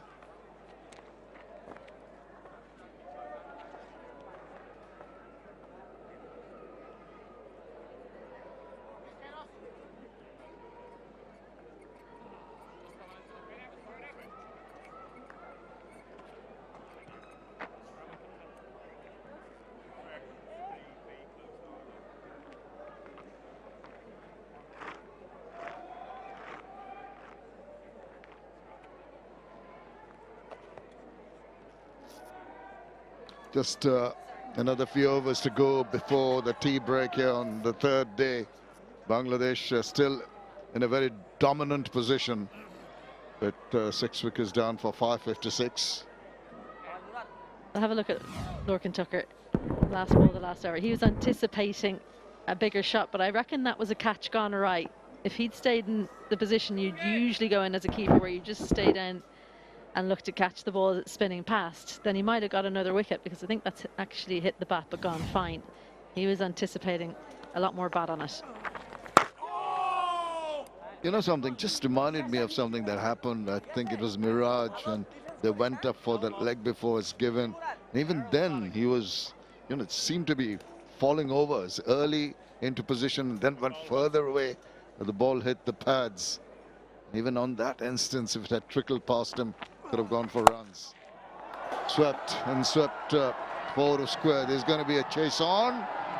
Ball gets there first. Very, very well struck by the young man, the debutant. The long sprint on for Craig Young. Couldn't quite reel it in, but it's a good-looking sweep shot. Kept it down nicely. Forward of square, and that fielder is going to be moved because of that shot.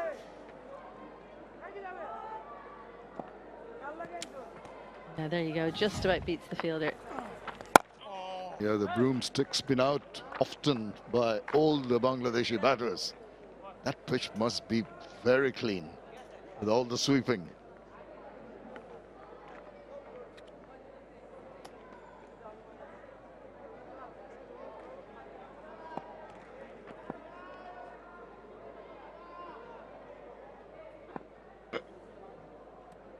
.560 for 6. Humphries has worked hard. Got himself 3 wickets. He's mixed them up very nicely. He's going at 4.03, but he has on odd occasions surprised most of the batters. He did a little more luck to get a few more wickets. He's toiled away. 2 catches in on the offside. One under the helmet there and very close. A gully angle, then short leg. Spreading the field now for Murad. They want him facing the next over.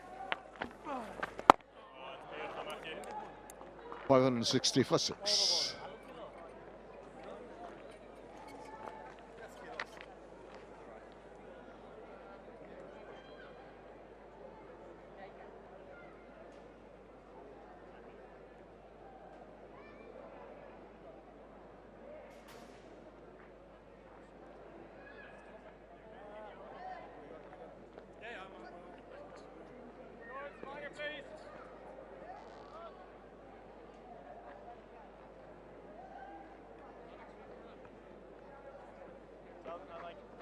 Pretty shot from behind the trees there, up in the grassy banks. Monkey business going on in the trees there.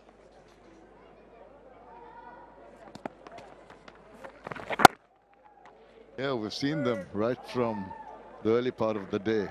Can't seem to spot the monkeys here now.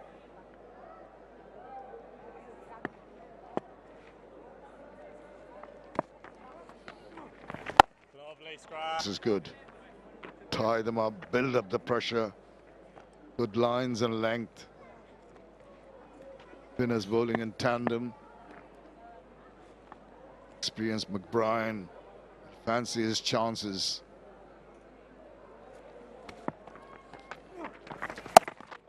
Just a tad short. Couldn't put it away. Great stuff, Craig.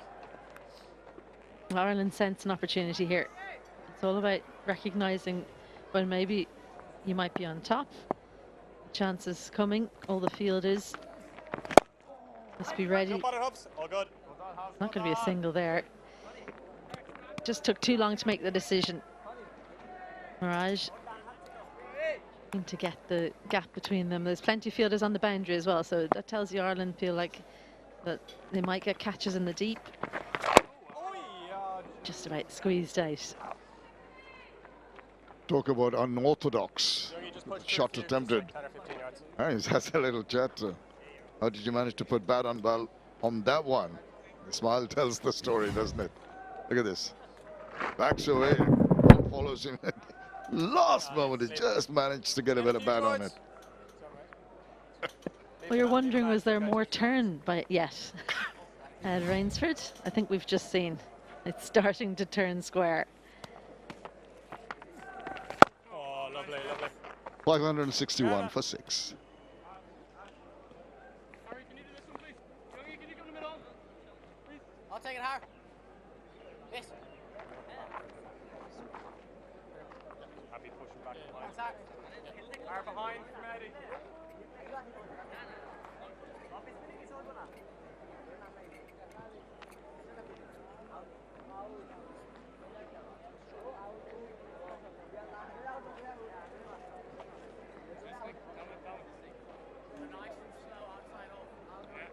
He'll just make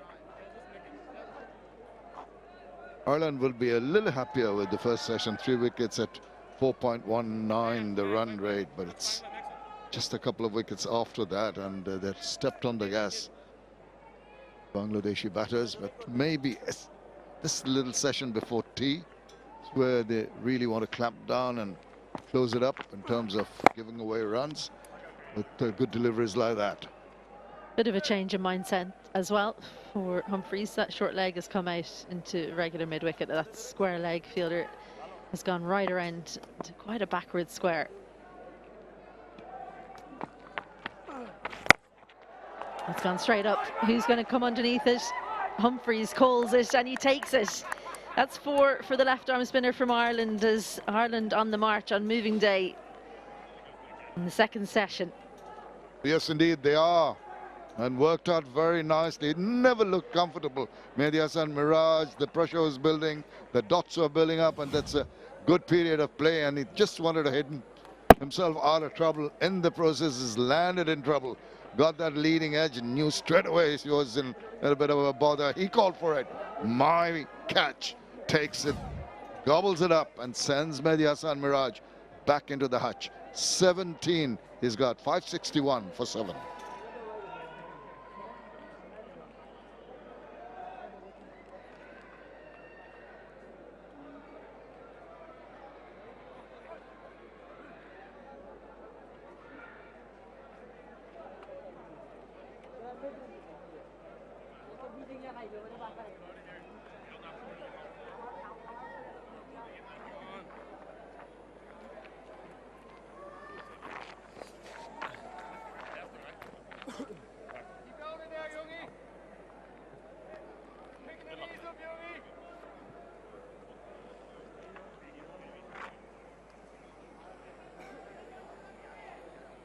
Well, Humphreys has done it for Ireland. He's been consistent. He's always threatened to take wickets. As we mentioned a short while earlier, he was a tad unlucky, but this is Hassan Mahmood. Joins his namesake Hassan Murad in the middle. 145 runs. He can wheel the willow. He's in the middle because of this. Well, it's a game plan that's come off once more for Humphreys. He took that fielder out from mid-wicket, enticing the sweep shot, bowls it too full for the shot and entices the full edge, the top edge. And what we can't see from that angle, Humphreys is smiling the whole time that ball is in the air, because he knows once more he's outthought a batsman. A great thinking cricket. His second 4-for in Test cricket. He's got a best of 6 in an innings. Very young in his international career. And straight away, he gets that ball to zip past the bat. He's enjoying himself, isn't he? Character.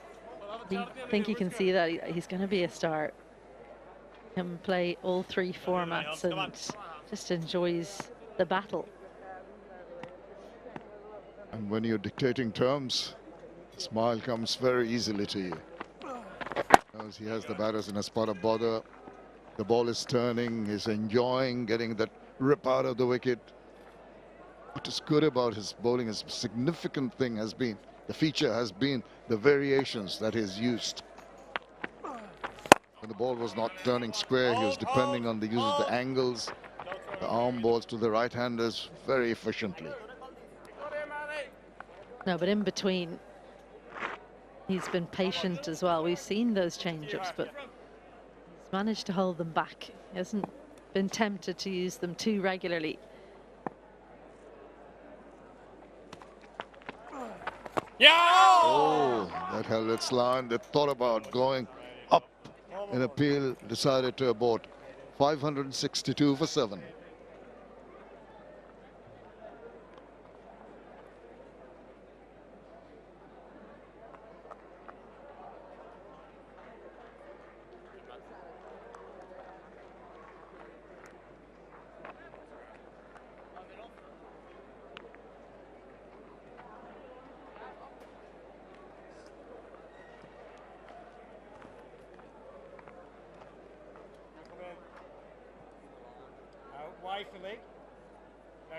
Well, if Bangladesh were thinking early in the day to take a massive lead, well, they've got a big one anyway, 276 runs now.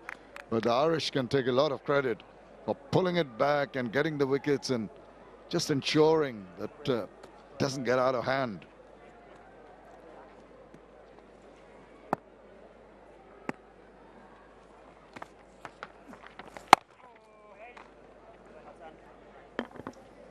Now this should be the point where all the Irish bowlers start to look at Andrew Balbirnie and look hopeful for an opportunity to get the ball in hand.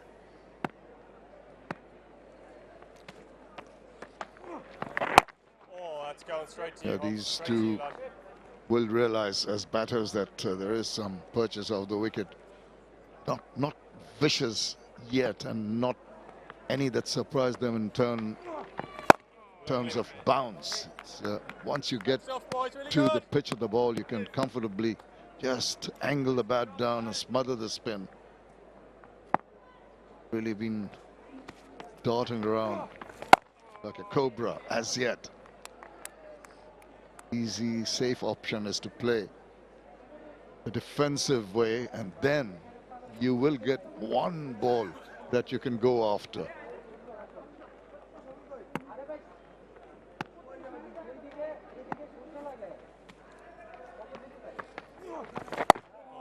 Side edge, not very comfortable. 4 dots in a row, or 5 I should say. Andy McBride has a short leg and a slip, but he's also got 3 fielders in the deep on the leg side. Long on, mid wicket, deep backward square. So he's looking for the big shot. Yeah! And he's going to get it. Well, he's looking for an LBW, but in the end, not too convincing from Ireland, but a maiden from McBride. 562 for 7.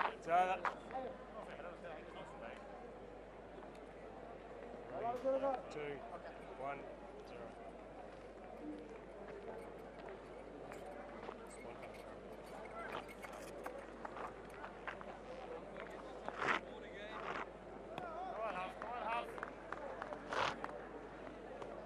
Can you take another step in?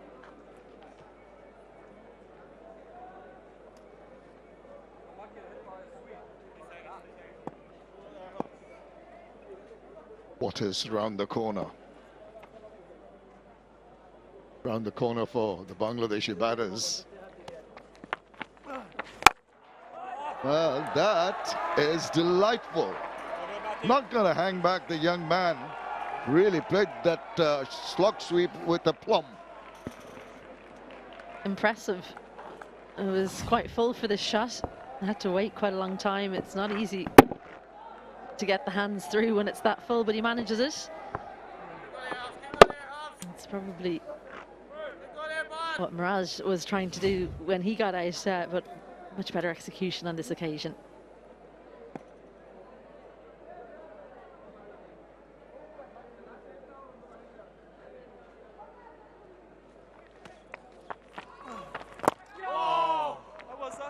The debutant came in for his bowling prowess, took a couple of wickets on debut, now doing his bit with the bat. What a revelation. Like to put up a substantial total behind his name. And a big appeal. Ball seemed to be angling down leg, and despite that big appeal, I think they've taken the review.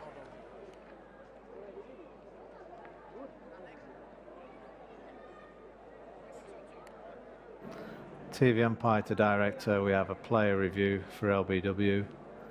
Original on-field decision is not out. I've checked the feet placement and it's a fair delivery. If we can have a look at front on, please.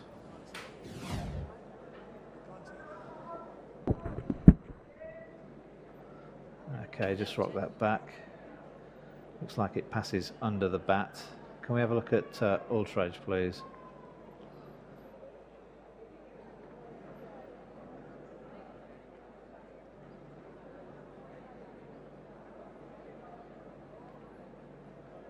Okay, keep rolling through, keep rolling through, rolling through. Okay, no bat or glove involved. Can go for ball tracking when ready, please.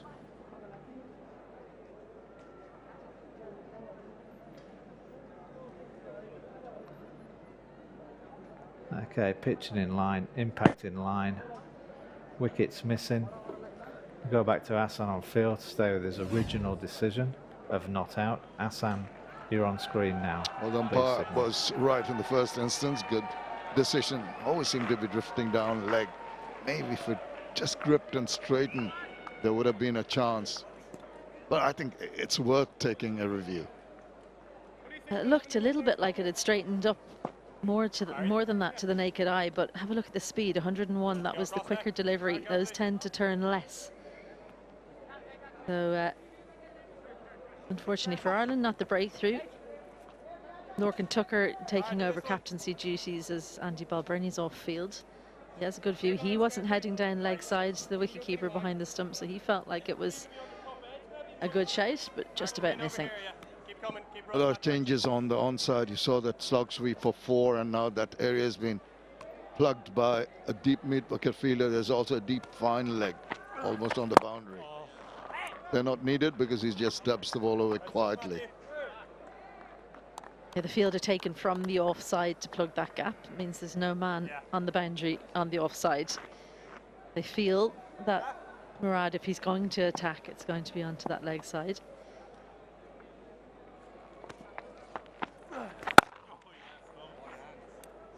In between lengths, not quite sure.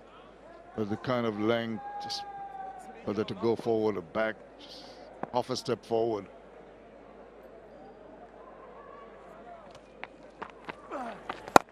That's better. That's easier to go forward, under your eye, get that angle of the bat end. 566 for 7.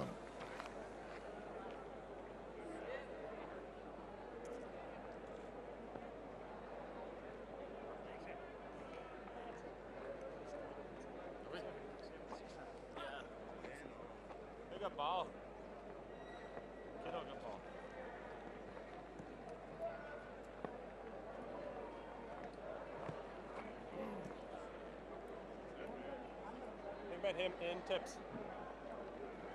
Happy?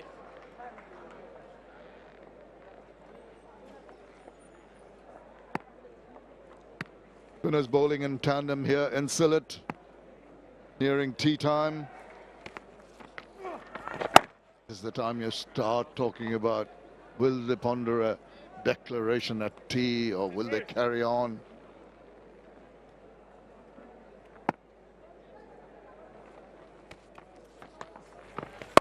Great question. The question is, well, they've got 2 more days, obviously, after this. And they obviously have their lower order in. So has the message been sent, see it out till tea and then we're going to attack after that break for an hour or so? Or is it just see it out? I can't see them declaring at tea time because of the way they're batting right now. They're going to declare, you'd imagine that these 2 batters would be trying to get some late runs, but they're not. They're being quite defensive in how they're going about things.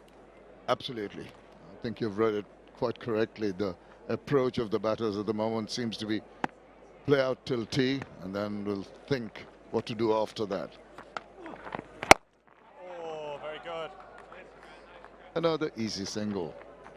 Yeah, we sort of see the rest of this session, possibly the game, meandering along. But when it is meandering along, this is when the opposing captain can say to bowlers and the fielders, stay alert, because the batters just might be lulled into a false sense of security, and in their efforts to be just a little bit defensive, there might be an Achilles heel that you can exploit.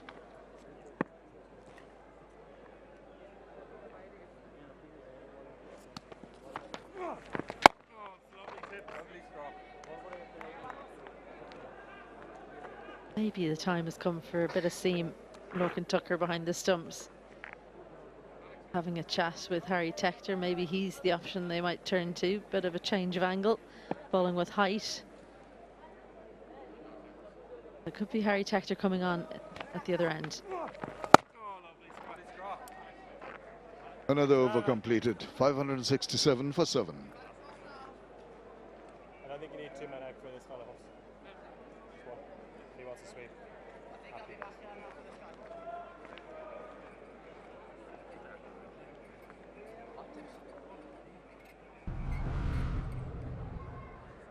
Yeah, you're back across.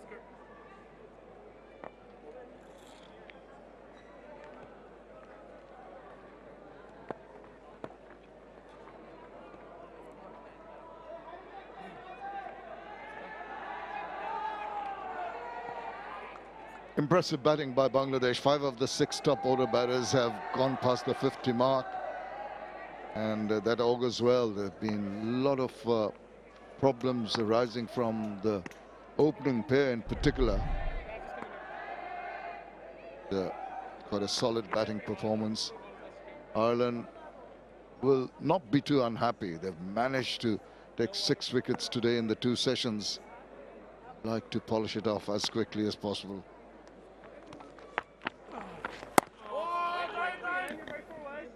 Well, one thing you get when Matthew Humphries is bowling is a lot of field changes. So we've had another change since the last over. Just one man out in the deep on the leg side. Harry Tector is putting a few squats in. Maybe he's getting ready to have a bowl, but man, Curtis Camphor in on the single on the leg side as well. Oh, beautiful. Easy as you like. So languid. Back over Matthew Humphries' head, if you don't mind, Hassan. Smooth movement. What about that? Lovely. Full face of the bat. Right through the line. There you go. Sounds so good. Holds his pose. Knows exactly where the ball is going. To the boundary. Talk about the change of the feeling. No one can expect to put a fielder there. And the dot ball. And the defensive prod to follow. Good cricket. Sure, Matthew Humphries didn't enjoy it too much, but the hold in the pose meant that none of the photographers would have missed that shot. There's the quicker delivery ready for it. What was that sign for in the deep? You'll have to. We need our zoom glasses, binoculars to read that one.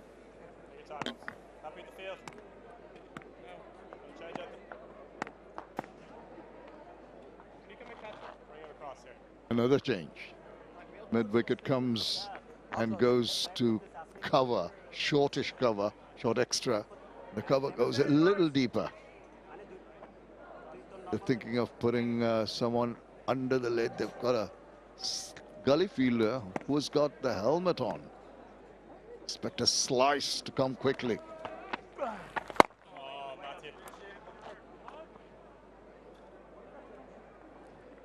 Cat and mouse at the moment. The catcher in at extra cover. Long off has gone kind of a guessing long off.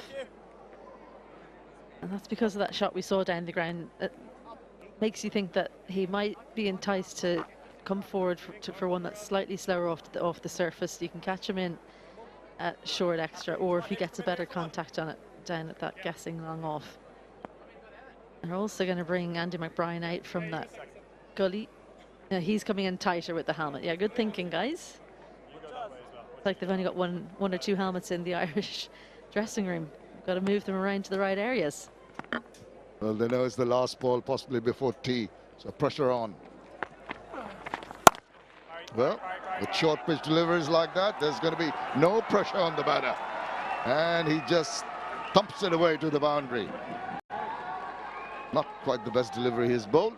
It's got him 4 runs, and that is tea here on day 3 of the first test match. 575 for 7. Bangladesh in a very strong position with a lead of 289 runs. 3 wickets in each session. Good run rates for Bangladesh. And a decent over rate too. Wickets falling in both sessions today for Ireland. Their catching in particular impressive. Matthew Humphries with 4 wickets to his name. Good to see the smiles still there, and Craig Young saying he's glad that 𝗂𝗃𝗏𝗄𝗏𝗧's still okay. He's been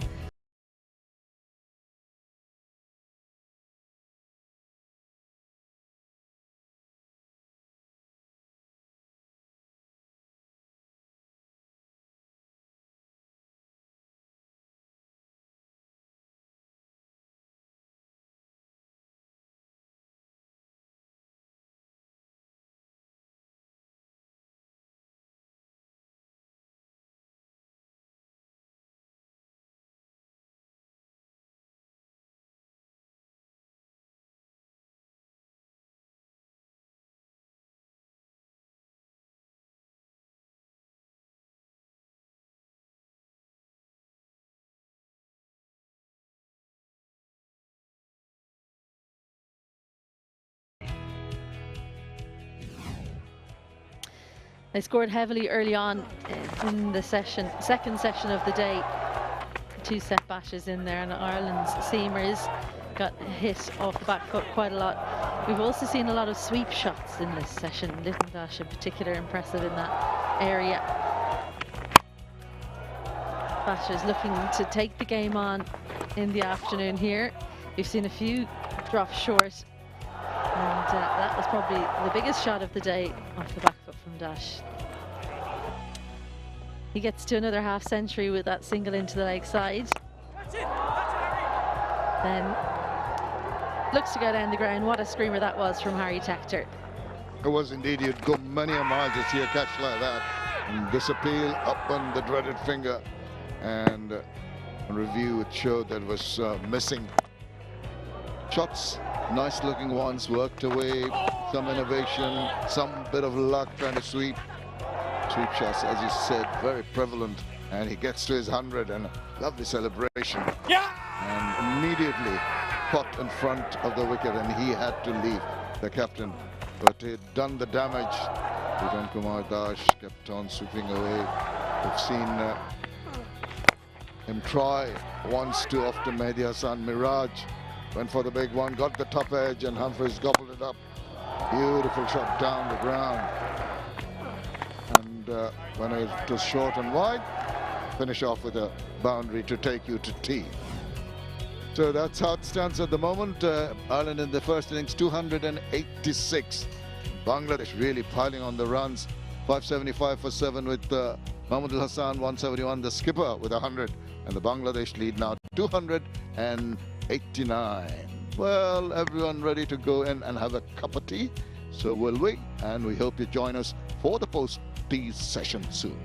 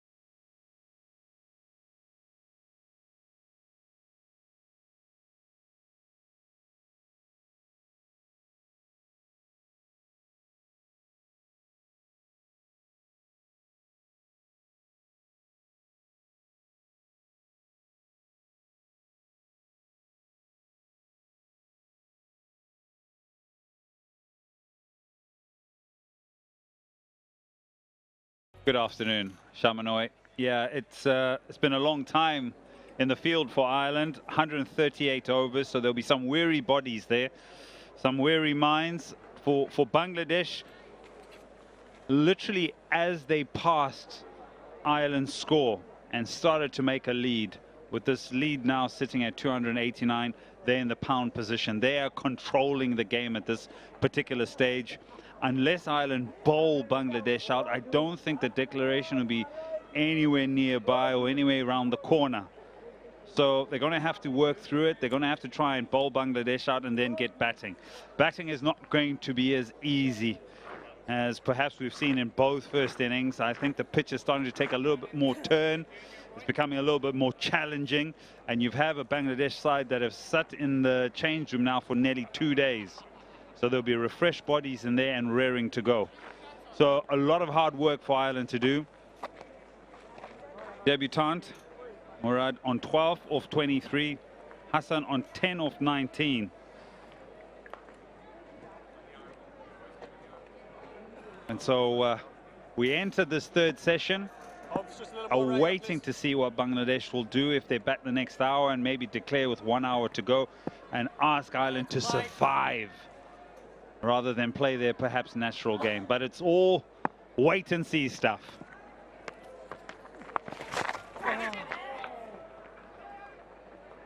In the air for a bit.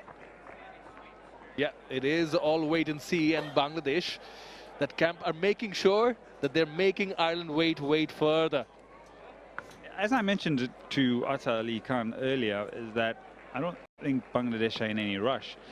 I think they would want to prolong their innings to allow the surface to deteriorate and become even more dehydrated and drier, so that their spinners can then come into it even more.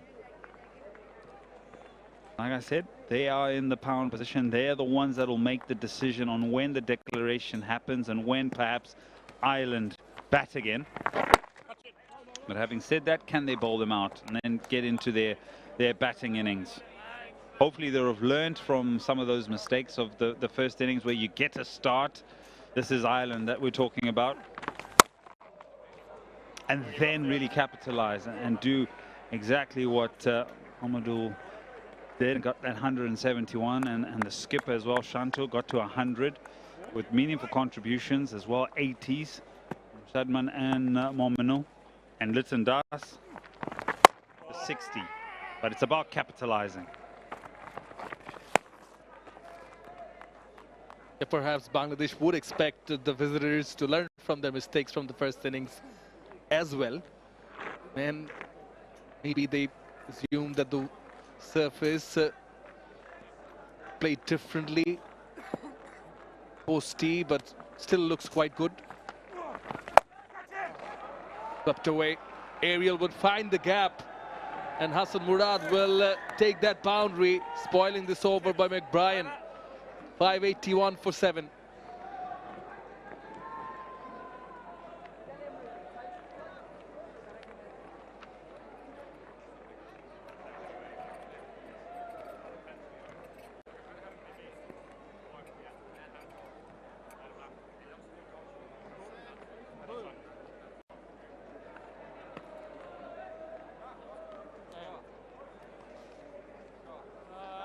This guy. No, I don't need this guy. Want to leave that open? 30 come across. Happy Harry behind. I think it's just short of 300 runs, but that was the boundary. Played it along with the turn. He doesn't need to be all the way. Like, Played the sweep shot really nicely. just a few, lad. Just a few. This one's slightly uppish. I just remember one a few overs ago before tea, where he played it beautifully flat and well in front of square. This time behind square. Oh, lovely, Matthew. Cully in place. Matthew Humphries. Yeah, he has been exceptional among the Ireland bowlers. 4 wickets for him. He's got a 6. Does have a 6 before. Against Zimbabwe at Bulawayo, Matthew Humphries. That came this year. He's learning quickly. The block hole. 3 out of his 4 wickets were against the right-handers. You know, getting some big names in Mushfiqur Rahim, Litton Dash and Mehdi Hasan Miraj. The amount of overs he's bowled and the responsibility he's been given with the ball, you'd want him to get a fifer, wouldn't you? 4 for 170 into his 43rd over. Goes for the sweep, catches the call, fielder there. Yeah! Will grab it with both hands. There you go, on cue at Rainsford. Murad has to go. Humphreys gets his 5th. Yeah, well deserved. His 2nd in Test cricket. Well deserved. He's toiled long and hard. Just mentioned how he's been playing the sweep shot really well. This occasion, a little bit of a top edge. 𝗂𝗫𝗃𝗃 takes the catch in the deep. And a fifer for Humphreys. Hassan Murad gone for 16, 582 for 8.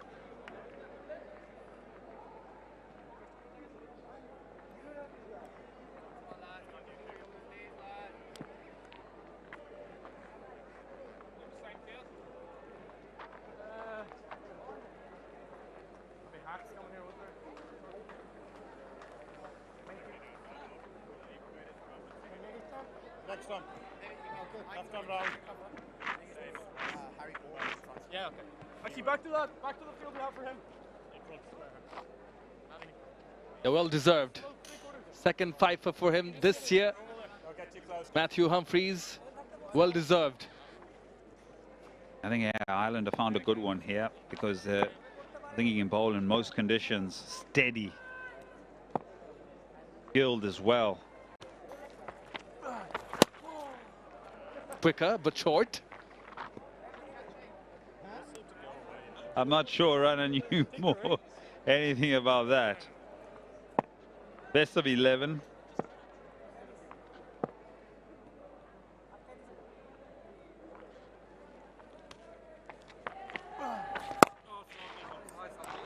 Tees it off, does Nahid Rana. Wicket taking over from Humphreys. 582 for 8.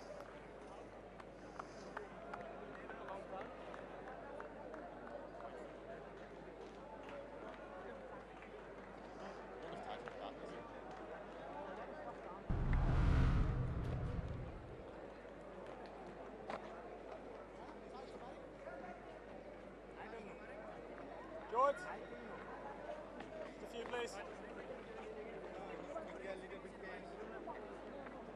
Sorry, ran out.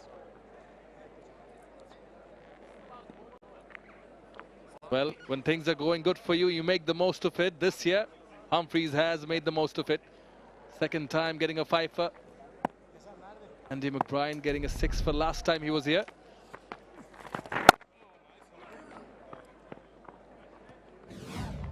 Yeah, his 2nd fifer Test cricket. This is how it's come about. Upish taken and celebrated.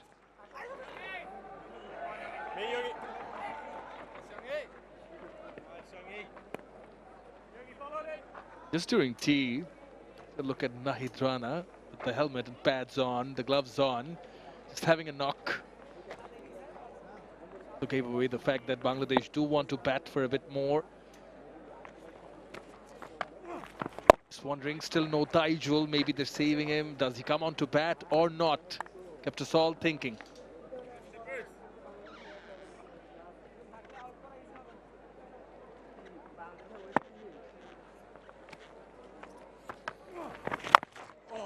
Oh, big bat lift, big heave, misses out. The big fella trying to have a dip. Why not?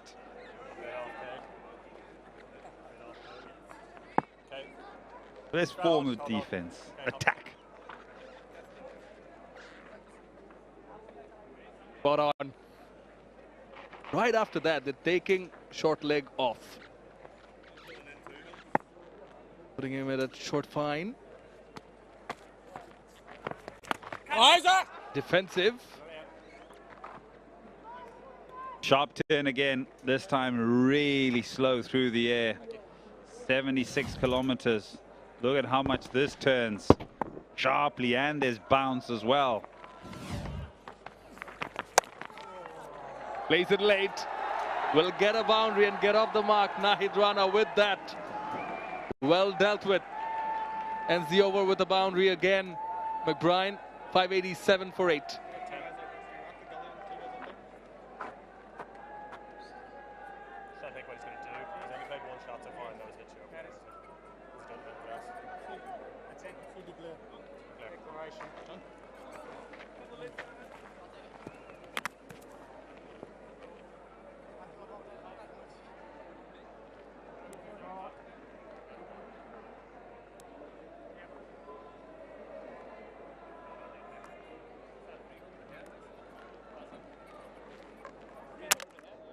They look ready as Bangladesh have gone past 300, and yes, they have called them back.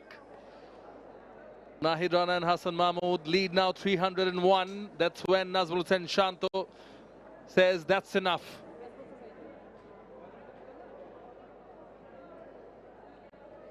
They've pulled the pin. They've decided that is enough for now. An accomplished batting effort really has been. 587 for 8. But this man, Matthew Humphreys, was good with the ball. Appreciated by those who have made the effort to come out to Sylhet in Bangladesh. He picks up his second Test match fifer. Appreciated by his teammates and many back home as well. So long and hard. 43 overs, 5 for 170. Yeah, it was a spectacular batting effort from Bangladesh. Mahmudul Joy getting his second ton. Big one, 171. Good partnership, the opening stand between him and Shadman. Out for 80, then Mominul coming in, stitching another partnership, but getting 82. Captain leading from the front with that century.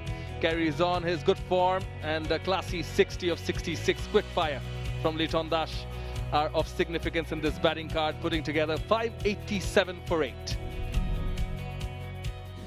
All right, let's revisit the wickets that have fallen.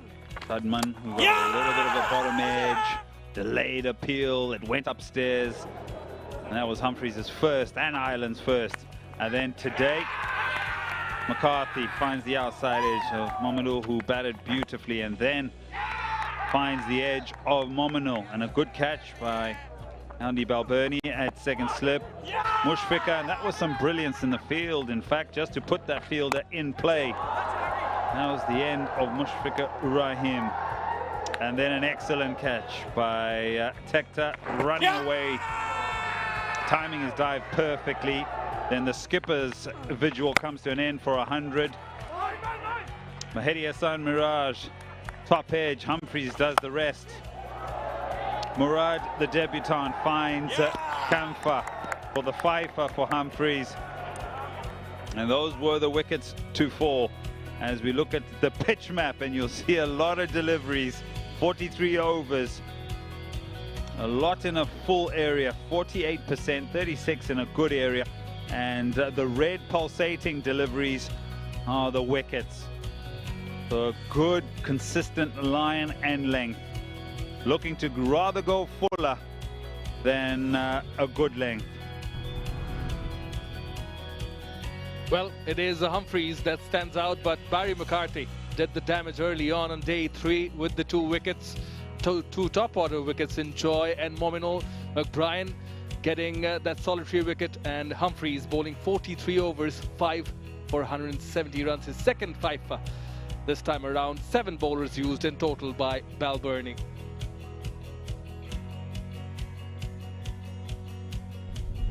All right, we'll take a short break as the players get ready, and we'll be back once they're set to get on the field.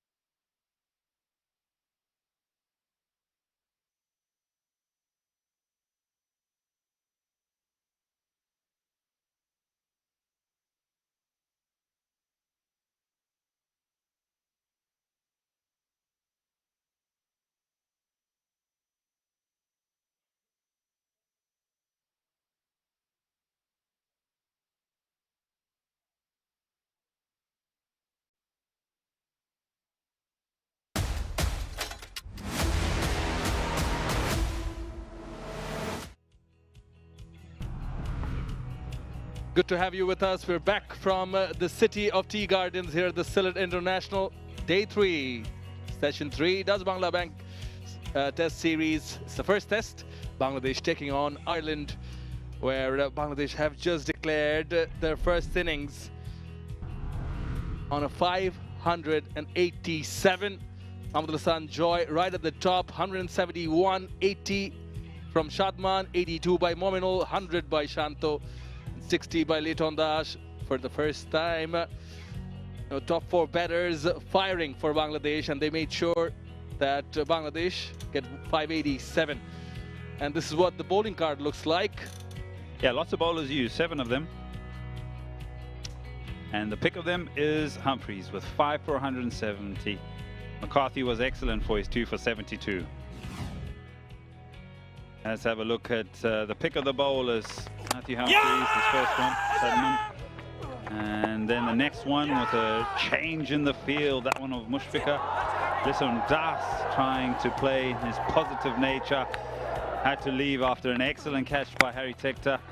Hedi Hassan trying to play a big shot. Humphreys takes the responsibility for the caught and bowled. And then Murad looking for the big shot through the leg side, finds Curtis Campher for a second test match fifer.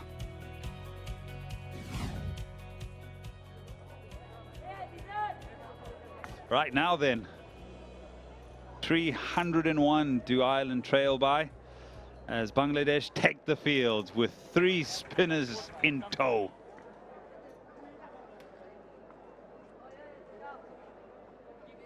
Paul Stirling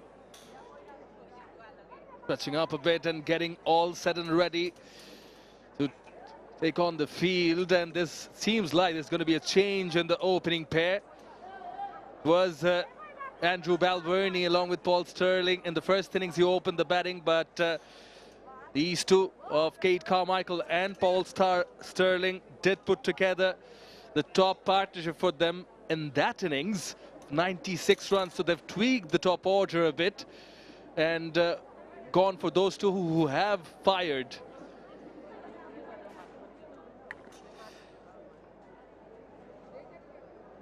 Opening combinations changed a bit here. Stirling and 𝗂𝗪𝗂. Try and figure out the skipper's okay from Ireland. He opened the batting, got out in the very first over in the first innings. Heavy roller has done its job as it leaves the playing area. I was sitting on that today. I didn't know where the keys were. They took the keys out. I wasn't going to drive it. Well, I was going to try.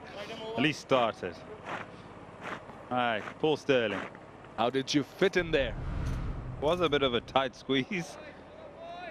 Batted nicely in the first innings. Got a 60. 103. Sri Lanka.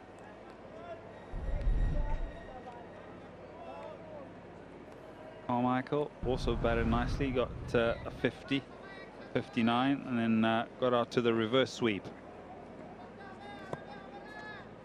Batted a 3, so no difference. He was in there after the 4th delivery in the first innings. Bowled nicely, Hassan Mahmood, 26, quality bowler.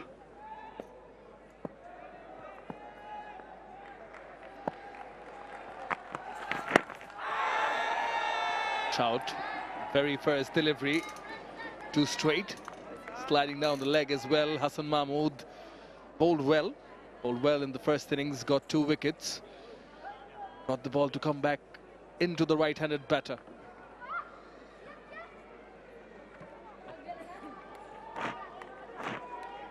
All right, this pitch, how much movement was on offer? Quite a bit of height as well. One of the areas that Bangladesh will want to improve on is the catching. They put down 5 catches in the first innings.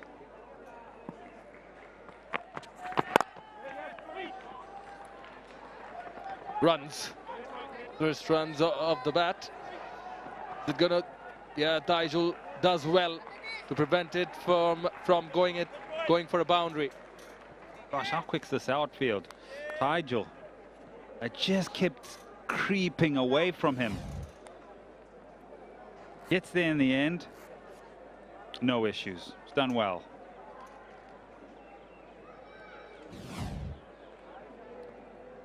Yeah, to the ones wondering why he didn't come on to bat before Nahid Rana. Was the finger okay? You see a bit of bandage there.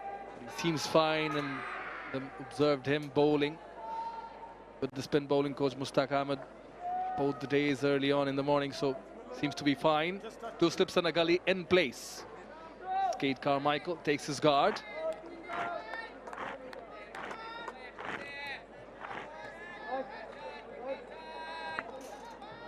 Different challenge, this one.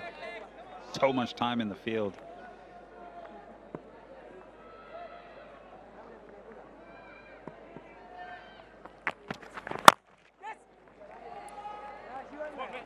Defense and is also off the mark, but that's the beauty of it, isn't it? That's what Test cricket brings to the fore. It does have, apart from being Test cricket, ODI, T20, you know, in bits and pieces. We saw it all throughout the day. Yeah, I tell you, spend that amount of time in the field. As a batter, always in the back of your mind, you're thinking, how can I freshen up? What is my game plan? What is my approach to the bowlers? Having batted in the first innings, having spent so much time in the field, how do I mentally switch on? How do I get myself into the innings? There's an element of trying to be as placid as possible, not try and be too overly emotional or overly nervous, and allow yourself to face each and every delivery to work yourself into the innings. But you're right, there are various challenges that these batters will need to overcome. I don't know if they'll be able to get into an ice bath during that changeover, or a cold shower just to freshen up. You look at what they trail by, 297 runs now. That should be almost at the back of their mind. They're just looking to just bat time. I feel it's so appropriate that you bring this up, Ed. In regards to the approach, especially when Paul Stirling is on strike, who hit 9 boundaries. Remember, that's his trade. He likes to play positive, but paying respect to the conditions, happy to defend. It's only the first over, though.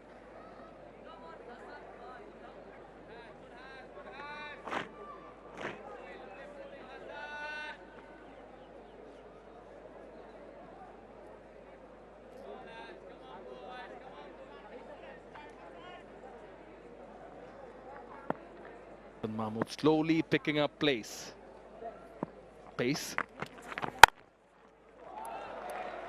Nicely hit, on the rise, good timing and placement. That gets the first boundary in this Island innings. 8 for no loss.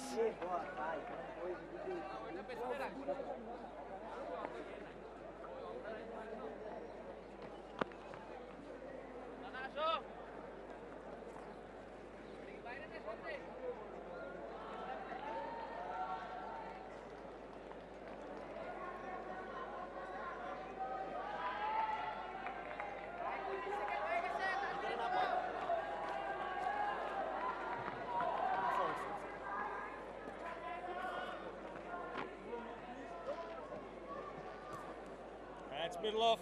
Thank you. They made the most of the last delivery, which was back of a length. That is some shot. That. You've got it, mate. That's it. That's all I can say, really. The pictures do the rest.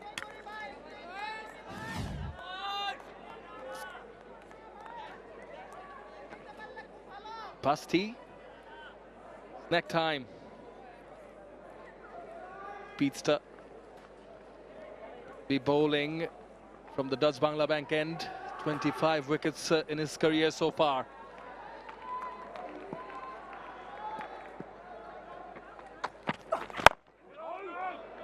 Nicely played. Different challenge from Mahmood. Runner has that little bit of extra pace, doesn't he? Not just a little bit. He has a lot of extra pace. At last delivery, 150.9 kilometers. And so the extra bit of pace with late movement is something else to contend with here for these openers.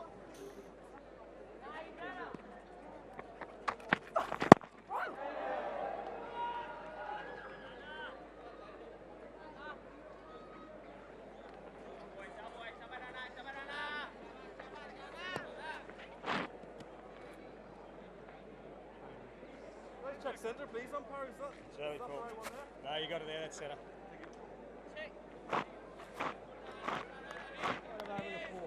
150.9, the first one, and then followed it up with 140. Yeah, well, that's the change up, as we say.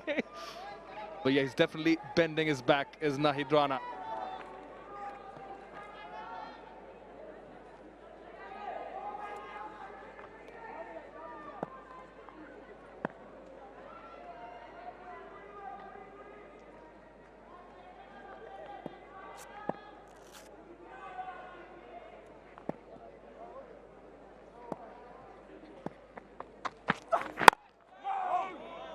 Now, it was Nahid Rana who challenged Paul Stirling quite a bit in the first innings. Put down twice, but he did end up taking his wicket in the end. Yeah, and where he did challenge him is where Paul Stirling has strength. Through the offside, backward of square. But because of the extra pace, Paul Stirling was almost just playing it a little bit too quickly in front of him, because the ball was arriving a lot quicker than Hassan Mahmood. And so in that respect, Gali came into play quite a bit.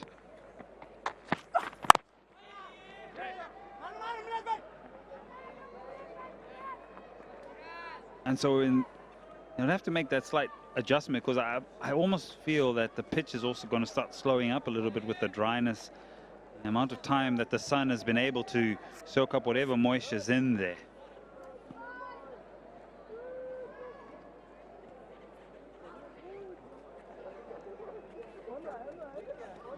Been a family affair. That's been the trade, especially here in the Sylhet International Cricket Stadium. Yeah, limited in numbers of, yes, this being a weekday, but as we approach the end of day, you see quite a few families showing up.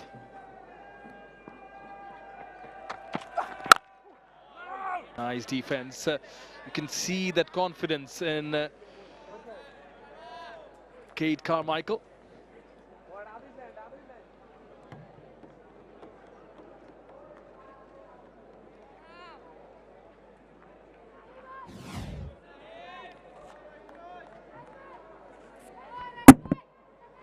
Nicely behind that.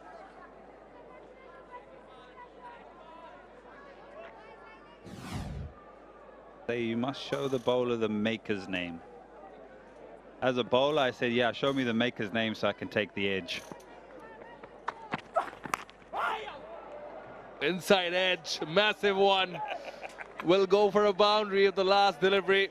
14 for no loss, Ireland.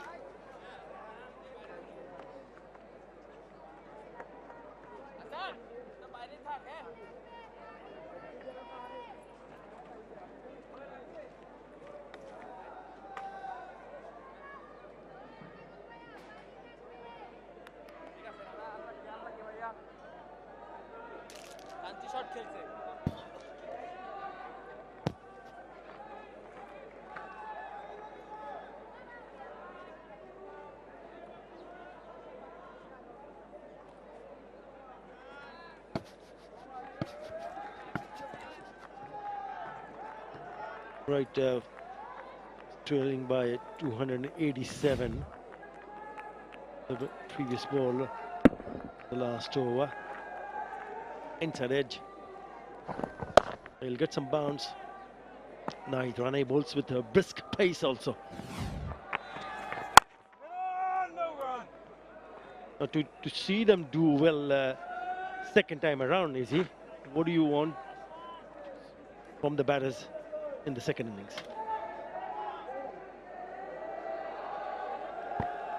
Yeah, great question. I think for 𝗂𝗃𝐴, shots like that last one that you just spoke about have to be put back in the locker. It was a nothing shot. He hadn't decided, am I going to play at balls in that area? There has to be more clarity. That was quite clear from Bangladesh.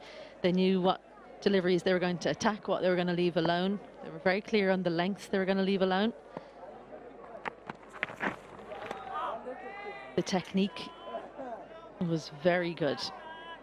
𝗂𝗃𝐴 still has a little bit of work to do. Having spoken to him before this tour, he said he tends to fall over to the offside, so he's trying to get his head towards ball as it's coming to him.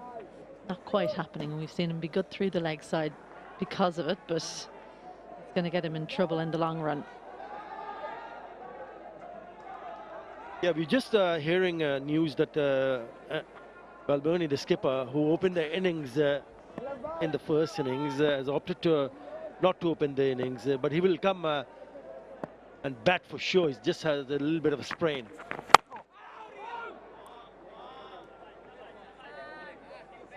And you can understand why Ireland decided to send Carmichael, because these are the two players who put on a partnership of 96 after the loss of Balbirnie's wicket in the very first over. And they've got to make it count, because that's why they have been sent, especially Carmichael, to open the innings. Yes, first and foremost, get set, get yourself in, and then bat according to the situation.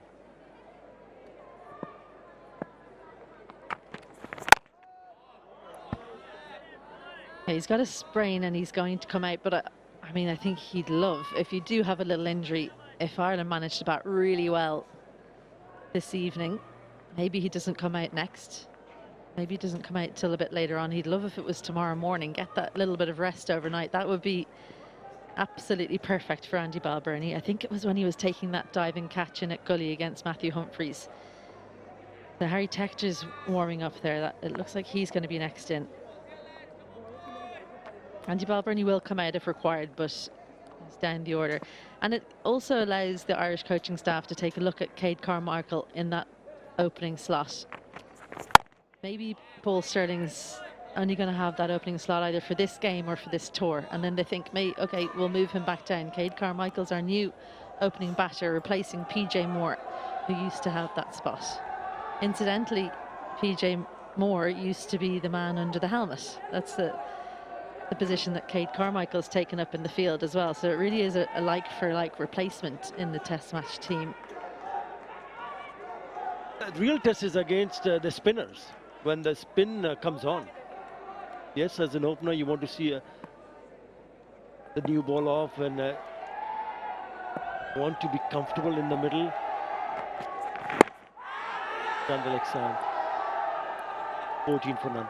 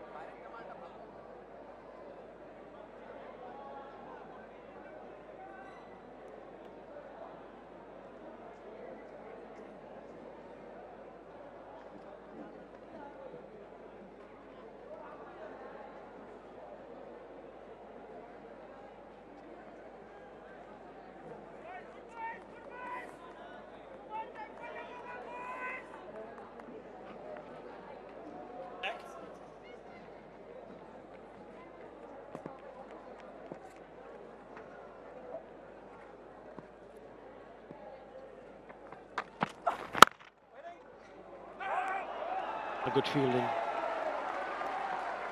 Mahmudul Joy had to dive to his left to stop that one. Nicely played.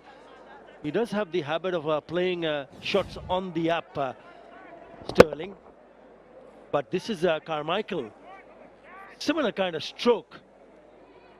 When we see Paul Stirling playing. Also does suggest that they're backing themselves up, even if it's not Fuller. Trusting the bounce.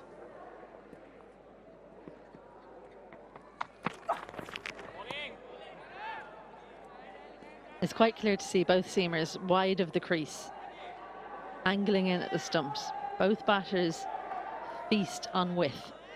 So from that angle, if you can just get it to keep coming back in, every now and then, we saw it from 𝗂𝗃𝗃𝗃𝗃 the last over that Rana bowled. He played at one that was just slightly too close to him, got the inside edge that could have easily cannoned onto the stumps.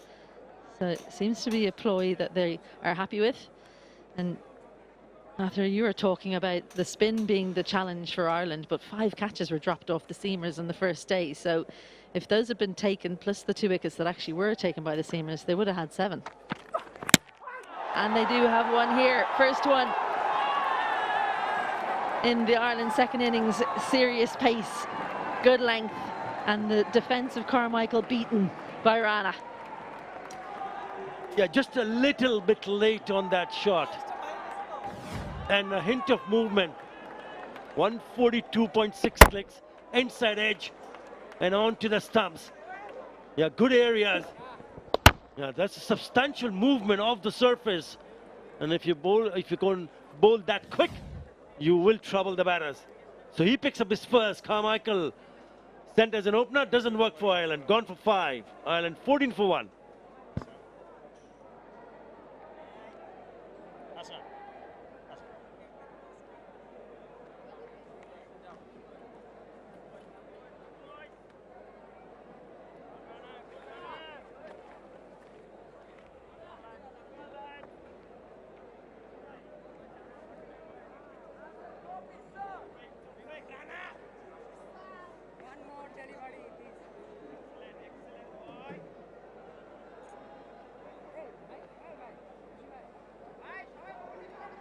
It's a good start for Bangladesh. Nahid Rana, the speedster, has picked up his wicket, and in comes Harry Tector.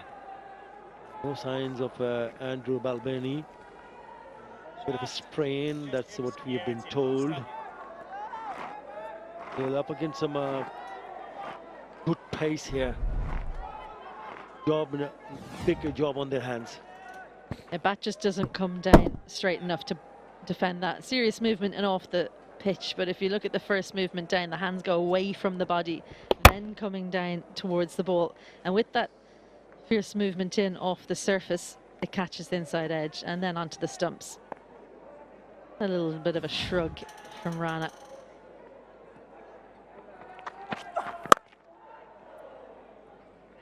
Good looking shot. Get off the mark. Yeah, they'll be tested. We already spoke about challenge when the spin is on, but just keep an eye out for someone like Nahid Rana. Can be very quick. If he hits a good target on a consistent basis, he will put so much doubt in the batter's mind. Yeah, I thought the movement of the surface stood out in that wicket-taking delivery. Yes, he was late on the shot, but credit to Rana to bring that ball back in quite sharply.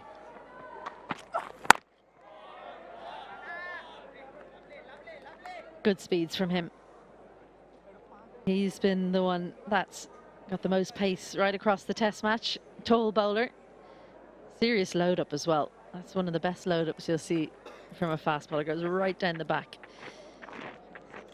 150, almost 151. Hovering in and around the early 140s. Jed, you mentioned it after that movement off the pitch. If you can get the ball to move sideways as a seamer off the pitch, you'll trouble most batters.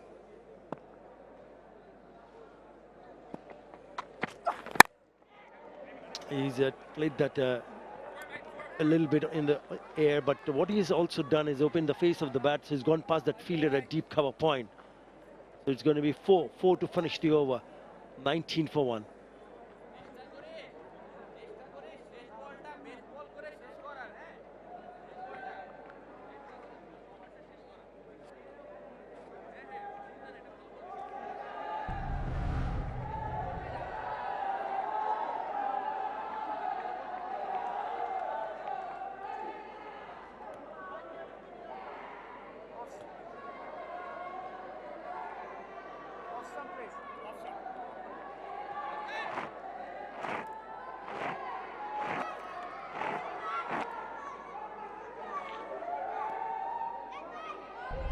a little bit fuller, the last ball of the previous over.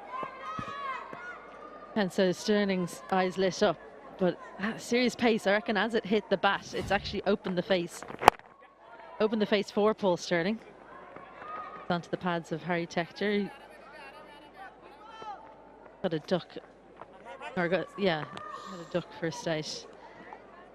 So he'll be, in fact it was one. He got 1 from 6, 𝗿𝗵𝗶𝗰𝗲𝗄𝗃. He was one of Ireland's back-to-back wickets after lunch on day 1. So he'll be keen to put that right. Got back-to-back 50s in the last Test Ireland played in Bangladesh in 2023.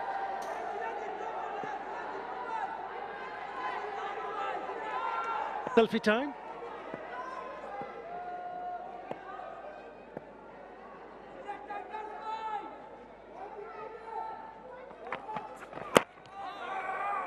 It's that extra bounce that both the bowlers are getting, troubling the batters.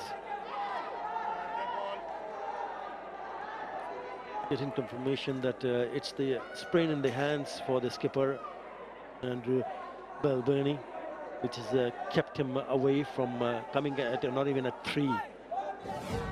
Again, lateral movement. A good bounce as well off the inside half the bat, so he's only got himself to blame.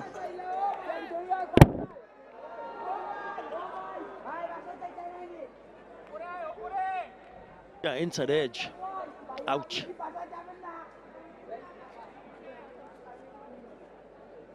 Yeah, they'll need a very big effort in the second innings. Bangladesh bowlers have been on target. Only the 5th over. Teamers in operation. Fast and furious Nahid Rana from one end. And Hassan Mahmood tends to not bowl with that sort of pace that Nahid Rana bowls, but he does show signs of got a lot of accuracy. Both batters, it's interesting, they don't have much of a jump into their bowling position. They kind of walk into it or jog into it. So they don't, I think especially for Hassan, it rushes you because he doesn't have that kind of approach where you get that big jump, say like Morné Morkel, Dale Steyn.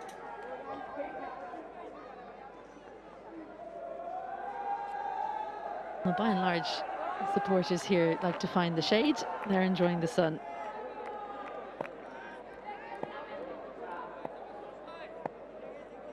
I need a hat like that. We're back underway.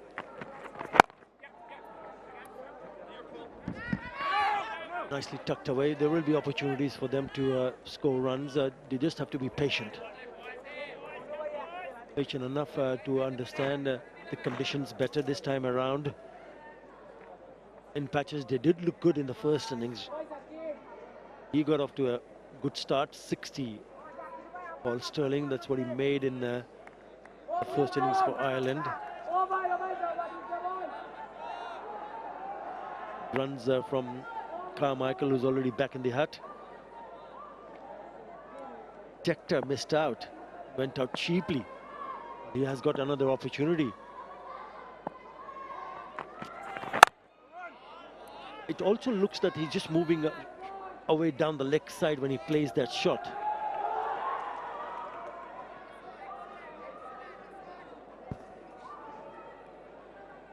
He generally stays leg side, Paul Stirling.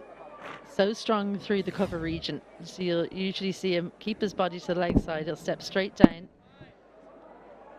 Doesn't tend to get behind the line of the ball. Absolutely spot on. So it's something that teams have targeted.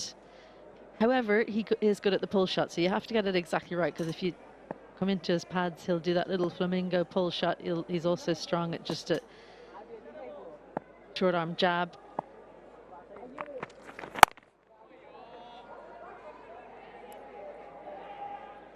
Different batters have got different techniques.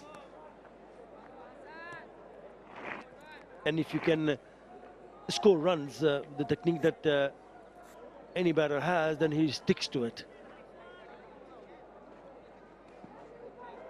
Yeah, I always say if you've got a flaw, it's because you're looking for something. So if your hands go away from your body, you want the ball wide, that's where you're going to cash in. But it's going to bring problems if the ball tends to come in at you, like we saw for 𝗂𝗃𝗃𝗃𝗃. Harry Tector, very different. He tends to keep his hands much closer to his body. You'll see his back elbow right around towards square leg. That can mean you get out LBW like we saw in the first innings.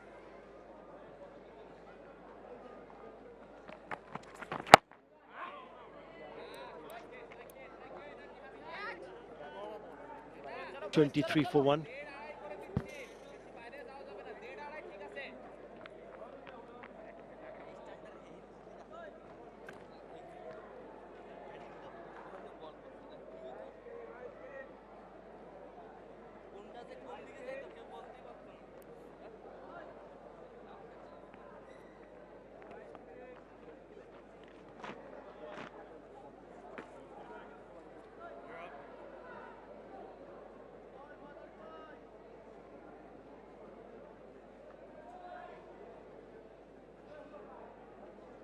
Eight wickets on day 1, 3 only on day 2, and already 8 so far.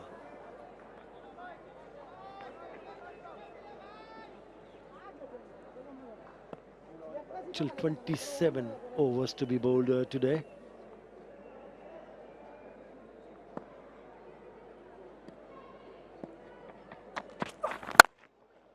Lovely.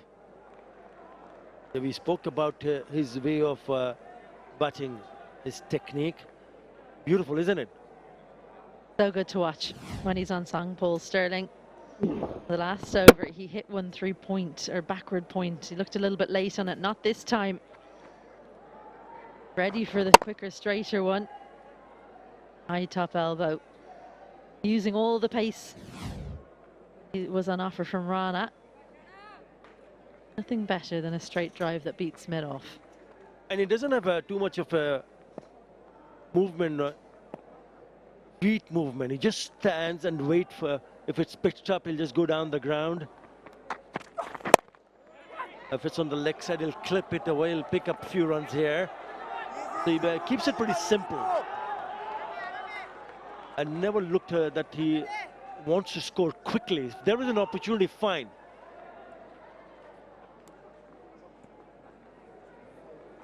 Yeah, this was impressive actually, because there are two fielders there that he managed to bisect, and you could see he didn't go through fully with the shot there, Paul Stirling, because he didn't want to hit it to mid-wicket and get caught. So he's just held the shape. Here we go. Have a look. He just holds right at the last second. Makes sure that it gets straight of that mid-wicket fielder. So one of the things about Paul Stirling is always aware of exactly where the fielders are.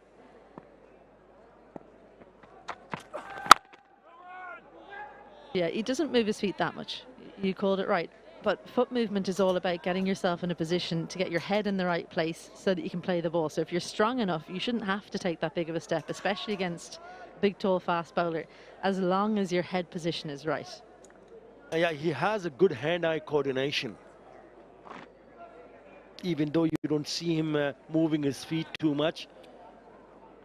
But he does tend to pick up the line and the length. He's got a good mix of hand and eye coordination. Played that lovely looking drive on the offside in this over already. And then very strong. Oh! Was not in control. Initially I thought he milled it, but it just gone over that fielder at short mid-wicket. Yeah, right shot just got onto him. Just got onto him a little bit too quickly. Yeah, look at the contact where it is, too close to the body. His heart was in his mouth. You could see he just stood still there. Mirage not able to get onto that one. Look how late it was that Paul Stirling started to run. He waited until the ball had hit the ground. He thought he was headed back, but Ireland survive. Yeah, he surprised him with some pace here. 142 clicks. He just got onto him a little bit quicker than what he was anticipating.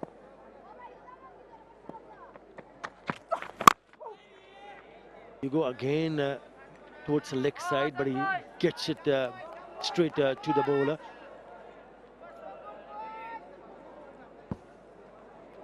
think for a split second he was thinking about another pull shot and then managed to think the better of it.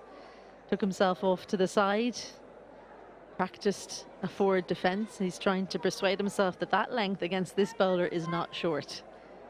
Not short enough for him to pull anyway.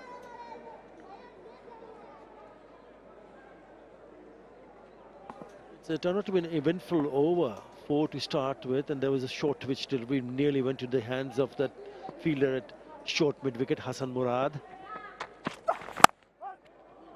Again, this time it's cut off in the deep. 9 in that over, 32 for 1.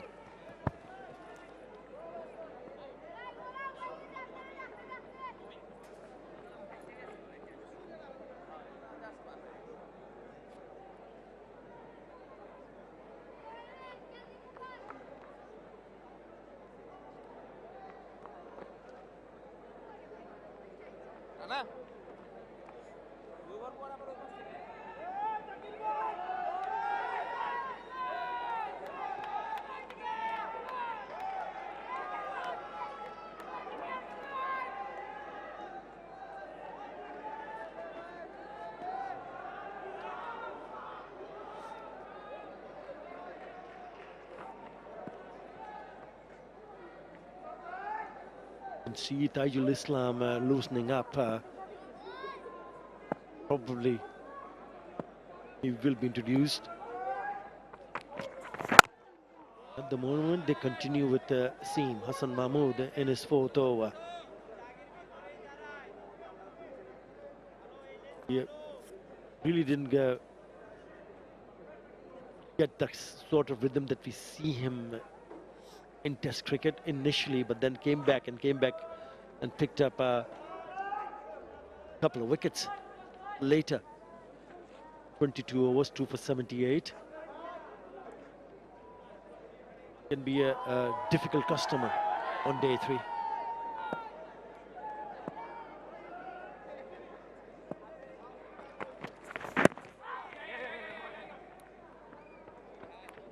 Two very different bowlers, which is a plus for Bangladesh. You've got one real pacer, very tall, and then somebody who's happy to keep a consistent length and just try and keep nagging away the batters to make a mistake. Generally brings it into the right-handers off the seam with that wobble seam. Sterling and 𝗂𝗃𝗃 both have a bit of a weakness with the ball coming back into them. Carmichael's already paid the price, albeit it was against Rana. And neither of them have been able to get the ball away when it has strayed onto the pads.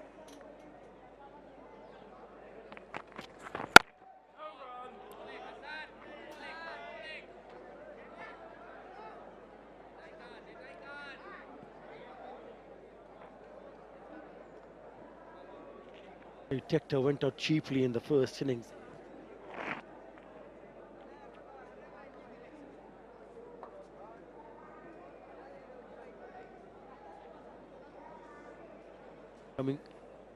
It was LBW to Mathis and Mirage early in that first inning. Only faced 6 deliveries.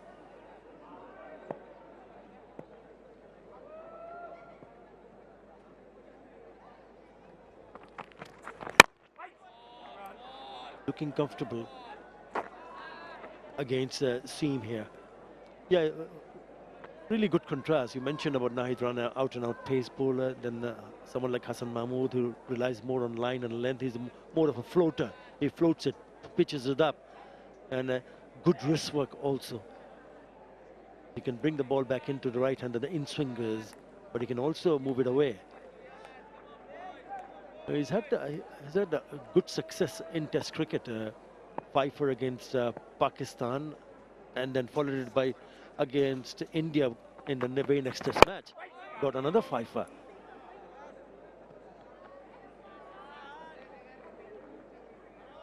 Yes, well, I think he was the main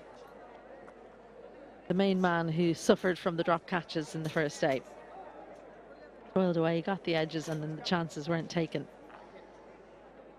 In contrast to Ireland, who maybe to try a lot harder to get those chances, but their catches were taken.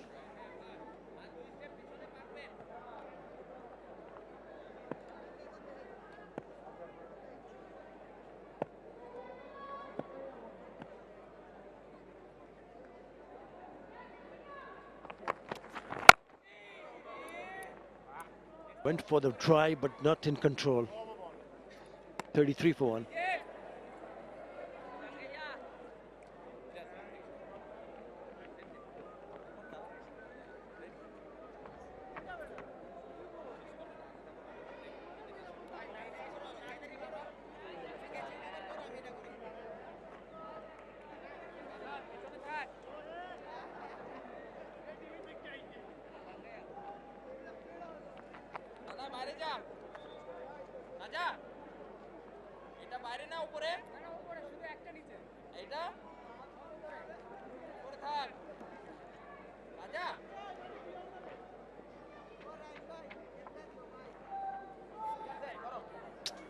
The first test match in Sylhet. Yeah, as expected from the Dutch Bangla Bank end. Taijul Islam. Best of 8 for 39. 239 wickets in 56 test matches. Now the real test begins for the batters. Because you've seen today, there is a little bit more for the spinners.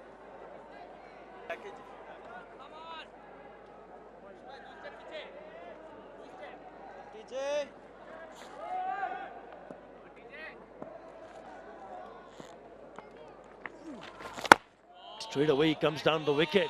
Interesting.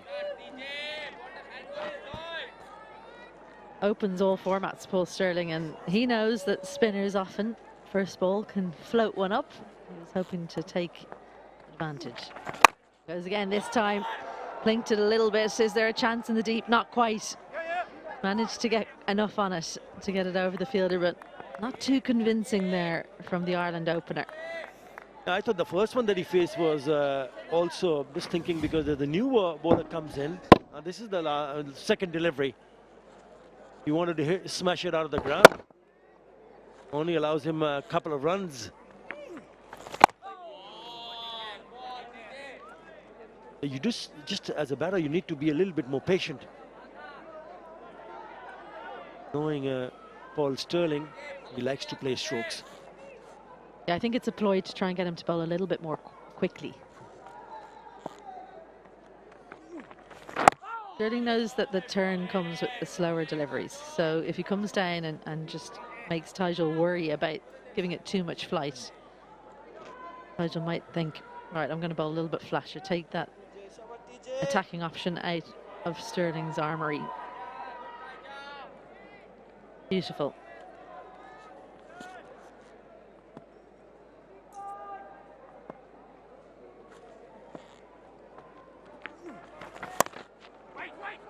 That's nicely played. That is a very good shot. In control.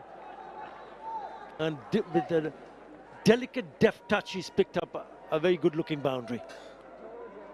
90.3 kilometers per hour, so much quicker. Just as Stirling would want. Slightly outside off. Just needs that little bit of width to be invited to play that shot. He's so good in that area against spinners. Waits so long. And it's a long chase, but 4 all the way.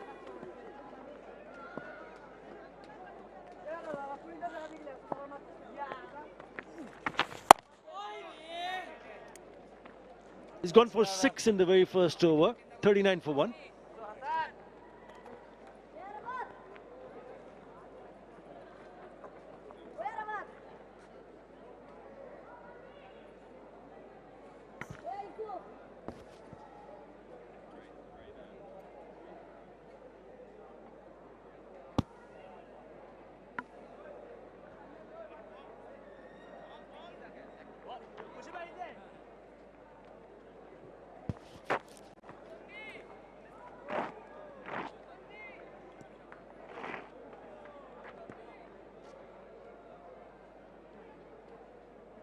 Ireland have lost a wicket, but there's some concerted effort by this pair to put the pressure on the Bangladeshi bowlers, chance their arm. They've got away with some.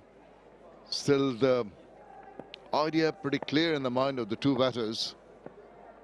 Hassan Mahmood into his 5th over. He's bowled well, a couple of maidens. Keeps on pegging away at that line and length. hoping that the batters try and take him on, as we saw Paul Stirling in the previous over, dancing down the wicket, Tajul Islam. All to play for the Irish. Tough job coming up, Eddie. Hello, Shamim. Haven't seen you since breakfast. Because you've been napping away. That's why you haven't seen me. Been putting my steps in. They've heard me. I've checked in a few times. God.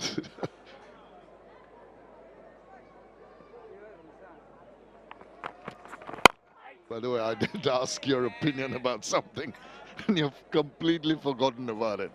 What was that, Shamim? Just the ploy of how to sort out the remaining overs of the day. The thought process, Eddie, of the Irish. Look, I think the way they've gone about these 39 runs has been positive. But the ball's been there to hit. They've hit it. Oh, how good is that? The Tea Gardens. That's the road that leads up to the stadium. I know this because our driver does go through the gate at the rate of knots. But have a look at this. Stunning. Very nice. Yeah, I think if it's there to score, because you want to try and reduce this lead as much as possible. So it's a very positive mindset. Once you get to that stage where you're starting to have a slightly negative mindset of survival and looking to try and get to the end of the day, the feet don't quite move, the hands are not in a good position, you go fishing for one, and so you don't want to fall into that realm. So the approach for me, always have a clear, positive mindset. Survival will come at its own stage. How long do we still have today? Nearly an hour or so. 23.3 overs remaining on the day. Still a long way to go to keep your focus in. Paul Stirling, his approach is rather different from his partner. Ready to take on anything loose, but he's got a very compact style of batting. Doesn't really move around too much in the crease, doesn't really reach out. Been an opener most of his life, so always looking to play the ball quite late. Played a lot of county cricket. Played a lot in seaming and moving conditions, so he's come up with that technique of playing the ball a little bit later. That's why he's so good off the back foot. So for me, I quite enjoy the Paul Stirling technique. I just do worry where his bat comes from when the ball's coming back into him.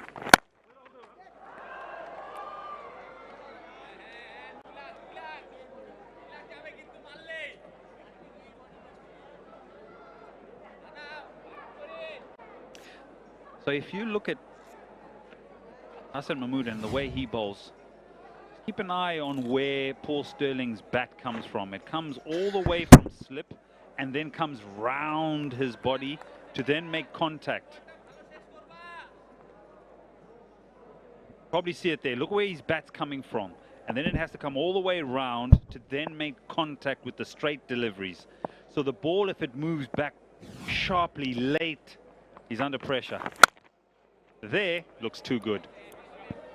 Look much more comfortable, just a tad outside the line of the off stump. 41 for 1.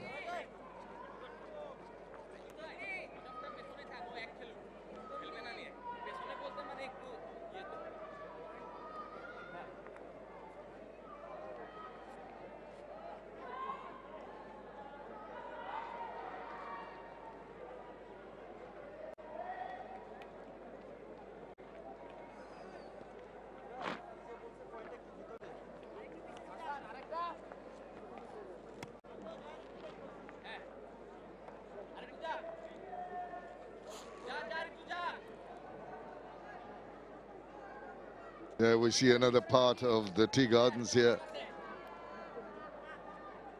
Tea for 2 and 2 for tea.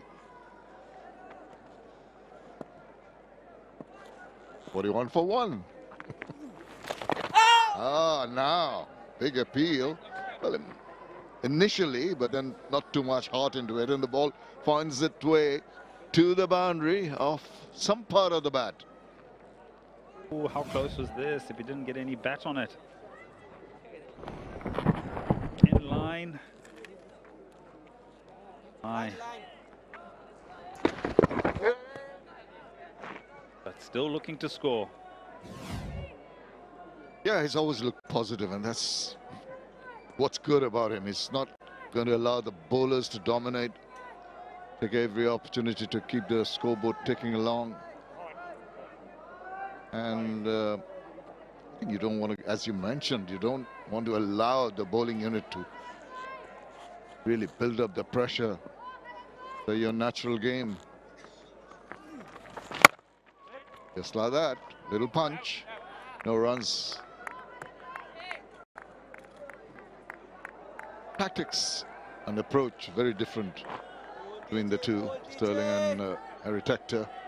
Tector content to bide his time. Sterling has other ideas.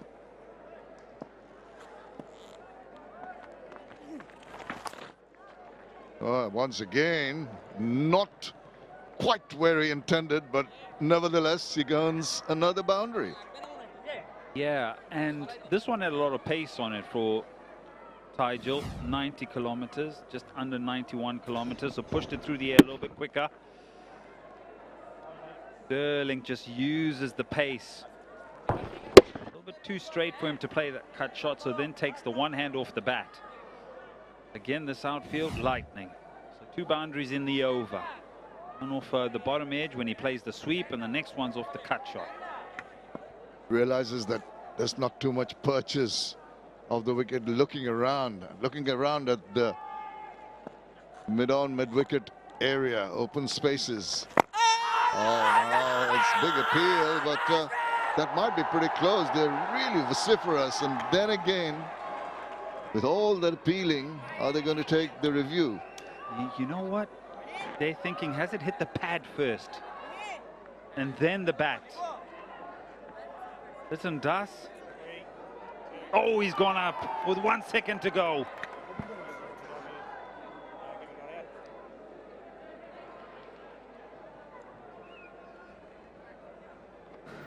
TV umpire to director, we have a player review for LBW.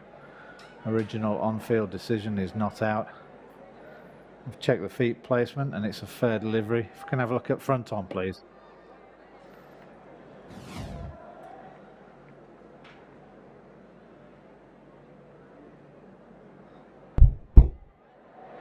Okay, just rock that back. Okay, it's clearly missed the foot and come straight off the bat, so we can go back to Sam on field to stay with his original decision. Sam, stay with your original decision of not out. Well, he reckons You're upstairs that it was directly onto the bat, and they are asking whether it had clipped just the pad, part of the pad, prior to hitting the bat. Questions from Mushfiqur Rahim and Shanto.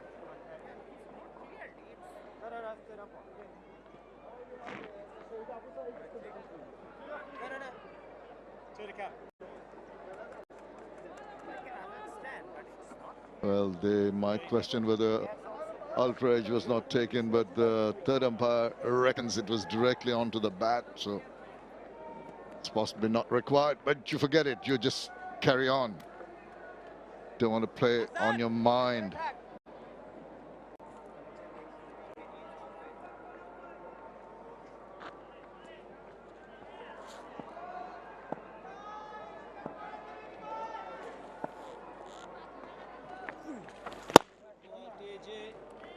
Yeah, I get where Richard Illingworth's coming from.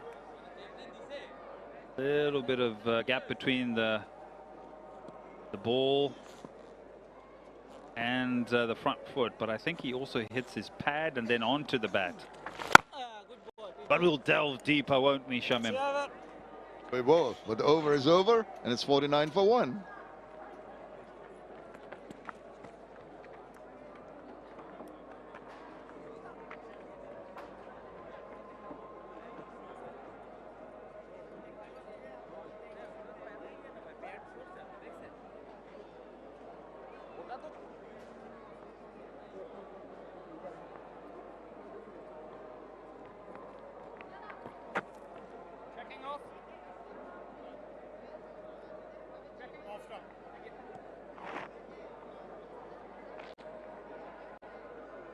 22 overs remaining in the day's play here in the third day.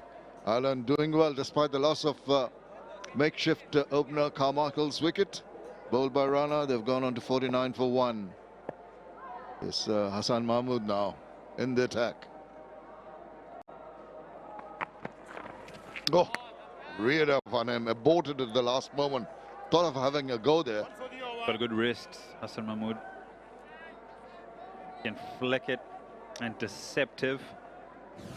And pace, can hurry you. Yeah, hits the deck nice and hard. This is what they reviewed. Look at this closely, very close to that flap of the pad. Did it just brush it before it went onto the bat? Could be the case. I don't blame Taijul and the skipper for making further inquiries. There's a lot going on there, isn't there, Shamim? There's... Tell you what.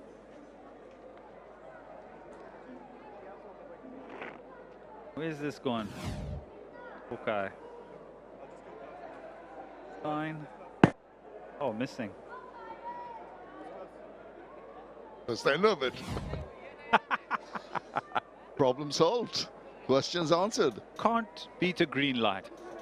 Absolutely not. A few do.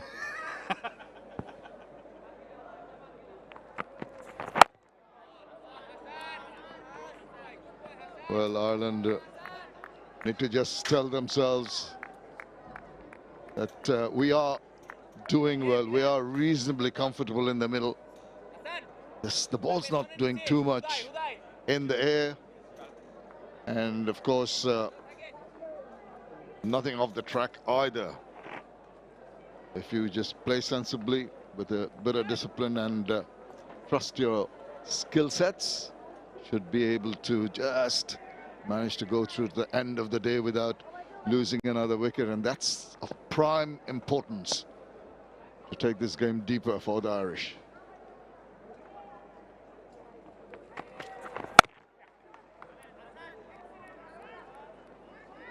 How many more does Hassan Mahmood have in him? Who will come from the rocket end? Will it be another spinner, or will it be Rana as the 50 comes up?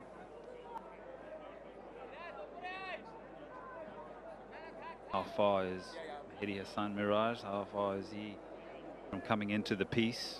Then the debutant, who I think bowled beautifully in the first innings. Preferred, that's Bangla Bankend. Bowling coach, Sean Tate. He used to bowl a few rockets.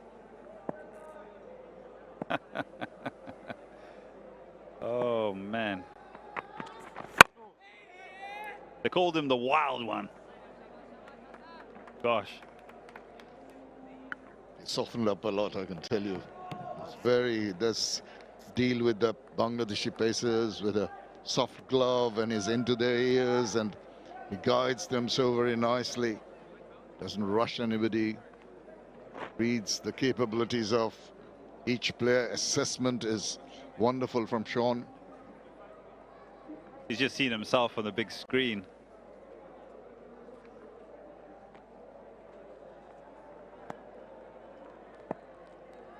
We're only saying good things about you, Sean.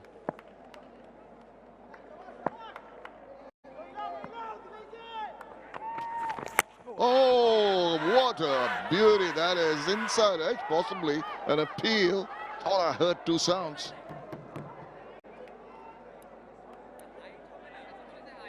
Will they go up?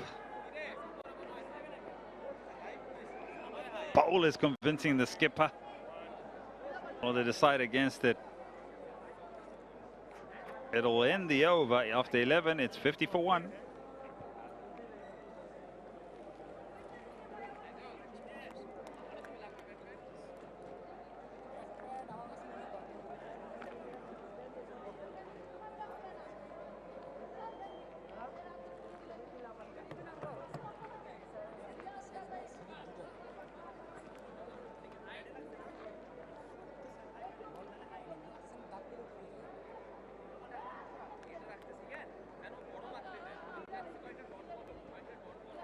Well, the overs have had at least one ball of genuine interest in terms of leg befores.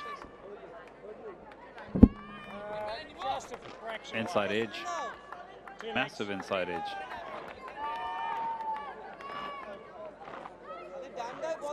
There's that gap between front pad and the bat. Something that I picked up in terms of where his bat comes from. Not always going to be aligned and perfect when he tries to make contact.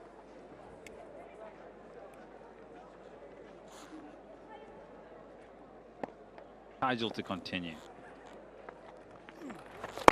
𝗫𝗏𝗪 realizes that the ball is only in the 12th over. It's not going to give him more purchase of the track, so it's basically just flicking the balls through, not really making an effort to give the ball a good rip. Only the variation of the angles and the difference in the speeds.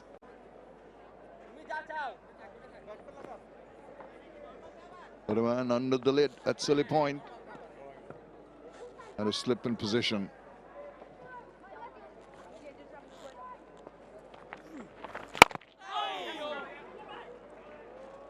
Past that closing fielder for a single.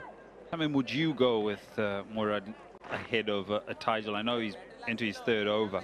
Would you have gone with the debutant before 𝗫𝗏𝗪? No, I'd go with 𝗫𝗏𝗪 just because of the experience and just because the two batters seem very comfortable. You need someone of the quality and the experience of 𝗫𝗏𝗪 to really trouble them. The youngster, if he was into ball and doesn't fall into a tight line and length straight away, might be rather perturbed by some attacking strokes. I mean, this is all theory, but it's just the experience I think comes before exuberance of youth and doing well in the first innings. I understand where you're coming from, but I'd go for 𝗫𝗏𝗪. What about you? Well, after that ball, I'll go 𝗫𝗏𝗪. Easy decision. Well done. Goodness. What a genius you are.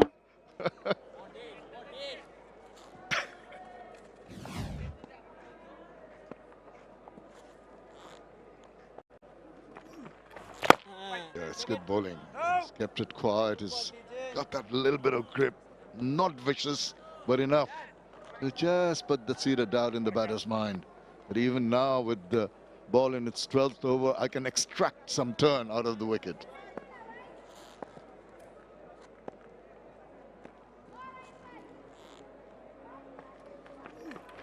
Good ball. 52 for 1.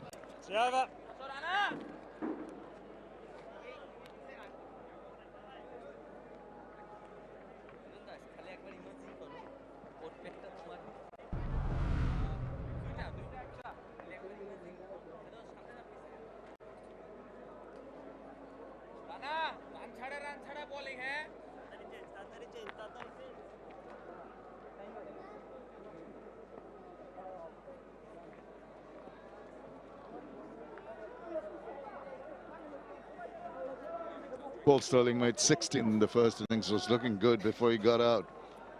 He doesn't want to do is throw away his wickets. We've seen him being a little bit aggressive, has taken a few chances, has survived some close calls. I think all the experience over the years will augur well for him if he just plays it in a more conventional manner in his approach.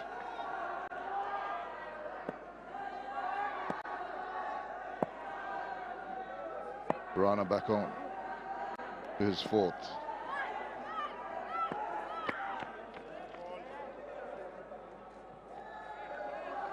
Generates a lot of pace, raw pace is what he's capable of, the tall lad.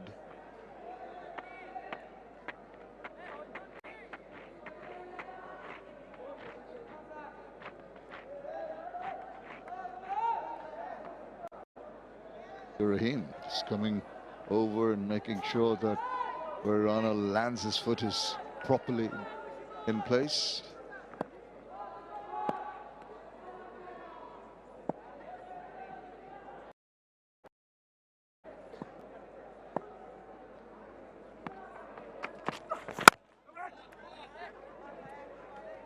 So pace from one end, spin from the other.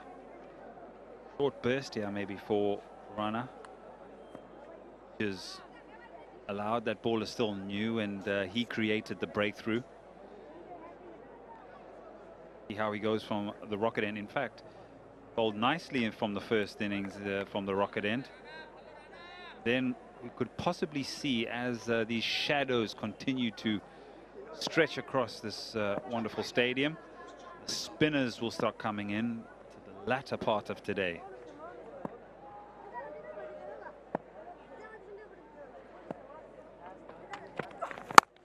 Oh, short.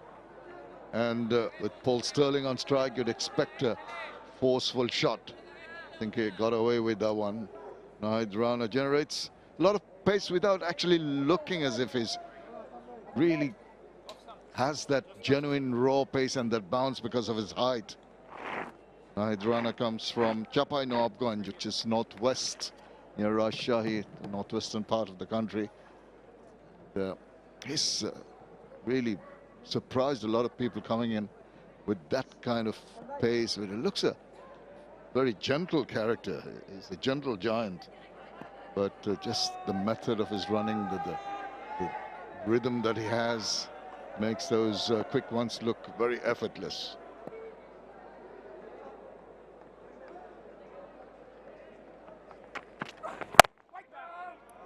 More like the ball hitting the bat rather than the batter making an effort. Are there any other fast bowlers just like him that can push it up to the 145, 150 mark? None that have been noticed. There might be someone who will be scouted, but at the moment in the around the A team or the under-19s, there are a few coming up, but genuine raw pace, 140 plus, not too many. Around the 140 mark, yeah, a few.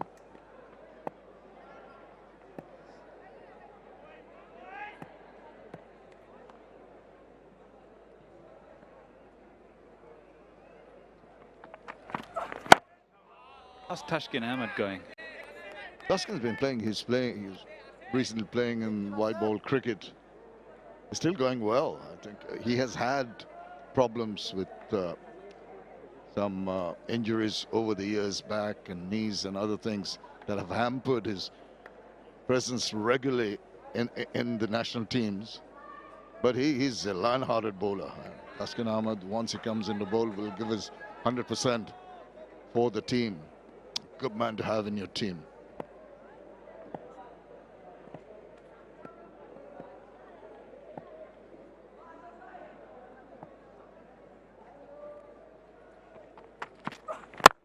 Yorker length, maybe an effort to try and break through underneath that bat, not succeeding.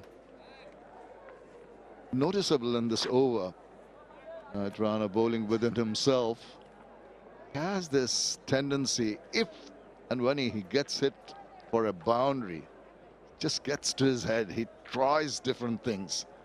That's an area that he's got to work on, not get flustered by an attacking stroke by the batter.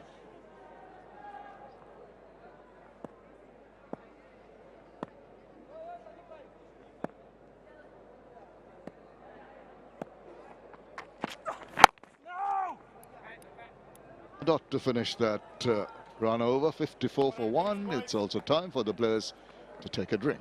Over, dings.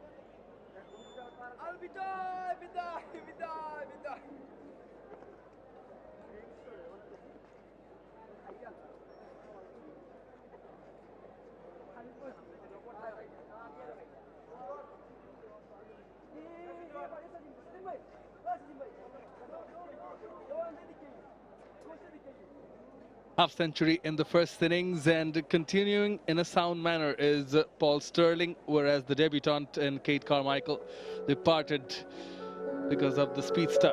Bowled him out, Nahid Rana for 5, and Andrew Balbirnie, the captain, not come in to bat yet. Nahid Rana, the only one with the wicket so far, slightly on the expensive side.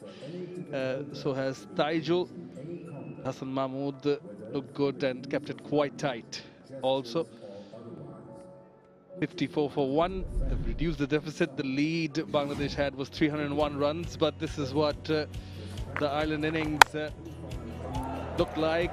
Some good shots from Paul Stirling, few inside edges against the speedster, and then just knocking the stumps over. Nahid Rana of Kate Carmichael, but a few good shots from Paul Stirling. 6 boundaries in total. That was close, but out of reach for Mehdi Hasan Miraj. Taken his time and chosen his deliveries quite well. That one was hit quite fine. And again, playing it quite late against the spinner, Paul Stirling. They're using his experience overall. Ireland winning the toss, having a bat first. Pulled out for 286. Stirling and Carmichael starring. And in response, Bangladesh putting up a mountain of runs, 587 for 8, courtesy of the 2 centurions, Mahmudul Joy and Nazmul Hussain Shanto. And as of now, Ireland trail by 247 runs, sitting alongside Athar Ali Khan. By Bangladesh would surely, before the end of play today, would like to have, or like to get, I should say, a few more wickets if possible. It's all about creating chances, isn't it? But you got to give it to Ireland, because even though they lost an early wicket in the second innings also, since then they've added now 40 of 57. Bulk of the runs coming from the bat of Paul Stirling. Long discussion, Shanto and Taijul Islam. Well, they'll be hoping for sure, but you got to get it right. I mean, it's not going to be easy. Still, the pitch playing pretty decent for batting.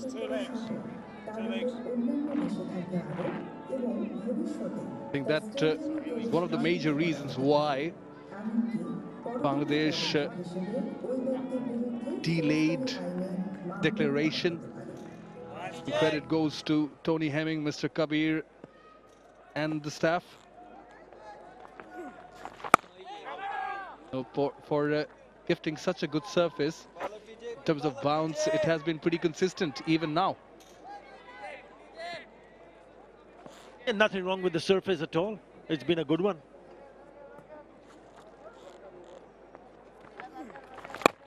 At times it has been the approach from the batters which has let them down.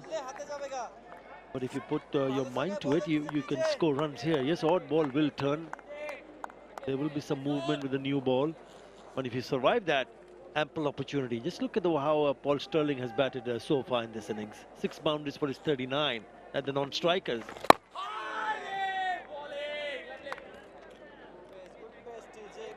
And just to add on with you, when Bangladesh were batting, very beginning, Barry McCarthy with the new ball.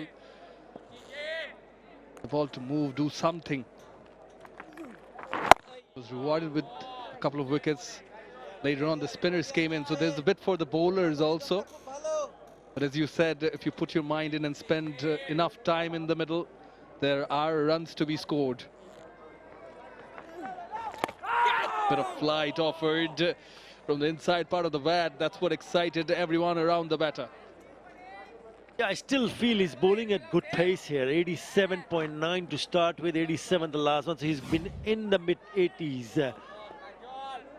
And if you can see, yes, got an inside edge, but not a lot of turn.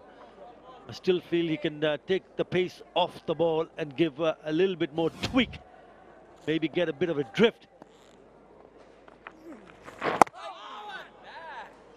Straightens again.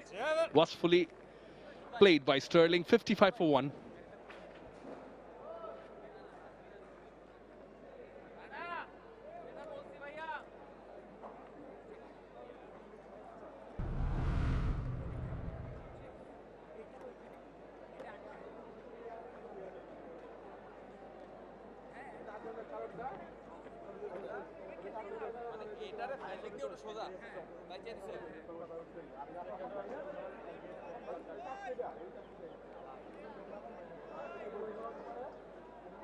Five out of the top 6, scoring 60 or more. Batting has clicked for Bangladesh. Mahmudul Joy, it's his birthday today. Got out early on, had the opportunity to join the double 100 club, but it is a good comeback for him and the team. As well as Shanto carrying on with the good form, but let's not forget Shanto, Mahmudul and Litton played vital knocks. Rana rocketing in from the rocket end. Yeah, very impressive scorecard for Bangladesh. The top 4 going on to score 50 or more. He batted beautifully, 171, Mahmudul Joy. And also interesting to note that Nazmul Shanto, who picked up 100, has equaled the number of centuries by a captain. He joins Mushfiqur Rahim, who has also scored 4 hundreds as a skipper for Bangladesh. 1,000 runs at home in Test cricket.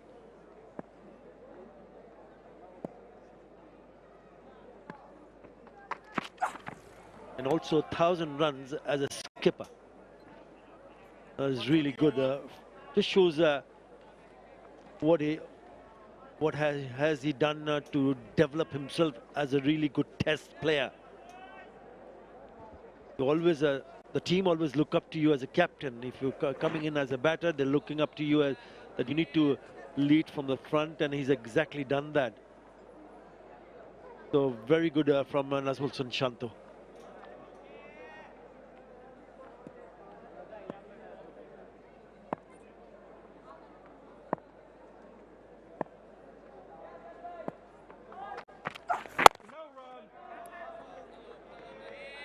He's averaging in the 70s this year in 2025.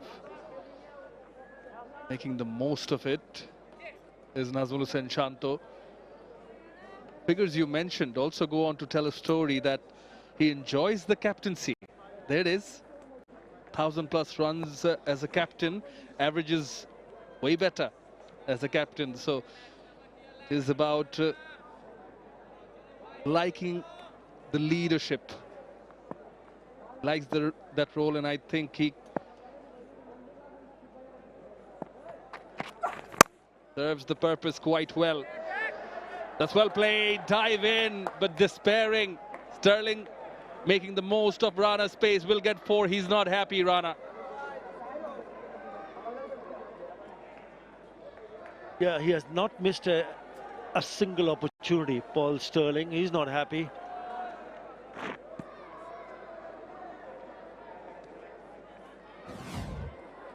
And he likes the width off the back foot. There was a fielder at third, Hassan Mahmood, but that went quickly and beats him. And look at the reaction from Nahid Rana.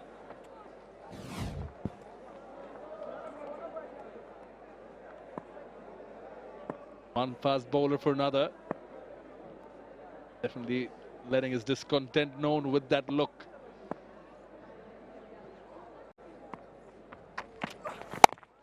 Back of a length again. 2 fielders, deep backward square leg and deep mid wicket. Does he bowl a bouncer or not? Yeah, just to finish off on Shanto, under Shanto's leadership, Bangladesh went on to win against New Zealand. That was here in Sylhet. But the biggest one came away from home, which was against Pakistan when they went on to win 2-0 in Rawalpindi in August-September 2024. He was also the captain when they beat Zimbabwe by innings and 106 runs in Chattogram. So he's got 4 test wins in 14 matches as a skipper. Oh, close. Flirting with danger. 64.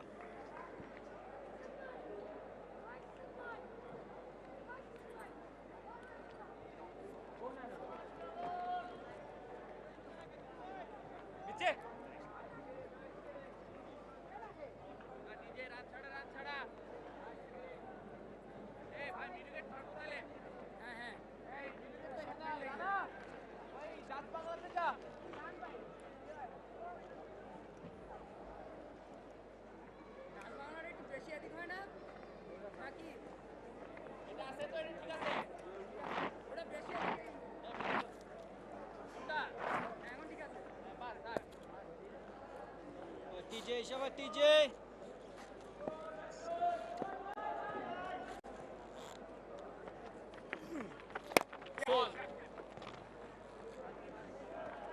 Partnership looking good for Ireland.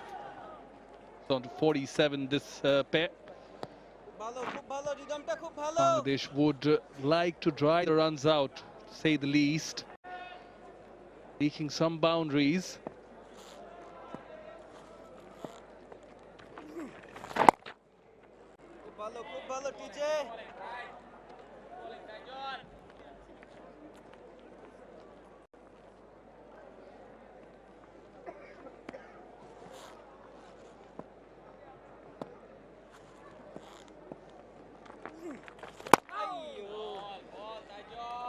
Still darting those in is Taijul Islam. All the 3 deliveries in this over in the late 80s. Maintaining accuracy.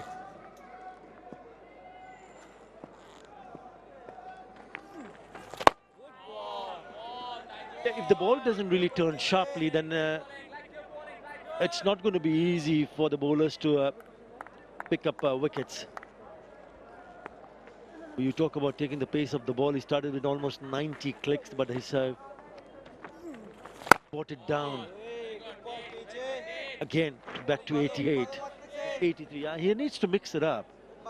And I think it's just been a little bit flat. Because you know that someone like Paul Stirling will take an arm if you flight the ball. 1 for 1.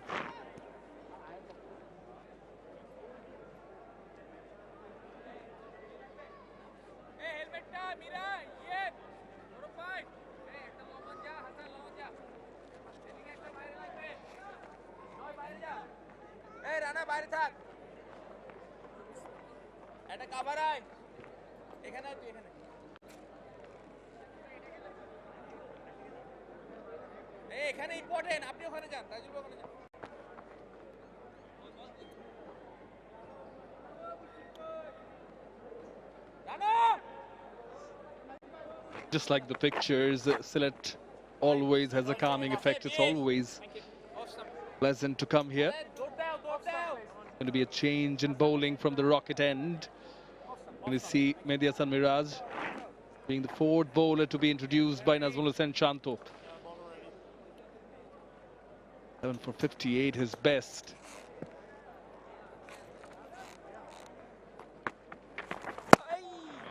Didn't turn.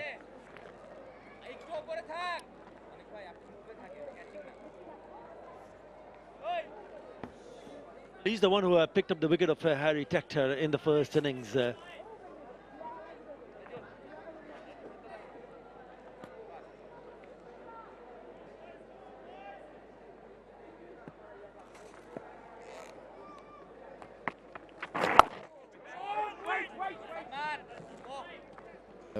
He too is keeping it stump to stump. 3 for 50 of his 23 overs, 6 maidens. The first innings, Mehdi Hasan Miraj. Sure, you mentioned Shanto and company would have the back of their heads. It's in reverse. It is the back foot. Loud shout. Hassan Raza nods sideways. Now, was there a bit of bat involved? Or is the impact outside? There is a conference in the middle. Well, decision made. They're not going to go upstairs. what he said that the people or the fielder in front needs to speak a little bit more from Shanto.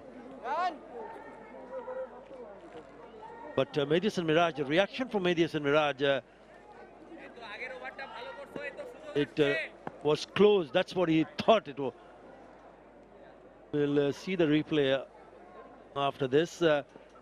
But reverse in the very first over from Miraj.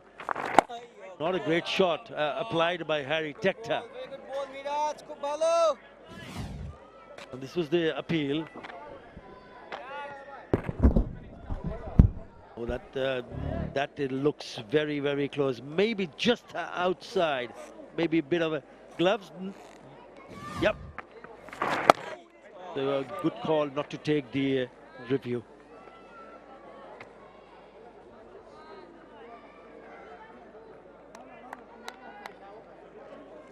Good decision in the end. Communication again is key. Brushing the gloves on the way.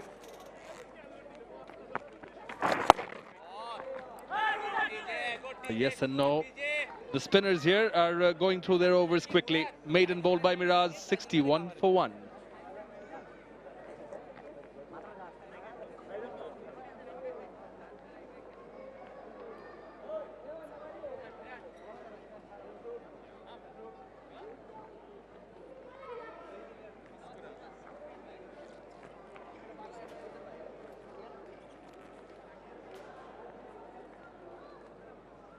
এখন ছেড়ে দে, এখন স্লিপটা ছেড়ে দিয়ে সামনে একটা স্লি নিয়ে নে।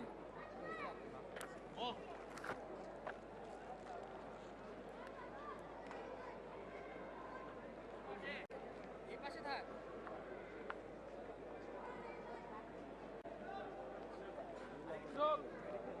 Lost 3 wickets early on in the first session. Despite that, accelerated in the second session, courtesy of Shanto and Litton. Overall, 8 wickets today.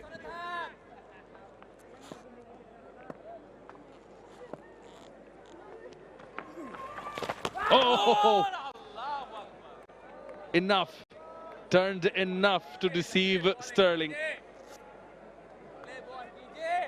That one turned sharply. What a delivery from Taijul Islam. Look at that turn and the bounce. Difficult for the keeper, Litton Kumar Das, to collect it cleanly. Oh, stumping chance. Well, he's grabbed that and threw it back on the stumps. Have to wait from the umpire. Yeah, have a check upstairs.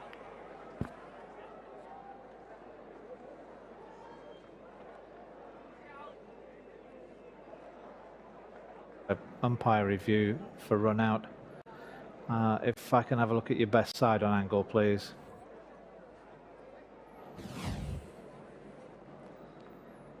Bat short of the ground.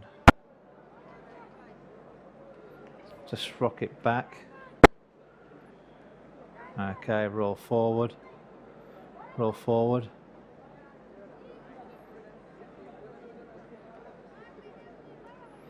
Okay. Can we have a look at the other side, please?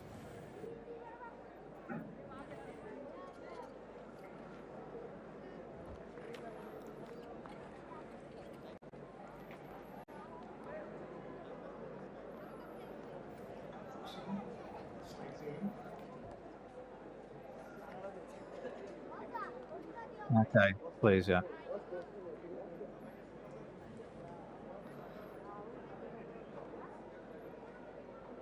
Okay, just rock back a little bit there. Go forward again. I just need to see when the light comes off. Stop it when freeze it on the light coming off.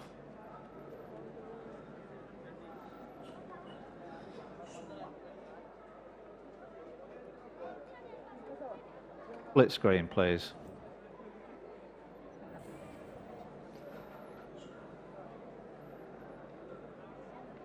Okay, just rock back.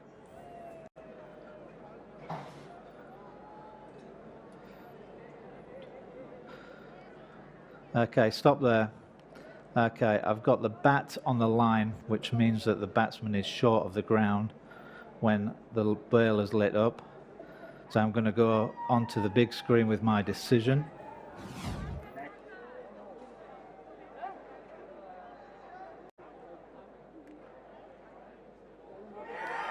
Rocket out. You've heard the umpire, Richard Illingworth, the TV umpire. Bat on the line. He was short, Paul Stirling, but great work from the Bangladesh captain, Nazmul Hossain Shanto. Was a stumping opportunity, but the bounce surprised Litton. But quick work from Shanto. Paul Stirling, 43, well made 43, but has to go 61 for 2.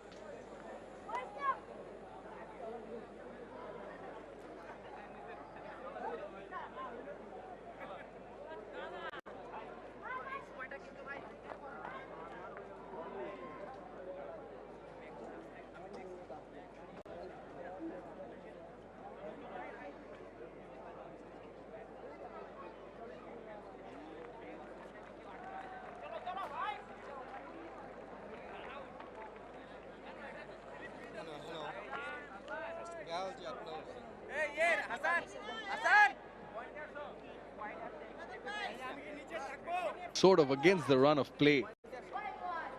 Seemed pretty comfortable, but then this happened. Yeah, there wasn't a stumping chance. He didn't pick it cleanly, but look at the reaction from the skipper. Had to jump to his right. It was going above his head. Grabbed it and threw it in one action onto the stumps. Yeah, Madison Raj said it earlier. That is a great piece of fielding from the skipper. He'll be disappointed because he was looking good. A hint of turn in the first two deliveries from Taijul gives you an indication. This pitch is now have started to give a little bit more to the spinner. Curtis Camphor is the new batter. Still no Andrew Balbirnie. Does have 100, Curtis Camphor.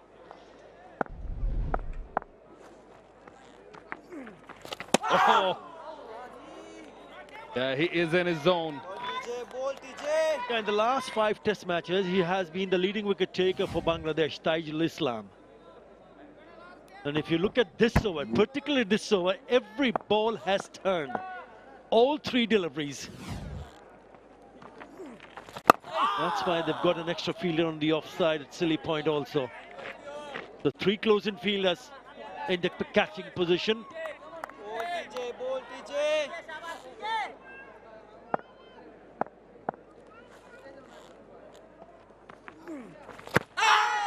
One came back in. Plenty of chatter around the batter.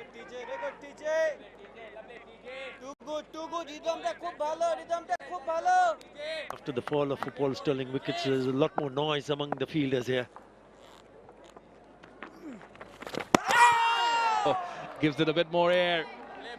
Again, goes past the outside edge. It's a wicket maiden from Taijul. 61 for 2, Ireland.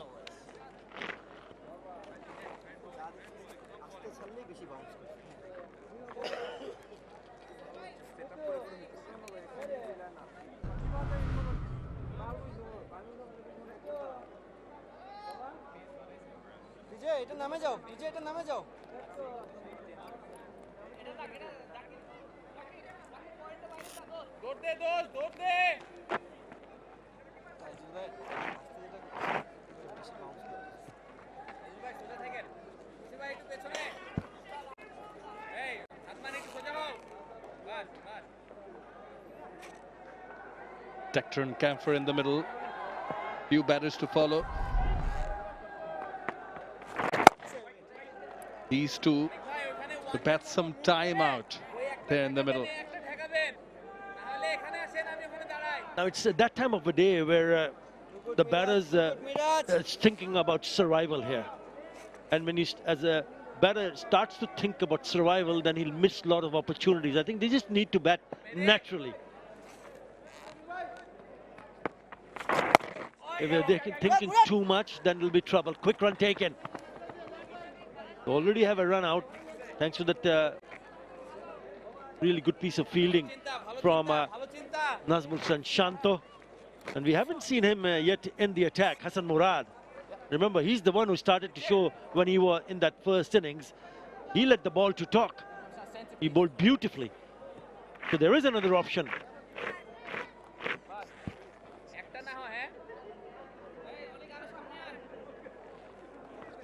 Surely is.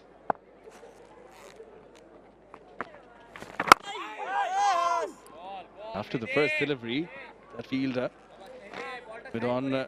Hassan Mahmood, was asked to come back in. Closing in. So they're asking the batter to go over the top if they are going to go straight. Hold again, he's mixing it up.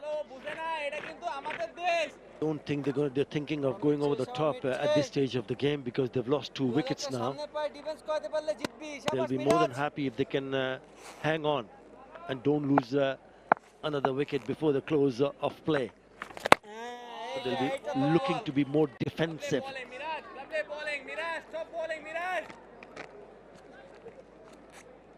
I think Bangladesh would be quite content with that also. Happy to just test the batters out for as long as possible in the remaining overs. Again, Fuller, accurate. Just a single in this Mirage over. 62 for 2.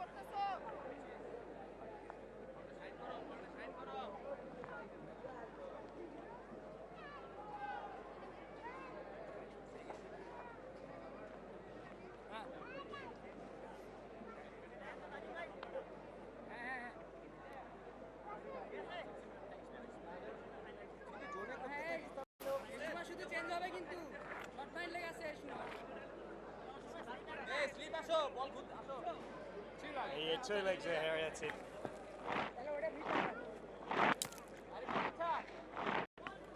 Bangladesh looking to adding some more in the wickets column.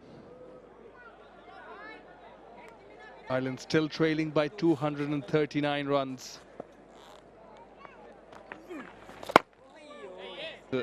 Started to get some purchase from the previous over, Taijul. Yeah, the previous over was his best over. He could have had a wicket also. Missed stumping chance, but resulting in a run out.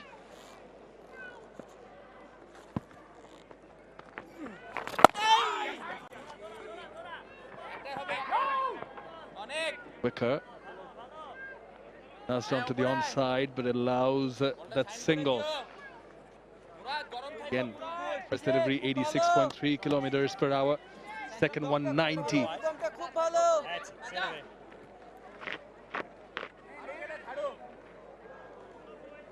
We're thinking of bringing in that square leg field a little bit closer.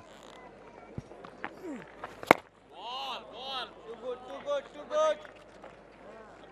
Lovely bowling. Keep going. TJ, number 3 alert. Joy, ek run na hoy, Joy.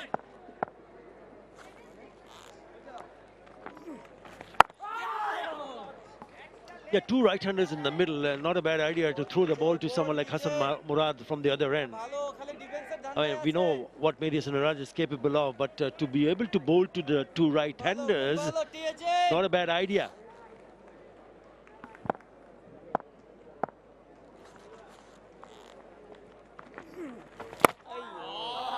They're with you on that completely, especially because you observed him taking the pace off more and getting more turn. And so has been the case with Taijul for delivery, which turned more at lesser pace. Demo for delivery to finish the over. Only one of it, 63 for 2.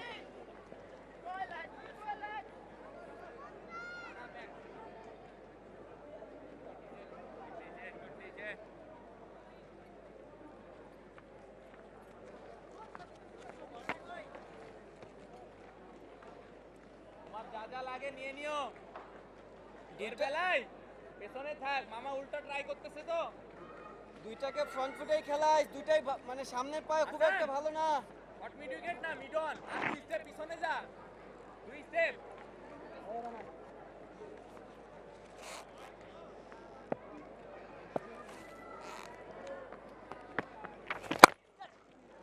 Paul has taken the bait and accepted the challenge, answered with a 4, Harry Tector. Yeah, it's a little bit too full. So it allows the batter Harry Tector to free his arms. Fielders not on the boundary rope, so not a bad option because he's played that with the turn. And he knew the moment he hit that shot, well, he's picked up a boundary.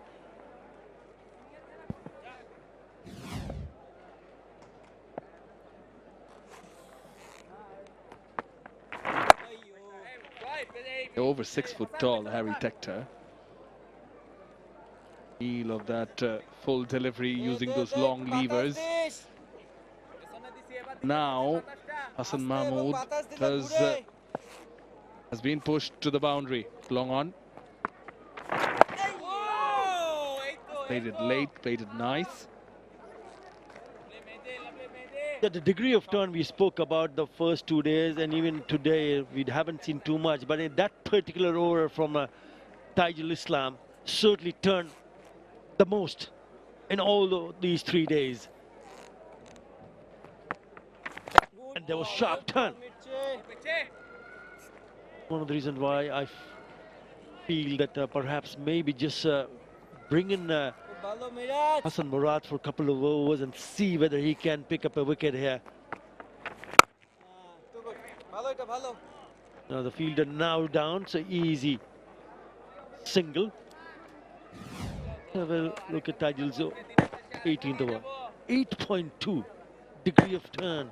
That should have been a stumping. 7.4. A bit less, but straighter. Back live. So fantastic over from Taijul Islam. End of the over. 68 for 2.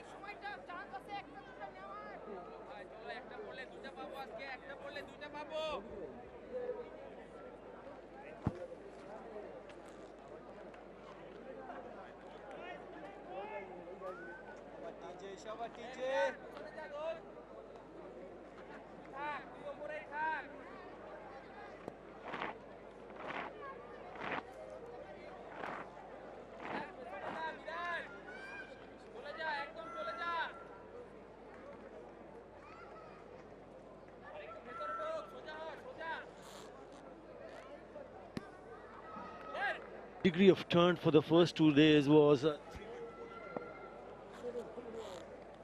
3.1 and 3.3. Oh, that looks plumb. Got him. Taijul has picked up a wicket and is looking back on the stumps whether he is in front or looks in some sort of a doubt whether he's going to take the review. Yes, he does.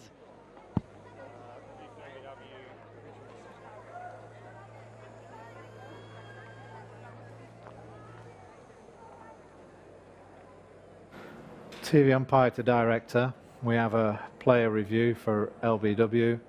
Original on-field decision is out. I've checked the feet placement and it's a fair delivery. If we can have a look at front on, please.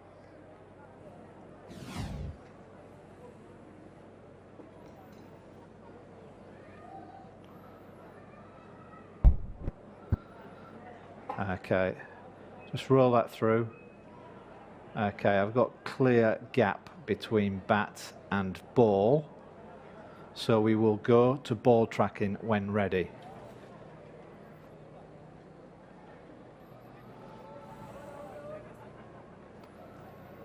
Pitching in line, impact in line, wickets hitting.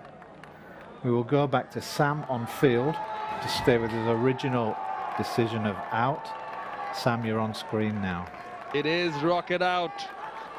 Was very adjacent from Taijul. He was very reluctant to go upstairs with the referral. Rightly so. Harry Tector, some resilience in the 47 delivery. He's gone for 18, 68 for 3.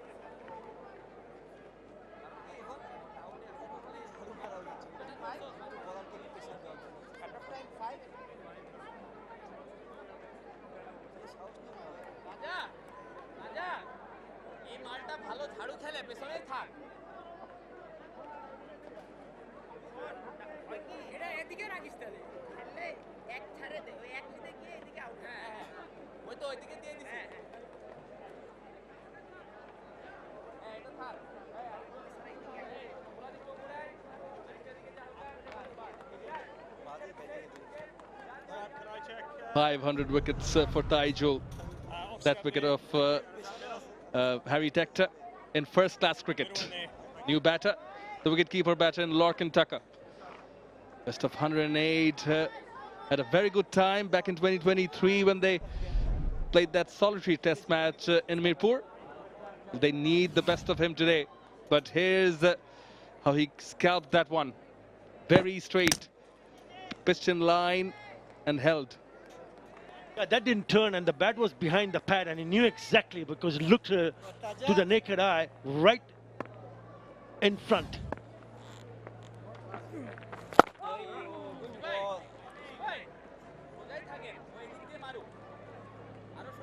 .500 wickets in first-class cricket for Taijul Islam.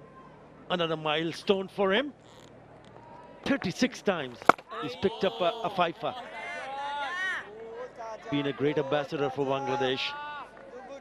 Too good, TJ.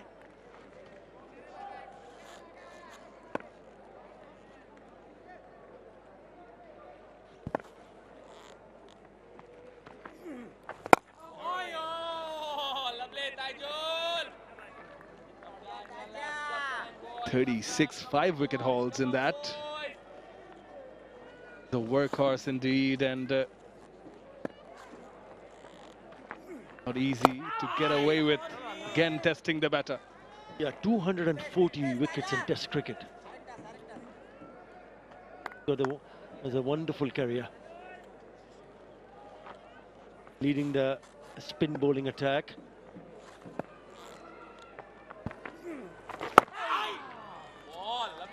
Wicket maiden from 𝗫𝗏𝗀. Ireland 68 for 3.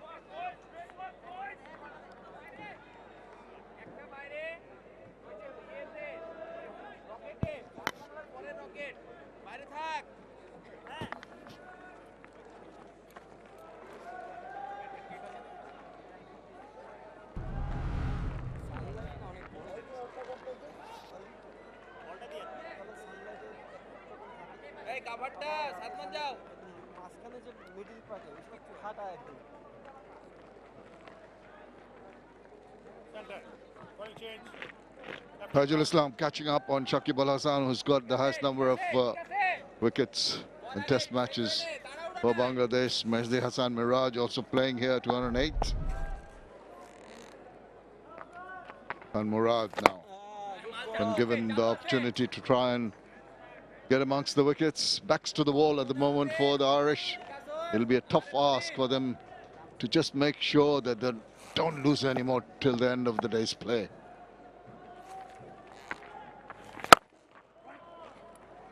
Yeah, good to see Curtis Camphor not going into shell. Off the mark with a good-looking boundary through extra cover. A very strong region for him, and they're not going to sit down here, these two, Lorcan Tucker, Curtis Camphor, get the bit between their teeth. That's a good attitude to have. I mean, you can't just be bogged down and allow the bowlers to dictate. There's an opportunity, you make good use of it, and that's exactly what he's done.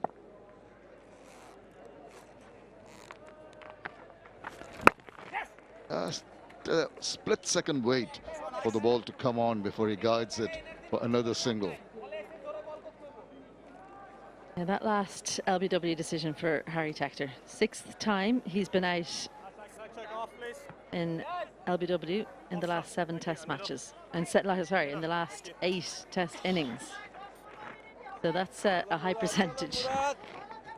75% of the time he's getting out LBW, something that he'll want to rectify. You could see how he felt about it when it went into his pad. He knew he was most likely out. And yeah, frustration for him. Much quicker that time. The frustration, guarantee.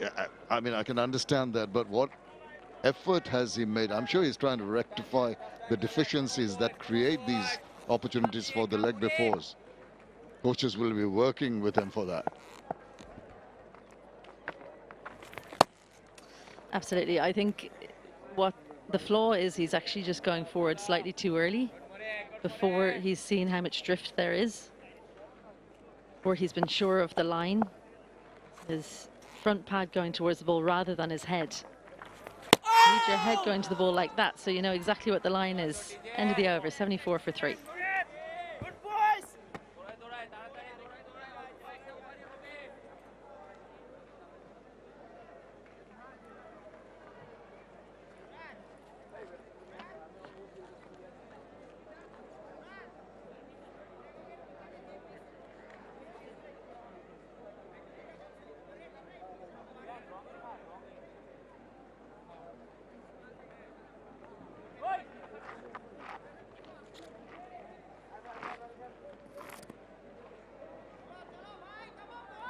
Well, the sun's setting here, the lights on.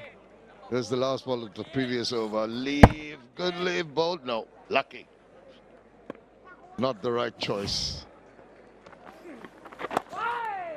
Only lucky if it bounces over the stumps. If it misses on the offside, as long as it doesn't hit the stumps, it's a great leave, Shamim. It sure is. You'd say, I knew where it was going to go, bounce over. And impressive as well, because as the reaction came from the bowler, Curtis Camford resisted the urge to look behind him. Just see how close are the gloves of the wicketkeeper to my stumps. He looked confident. Now he's going into a position with the trigger movement across to set himself up for that sweep shot. Despairing dive, good effort. But he's not happy with himself. Just it's the fag end of the day, and despite that, the captain comes out with a wonderful effort. Does not succeed. 100% credit to him. 100 earlier, and then he still has this in him. Incredible stuff. Great shot from Lorcan Tucker, first of all, has to be said. Very good on the sweep, but look at the amount of time he's sliding on his front to have the wherewithal to try and reel it in. Just didn't quite have enough strength in the fingers to get it back in, but a great attempt by him. High standards he has. Absolutely, leading by example. That's what you need to do as a skipper. Just keep on. It's when you'd expect him to give up. You say, okay.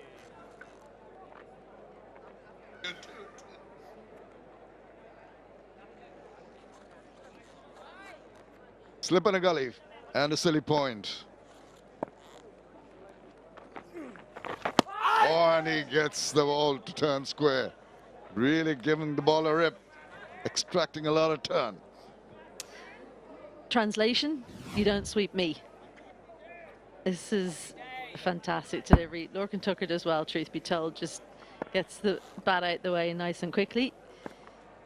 But yeah, quicker delivery there, 91. Previous was 80.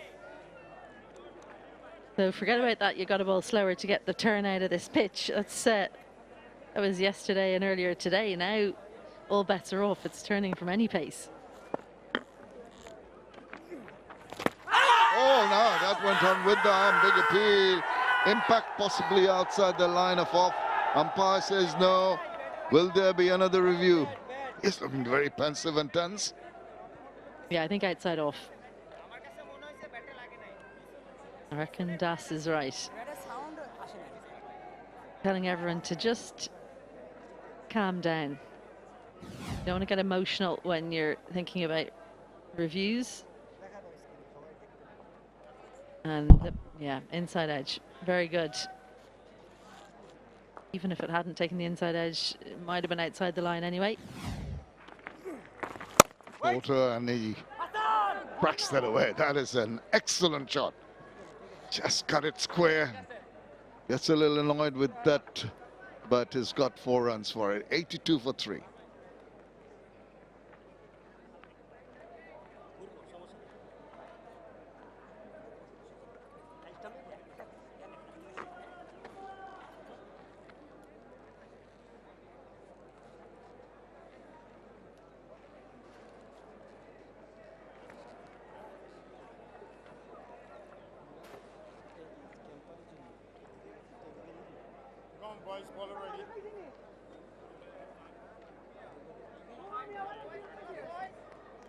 The shadows have virtually covered the whole ground. This is the last boundary. Very well executed. Just backs away, takes his left foot away, plays it just through the point region, just backward of point. Give him the confidence. Let's play out the remaining overs. Huge amount of concentration required here. Temptation with the flighted delivery. Got him. Wow. Enticed him, young Hassan Murad. He went for that shot, and Shadman, I think it was, with a smile on his face, they're inquiring with it was taken cleanly or not. I think he has. Look on his face. The Bangladeshi is really on top. Another plan that's come together, field set for this. Nice slow delivery, 77 kilometers per hour. The tempter. Late was taken by 𝗂𝗃𝗃𝗃𝗃. Look how slow this is, nice and full, wide as well, asking, hit me. 𝗂𝗃𝗃𝗃𝗃 obliged. Good catch, especially considering the fielder in front of him. And perfect, that's how you do it. Murad set the plan and it's paid off. 𝗂𝗃𝗃𝗃𝗃 goes for 5. Ireland lose their 4th, 82 for 4.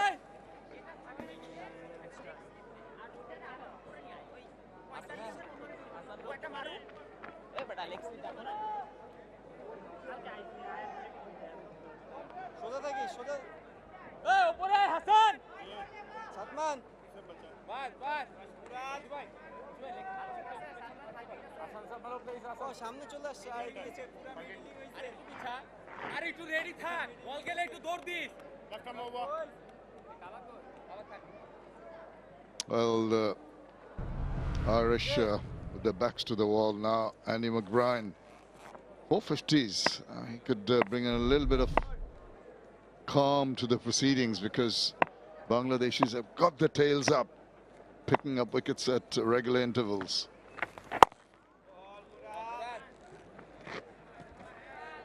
Yeah, look, he's in there because of this, and it's not really about the fielder in front. He's not there for the catch, really. That's the man they were trying to get the catch. It was a setup from Bangladesh. I just wonder if 𝗂𝗃𝗃𝗃𝗃 was alive to the danger. Even have a look at how he gets out of the way in front of the bat here. He has no intention of taking a catch, but behind Shadman Islam was ready. He knew he was the man most likely to get the opportunity. It's a strength for 𝗂𝗃𝗃𝗃𝗃 through that area, but it can turn into a weakness, as we just saw, and McBride gets off the mark with a single. I give a lot of credit to the debutant, Hassan Murad, realizing that maybe if he tempted Kampfer enough, he'd be enticed into playing that shot, and that's exactly what happened. Oh, what a spectacular catch that Shadman was traveling at a rate of knots, and he jumped to his right and went behind, latched on and made sure once he got down on the ground that the ball didn't pop off his hands. So very good overall.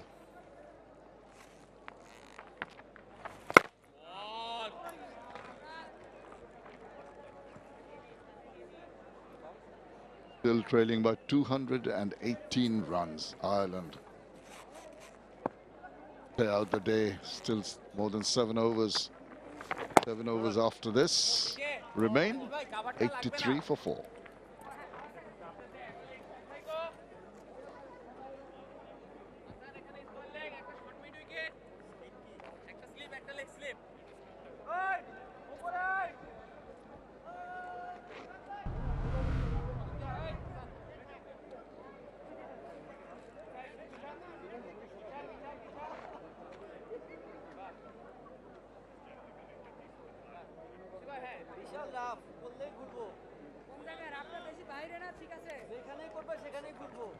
Paul Stirling did a lot of hard work, did really seem very comfortable, and then just by millimeters could not retain and return behind the crease on an effort.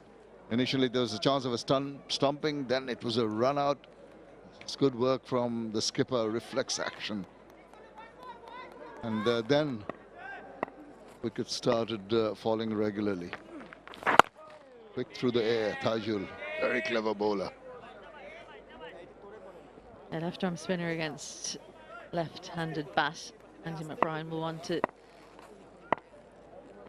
make up for how he went about things in the first innings. He's second highest run scorer before these tests for Ireland. Highest score of 90, that came at Lord's against England, an average of 35 for 50s. So he's a true all-rounder for Ireland. He's just missed one test match, so he's got 10. This is his 10th for Ireland.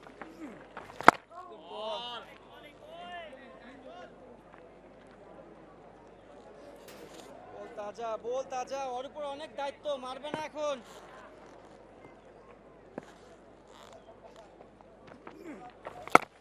Well, he'll have to bring in all his wealth of experience that you're talking about, Isabel, to bear, because they are looking down the barrel at the moment. Some efficient, effective bowling by Tajul Islam, compounded by some good work from the youngster at the other end. Spinners, left arm, orthodox, bowling in tandem. Takes a walk around, just calm the nerves. Aka.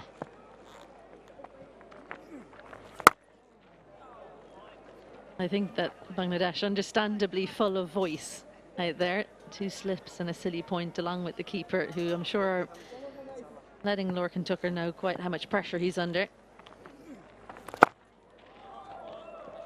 Just the single from us, 84 for 4.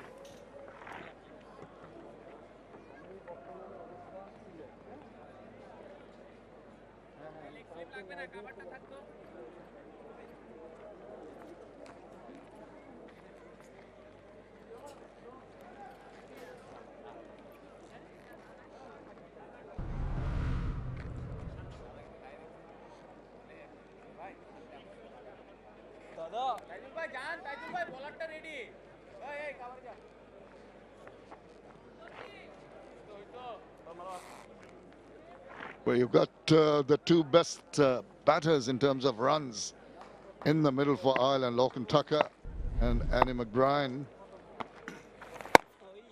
They will be trying to make sure that just bat out the remaining 5.5 overs. Spinners there. No worries about the light, which is faded, but good enough to carry on. Into turn, negotiates it quite comfortably. These two have been here before. Ireland's woes in Test cricket tend to be their top order not firing. Did a lot better in the first innings here with that second wicket partnership of 96. But today it hasn't been the best for Ireland's top order. Of course, we haven't seen Andy Balbirnie yet. Wonder if we will see him tonight if a wicket should fall. Oh, have a look. Serious turn. Been very impressive, the young man, Hassan Murad. His 3rd match is earned himself a wicket, tempting the batter. Oh no, that went on with the arm. That might be close. Umpire says no. Ooh, what does he think? What does the skipper think? Taking opinions. Are they going to go for it? Running out of time. 3, 2, oh, just in the nick of time.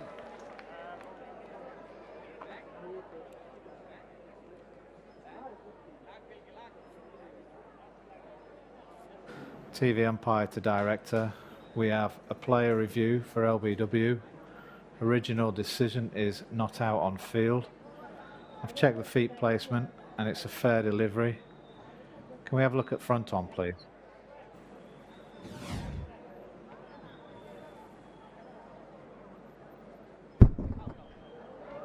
Okay, just rock that back. Okay. Clearly no bat, as there are a big gap between bat and ball. Can we go for ball tracking when ready, please?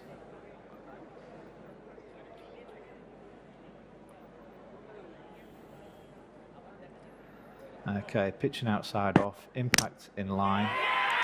Wickets is hitting. Going to have to go back on. Hassan, I'm going to have to ask you to reverse your decision to He has to reverse his decision, and Bangladesh have struck again. This time the young man Hassan Murad with that arm ball foxed the batter Tucker, and he has to take that long walk back in Trouble Island. He's gone for 9. It's 85 for 5.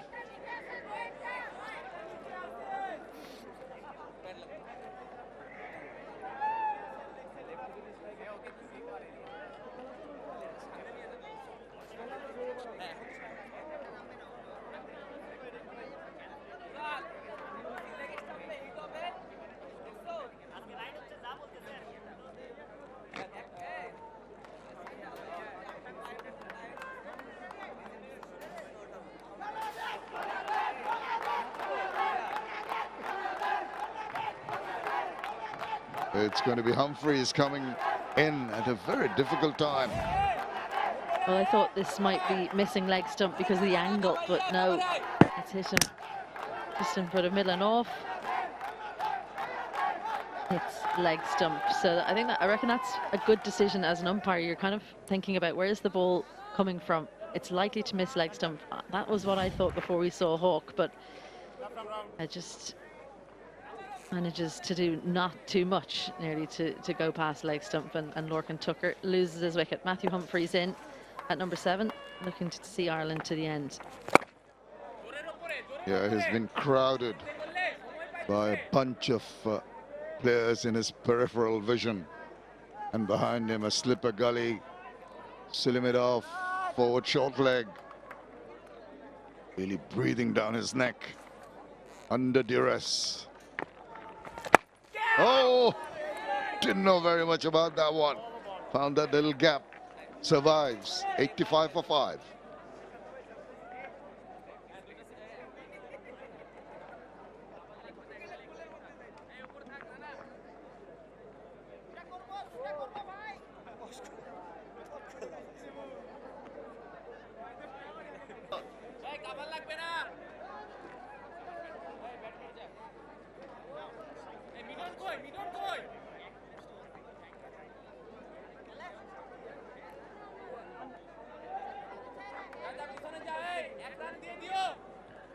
Backs to the wall, a lot of work to be done. Survival, the name of the game for Ireland. This is the last ball, got the shoulder, and just managed to evade that fielder.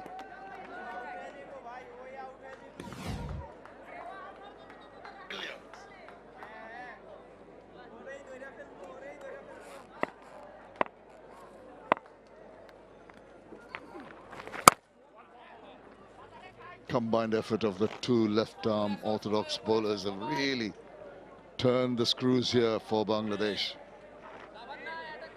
Yeah, 3 left-arm orthodox bowlers out there. 1 batting, of course. Matthew Humphreys, 5-wicket haul for him, 2nd in his career. Surprised to see McBride take a single off the first ball there, showing real trust in his partner, but maybe he's forgotten that he's got a new partner out there. McBride, to go down and have a chat. He really is being crowded out. Generally an attacking batter, Matthew Humphreys. Doesn't want to attack now, Isabel, that's for sure. I always worry when I see a forward defence like that. You want your weight all on the front foot. You're coaching a youngster, you say you should be able to lift your back foot off the ground. Matthew Humphreys, I'd say more than 50% of his weight is on that back foot there. That's better. A bit more convincing. And also allows you to just bend that bat at an angle. And bowling coach Mushtaq Ahmed, Bangladesh will be pretty happy for what the boys have done in the middle. Hitting turn, bringing the arm balls to good effect. Oh, missed the bat, just striking outside the line of off. Yeah, where he delivered this from, so wide. A lot quicker as well. And it's the change in pace when you're a lower order batter. Oftentimes you see them go on the back foot because of the change in pace, not because of the length. The length wasn't there to go back. Quickly through the overs, both the bowlers at your face, hardly gives the batters any time to just get their focus back. But he's taking his time. That's wise. Just walks away. Humphreys comes back in. There's the flighted one, and that gets the grip, asking for a stumping.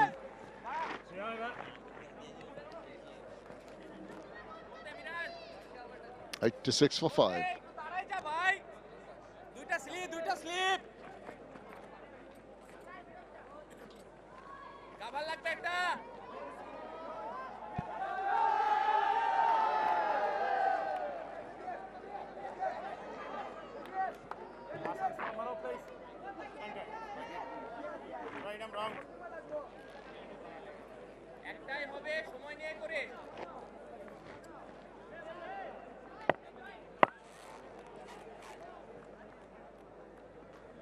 Four more overs to survive for Ireland today. Come back refreshed tomorrow. Well, McBride now being crowded, and maybe he's remembered as well that he's with the night watchman. The last over was brilliant to a lower order batter. Quicker, wide of the crease as well. That's the one that he went back to, that he should have come forward. Then again, another quick delivery. Matthew Humphreys, and then much, much slower. That's the one that was supposed to take the wicket. Have a look at that bite. Managed to resist playing through, so a good tactical bowling, as you'd expect from 𝗫𝗏𝗽. 240 wickets in Test match cricket, searching for the further 10 to reach that milestone. Mehdi and Miraj back on, bowling it quicker through the air, not deliberately trying to get some perches, just keeping the batters quiet. Well, the coach is going to be a pretty happy man. Doesn't show too much emotion even when the team's doing very well. Showed a bit of emotion in front of you the other day when we were there. More around the batter now. Oh, in there, living dangerously. Yeah, prodded at that one. Andy McBride really pushing forward. Meant to take away the turn, but almost managed to send it into the hands. Lucky. Gets the thick part of the bat, the outside edge, and survives. 86 for 5.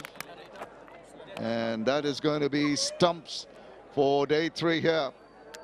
Ireland, after struggling the second innings, lost half the side, 8-6 for 5. Bangladesh right on top. Ireland still trailing by 215 runs. And a happy lot, the Bangladeshi cricketers, led well by their captain and well bowled. This man has been around for Bangladesh for such a long time and still delivering the goods. 32 overs in this third session.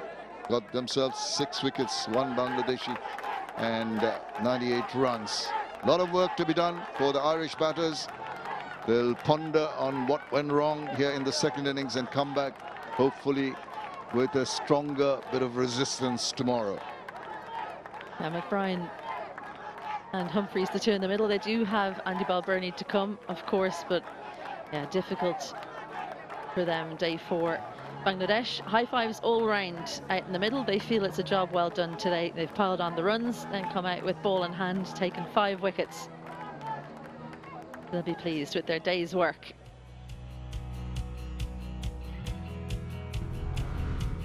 Well, Ireland, wickets falling aplenty. Sterling run out, that's the bit that they will be most disappointed about, because he was in, he was set, and a good piece of fielding from Shanto has sent him back. Harry Tector looked to be getting around his work, but another LBW saw him go back, and then Camphor and Tucker as well. So McBride and Humphreys, they've got the work to cut out tomorrow. The 3 Bangladeshi spinners, after Rana got that wicket, it really spun a web around the batters and really foxed them with some super bowling changes in the flight. The guile that was shown by young Murad was really impressive. 2 for 8 he's got, and 𝗫𝗏𝗽 always amongst the wickets, 1 for 29. A session that was dominated by Bangladesh prior to them just coming around and finishing the innings off. Sweep shots galore in that innings, and in the process, elation. Humphreys, the man who really got amongst the wickets, gave them some hope, but there was that massive 300+ run deficit, which was always going to be a lot of pressure for the Irish batters when they came in. Bit of luck on that instance, and not there, really creeping through the pacey delivery from Rana. 𝗂𝗃𝗃𝗃𝗃, the first man to go. Paul Stirling in good touch. He almost managed to find the fielder on this occasion, but survived, and yeah, he took the spinners on. Came down the track, happy to sweep. All the Irish batters looking to be attacking, and this was where he lost his wicket. Brilliant thinking from Shanto. It's the second time we've seen him diving around. The first innings it was a catch, the second innings a run out. Harry Tector looked well organised until he just got in the wrong place on that occasion. 𝗂𝐻𝐸 showing his skills, and Curtis Camphor, well, played this one well along the ground before he played one in the air later on. But before that, Lorcan Tucker playing well, looking good on the sweep shot, but also through the offside. And Curtis Camphor picking out the fielder. Great catch by Islam. Was indeed, and then another big appeal. Umpire shook his head, said no, went for the review, and it went in favor of the bowler. On top of the game at the moment, Bangladesh with those wickets. That's how it stands. 286 for Ireland in their first innings. A massive 587 for 8 declared, with 2 centuries from one from the captain and one earlier from Mahmudul Joy. Really gave them that massive lead, and that was overbearing. The scoreboard pressure seemed to have played on the mind of the Irish, and they've lost 5 wickets for 86 runs, still trailing by 215 runs. Well, it's the 4th day coming up tomorrow. A lot to look forward to for the Irish. Whether they can retrieve the situation, that's to be seen. We'll be back here at 9:15 at the Sylhet International Cricket Stadium for the 4th day of the first test in the Dutch-Bangla Bank series. Well, thank you all for being here with us. We'll see you tomorrow, hopefully. It's a goodbye from all of us here.